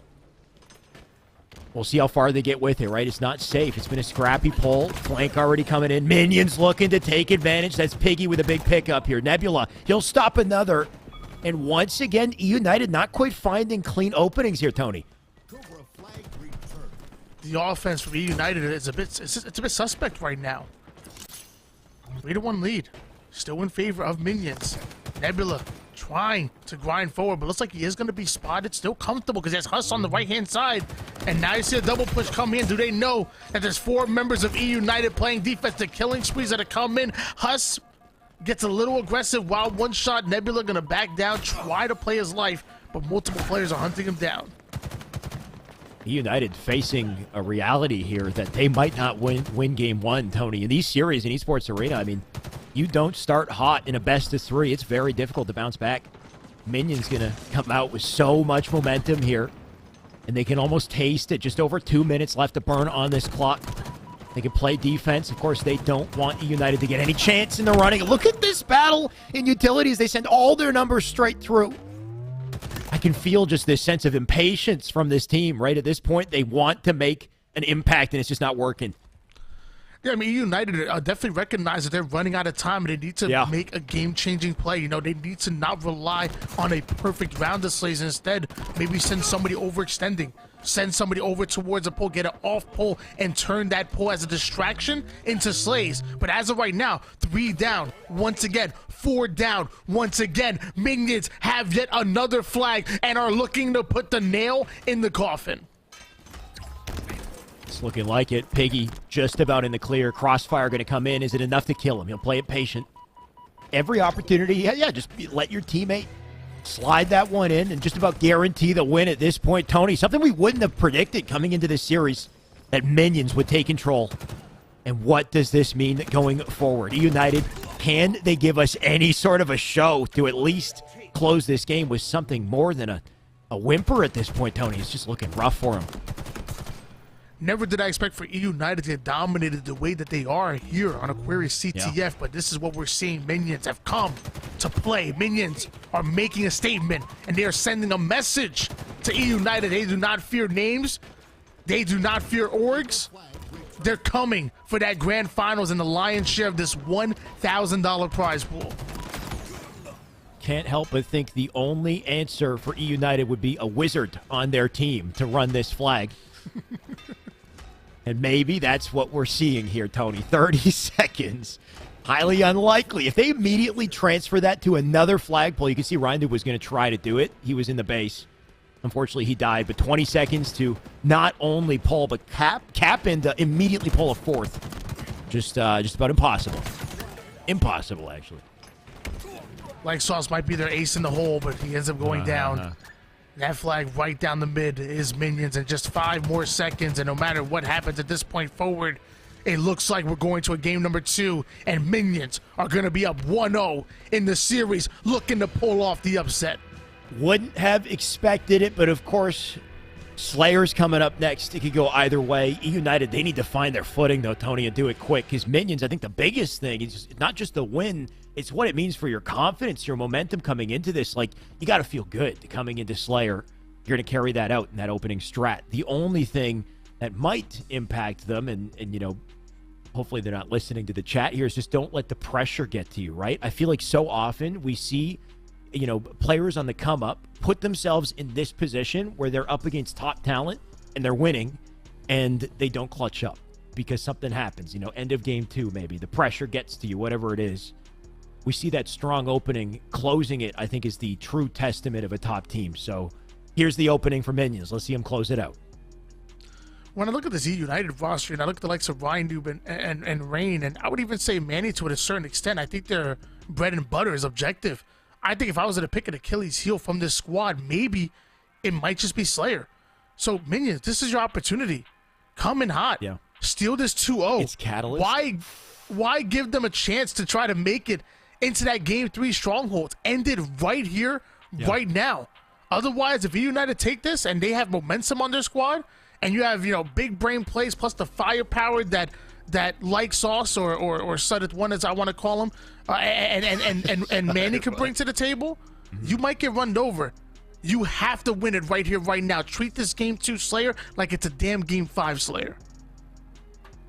We'll have to see it. It's a Slayer catalyst, Tony, though. That's an interesting point, right? On top of the fact that you've got United with an unknown force that they probably haven't played with too much, right? There's a bit of a comfort, you know, moment there to just kind of build that chemistry, especially with Manny very recently joining the team.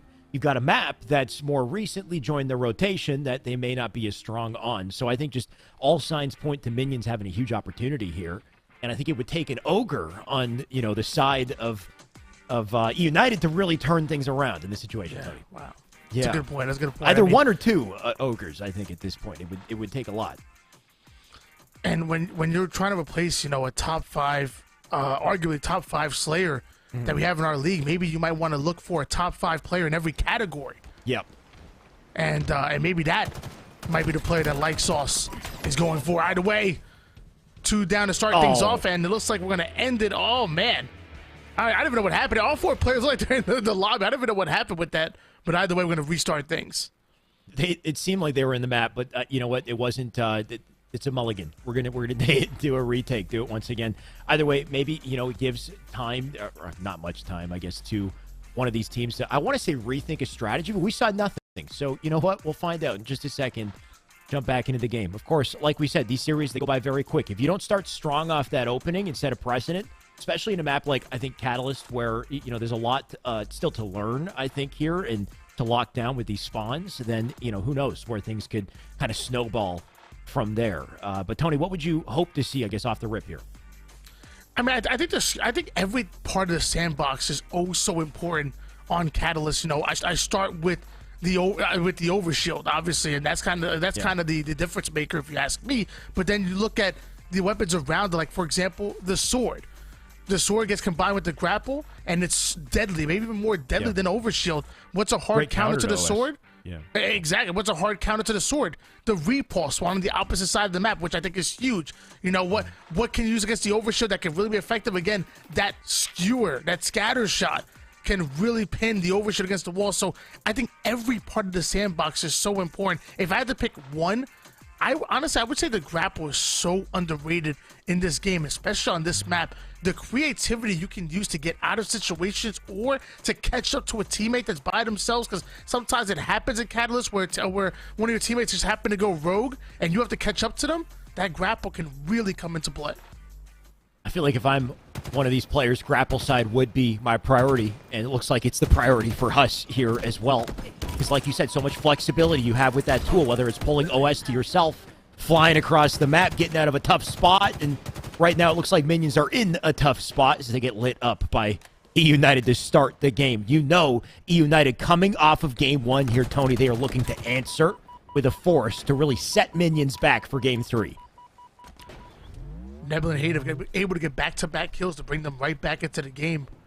Don't want things to get out of hand. Keep it close, even if you're down. Minions up 1-0 in the series right now, having the opportunity to put away E United in third place, but easier said than done.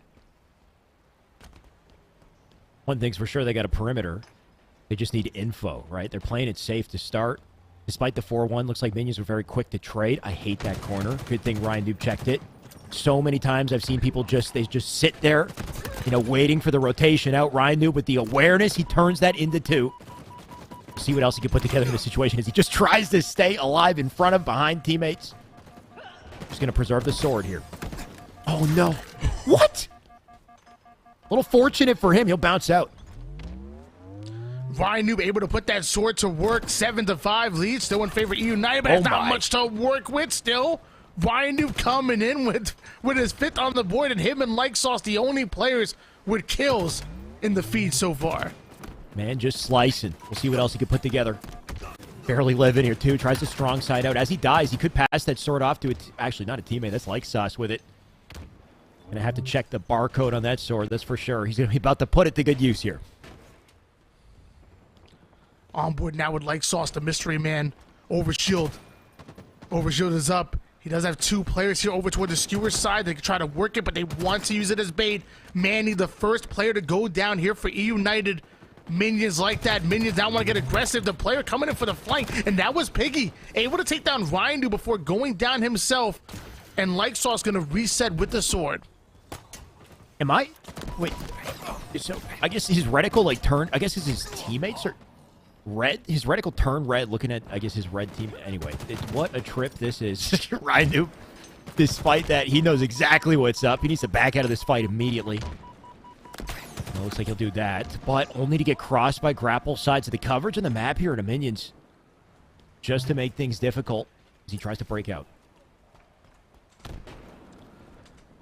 This game's still so close. So much implications here. United again trying to send this into a game 3. And so far with a 2-kill lead, it's looking good. It looks like Minions want to slow things down. They want to use United's over-aggression and maybe use it against them. Hative gets a couple of peak shots in, but that's only going to cheek away at the damage. Not able to secure the kill just yet. Gotta love a narrow game here in game 2, Tony. Looking like it'll go the distance, of course, assuming Minions hang on to the position they've gained here. Just a slight deficit.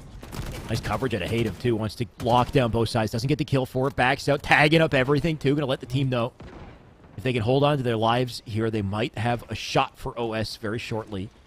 And I like the rotation, too. Try to prioritize sword side here. Also about to spawn up. Also just because they're getting melted as they do it. But moving together as a unit, make sure they can pick up off of each other's damage. This game's been 15-13 for about a full minute now. But Nebula ratting it out with that sword. Anything it takes to win as he finds yet another kill on terrain. Big plays being made. 2 down, go E United. Nebula might have broken this game wide open. Minion with potentially game-changing plays right there. Did they walk away with OS as well, though? They very well may have. Huss with an interesting combo. Basically all close range, right? Like, if he whiffs a shot, what does he do with sword? We'll see. There's a player hiding in the corner out front base there. Just going to play it carefully in the meantime. Nebula, look at this full team bait and switch here. Double for him. Going to rush straight into base. Leaves the stick behind. Beautiful play at a Nebula. 2-kill advantage because of it. Huss still alive despite the wacky combo he's working with here. Drops one of them. Sword still in hand, but he is now in trouble in this situation. And one thing that's so important right now is that technically, even though you see a 1-kill lead in favor of Minions, that's really a 4-kill lead because Minions going into this restart have a 3-kill lead, and also E United starting in that 3-kill deficit. So really, all of these kills so important for Minions, but even more for E United. Gotta love the team play out of Minions, right? Not really breaking form against a team like E United. Other teams, you know, might falter in this pressure, but they still manage to find trades. Hative doing everything he could to do exactly that, but could not quite get the melee there. He'll lose his life. Unfortunately, just from that one team fight, Tony, as I say it, right, they flip things around. That 1-kill advantage to E United. Slow and steady. just a matter of out-rotating each other, trying to find that opening pick, that opening damage that gives you and your team the confidence to get aggressive and take the fight. Cat and mouse, basically, is what we've been seeing on this map, Tony. I'm not sure if it's just the observer mode, but one thing I noticed that when Huss shoots the commando, it barely has any recoil. I wonder if he's fighting back the recoil by pulling his stick down. Like, that's pretty impressive. I don't know. Nades go in.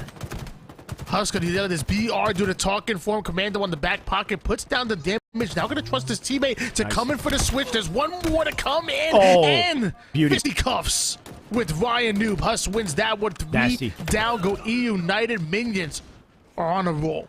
That was a perfect example of the opening right there, right? Huss very quickly recognizing the situation. That one player, caught out by himself, weak, so he goes for that flank kind of position. Still gets the double melee too, but it's just minions kind of unifying and capitalizing on tiny little openings and recognizing the situation immediately to do it. Lykesauce trying to live in this situation too. What the movement! As he almost gets back in the fight, recognizes probably not safe to do so. They're only down by 3. They could flip it around in just a matter of seconds. On board now with Lykesauce 11-6 with 3 assists at the moment. Has his entire team with them, dedicating a lot of resources here on the skewer side of the map. Can this pay off for E United, who are trying to value every single life at this point? Currently down by 3, but it's really 6 as far as the differential goes. Lykesauce finding 1, ends up finding 2. The damage goes in, trying to stay alive. Now they're starting to get aggressive, though. He's about to run into 3 players, and I'm not sure he's aware of that.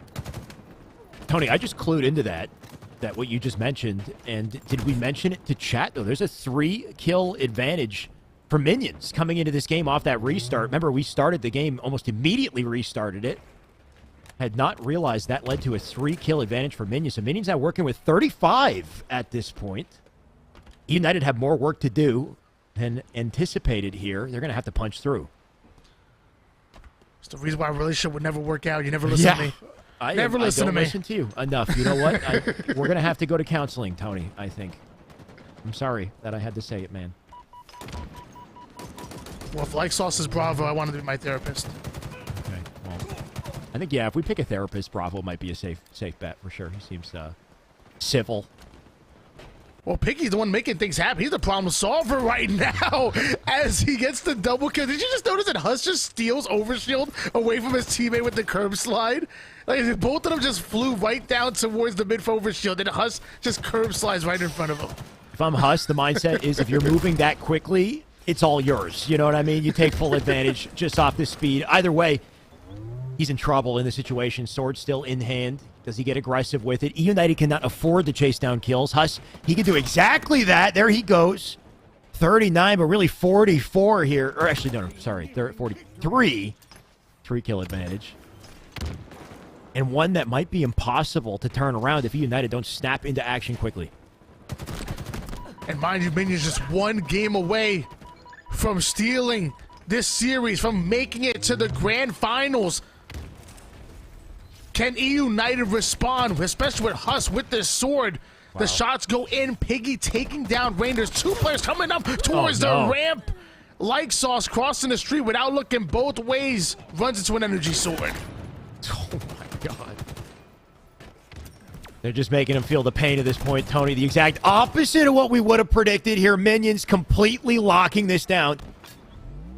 And you know what? What I would do if I'm them is I would just go the distance. Take it to 50. They got enough of a lead that we don't even need to take that 3-kill advantage. Just clean this one up.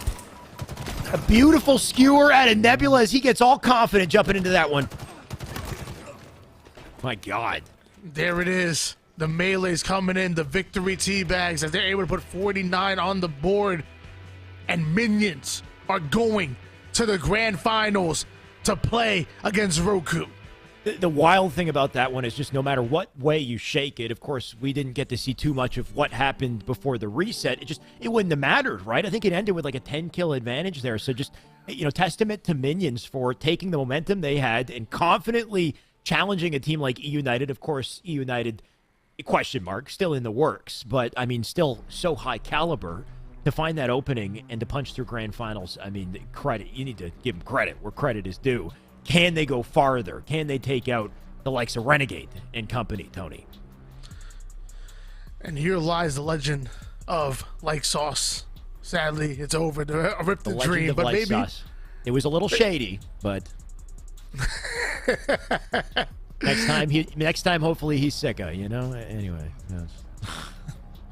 maybe somebody take me off the broadcast at this point. Minions. I'm gonna tell you, man. Minions. They have been absolutely crazy throughout this entire tournament. Upset after upset coming in, and the only team that they've lost against is Sparty's Roku. And now they have a chance to come in through the rematch. Now they have some momentum on their side. They're warmed up. I'm a believer.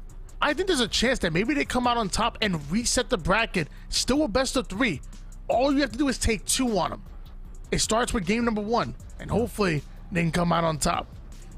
I know you say all you need to do is take 2, but, against a team like Roku, that's a tall task. And then you got to take another 2, 4 in total, right? So we'll see. It's a gauntlet for sure.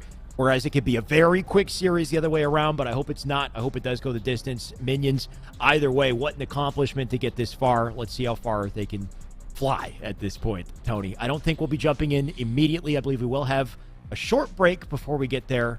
So stay tuned. We'll be right back with the biggest match of the tournament. You know what that is? Oh, okay, cool.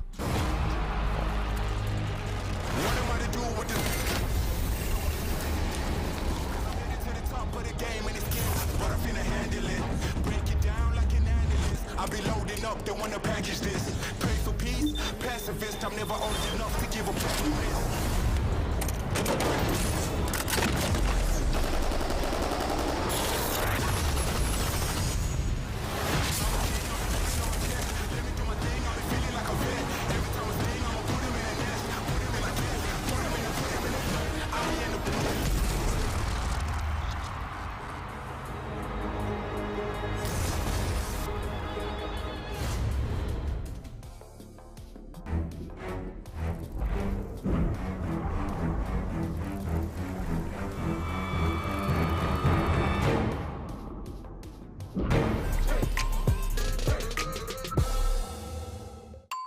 Tyson boneless buffalo bites have that tasty kick of flavor, so they're perfect for any get-together. If there are any left when your guests arrive. Tyson Anytizers Chicken. More kicks of flavor, more smiling snackers, more to love. Tyson.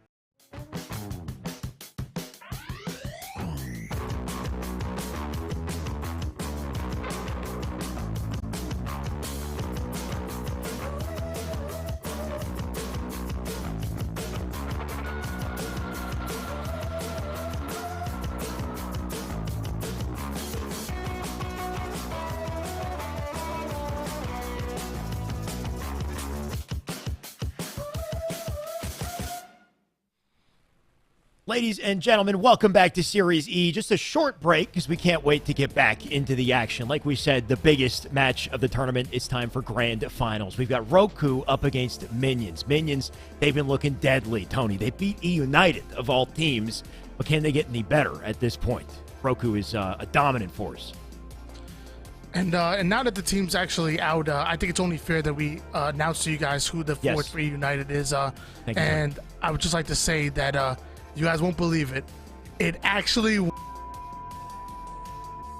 Tony, you're breaking up. Tony.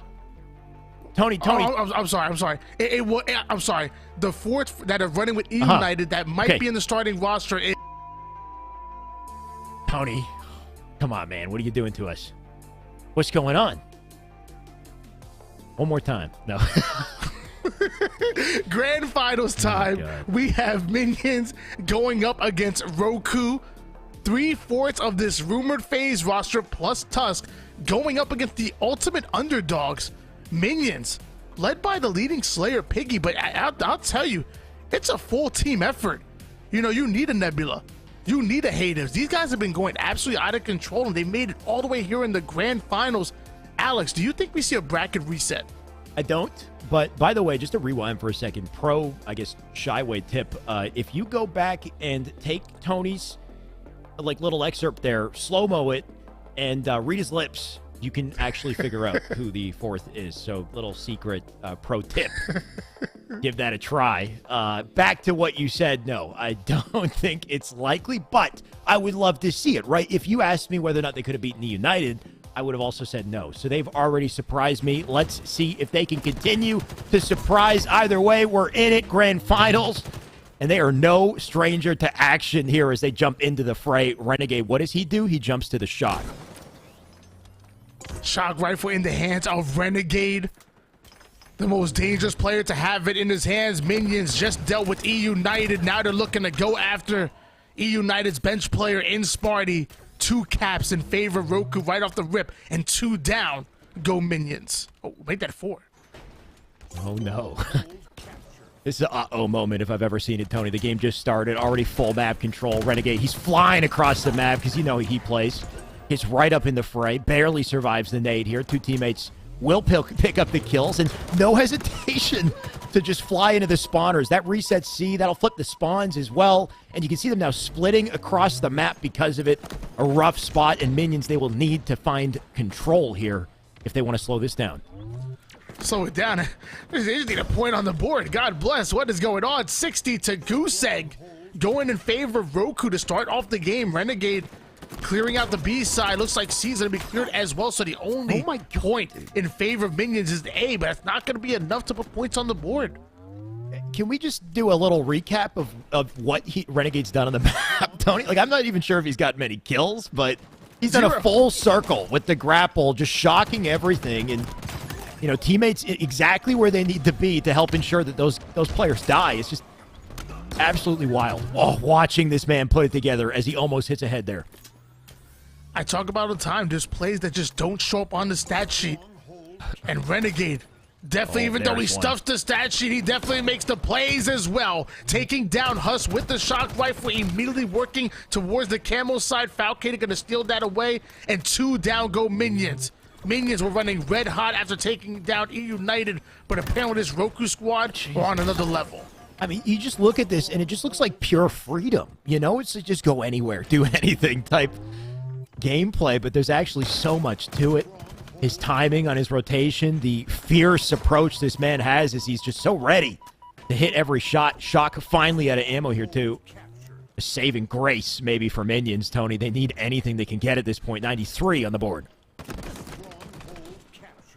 Commando out for Renegade, one of the best to use it. Puts him down the 1 shot, does Hative, ends up getting himself the killing spree, and that should be yet another trip cap being attempted here by Roku. Meanwhile, we do see Minions try to rotate toward the C, not able to get it. The reset comes in, and now over 100-point lead in favor of Roku, and things are not looking good. These are going from bad to worse here for Minions. First one to hit double digits. Falcated with 10 kills as well in the meantime. They're just slaying left and right. So despite, like, the roaming we've seen at a Renegade, and, of course, he's picked up assists along the way, it's just everyone playing lights out as expected at a Roku. Minions, can they find any sort of ground here? Nebula, what can he do? Teammates with him on C side. That'll slow the bleeding, but they need kills to get control. And they're shocking the hill, too. Nebula almost dying from that shock into center hill. Shields being ripped off no matter where you look. It just seems relentless from Roku. This is a clinic being put on here by Roku. An absolute masterclass. As of right now, Roku are playing chess and Minions can't even find the board. It's 195 to 13 lead in favor of the boys in red. They can't find the board, and they got the wrong pieces, too. It ain't coming together here. Nebula does they got checker pieces, and they showed up. And yeah, it ain't coming together, Tony. Hopefully they can put something down because they don't have any time to do it at this point. 2:13 and counting. AB hold here. Sparty McFly, the second player to pick up a shock in this man.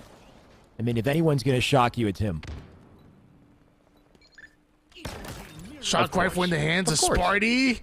Another perfect kill onto Huss. This man just simply doesn't miss. You gotta love how he jumps and has perfect head level placement before he even enters that fight. Like, he's already so ready to hit it. Man just pretty much follows through, pulls the trigger, and that player's dead. 45 and counting. 4 seconds to close this. Now, Tony, we talked up Minions a little bit, and their performance had been exceptional against E United, but to see this, I mean, they'll stop it at 249, but, I mean, we need to see a fight at a Minions, or this will be a quick series.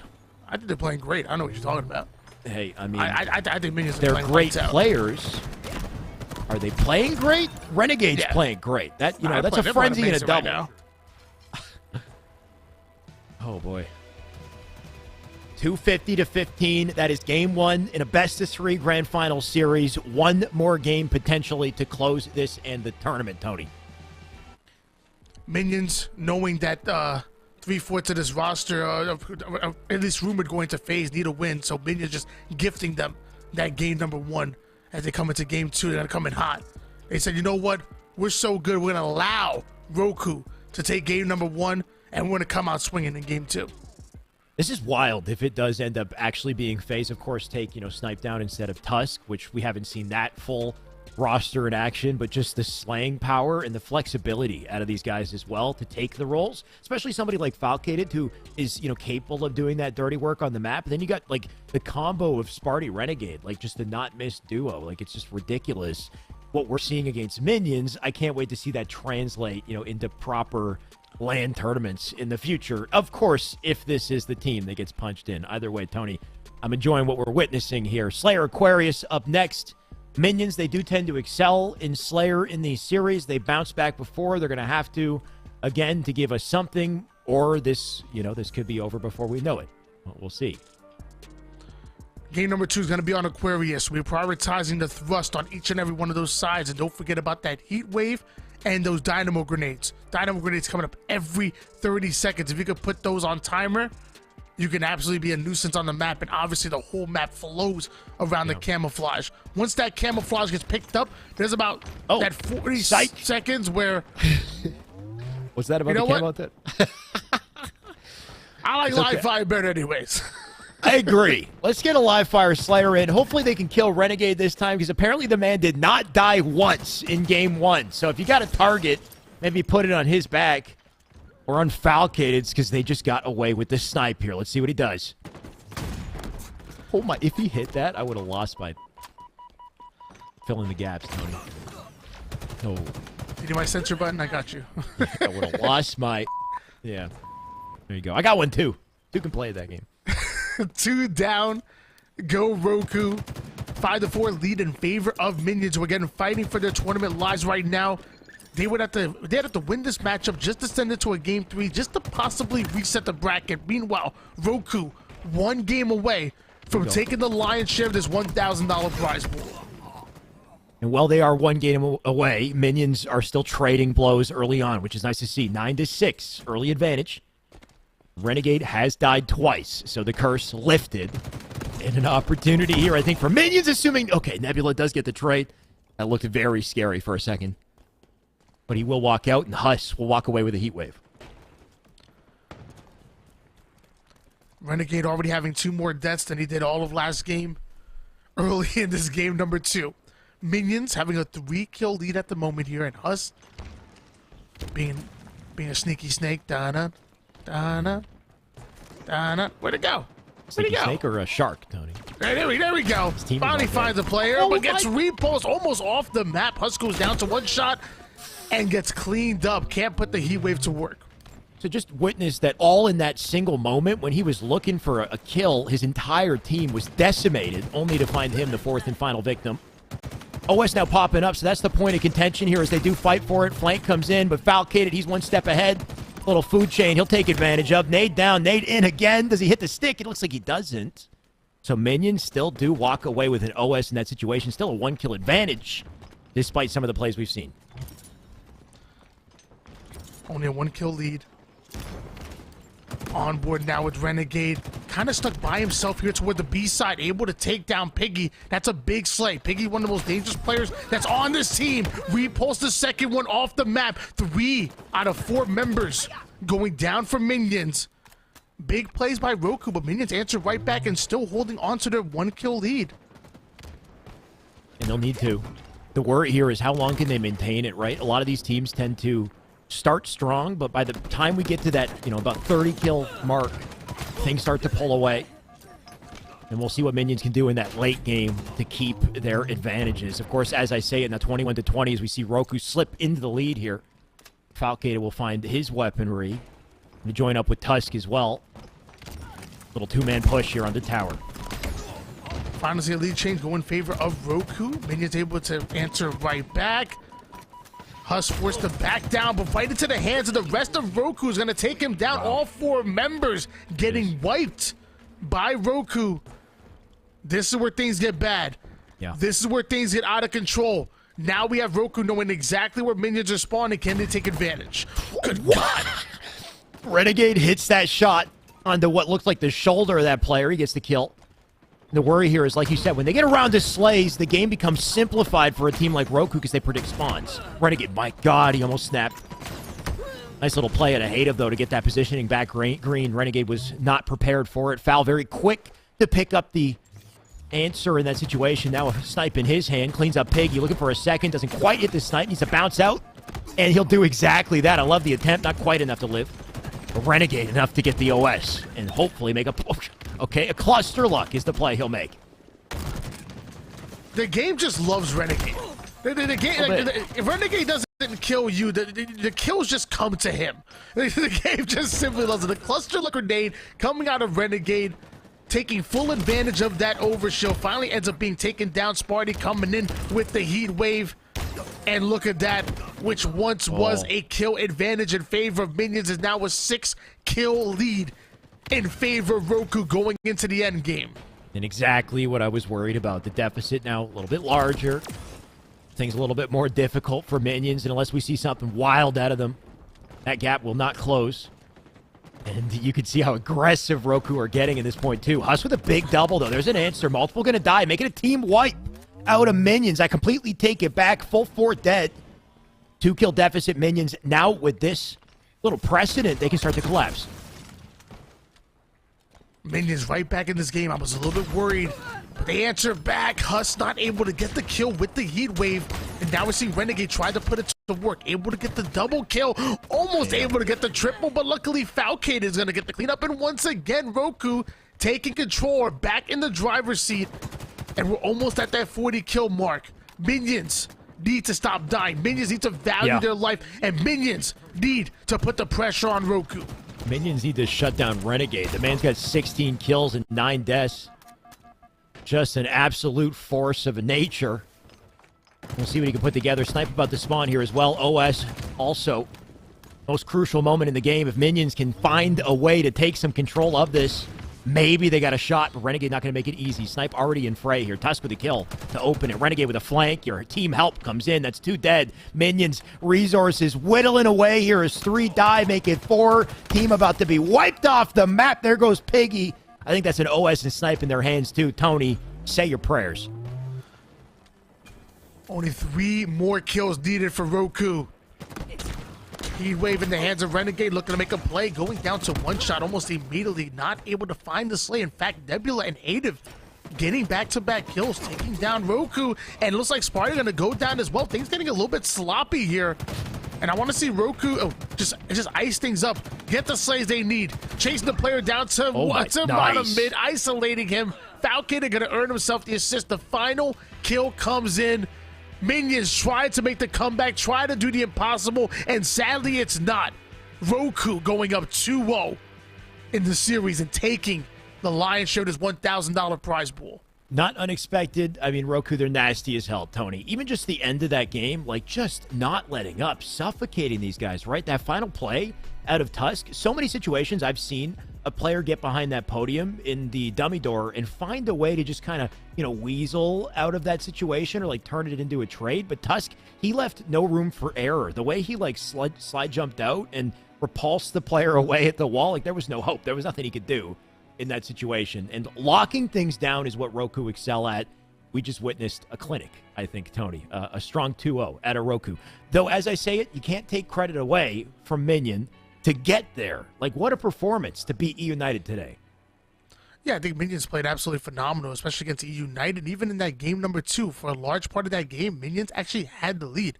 Yeah. Minions actually looked like they may have been able to come out with the win. Even when Roku clawed the way back in and stole the lead momentarily, it really wasn't much. Minions came back and tied things up, but eventually, when it got down to that 4th quarter, if you will, Roku coming out on top.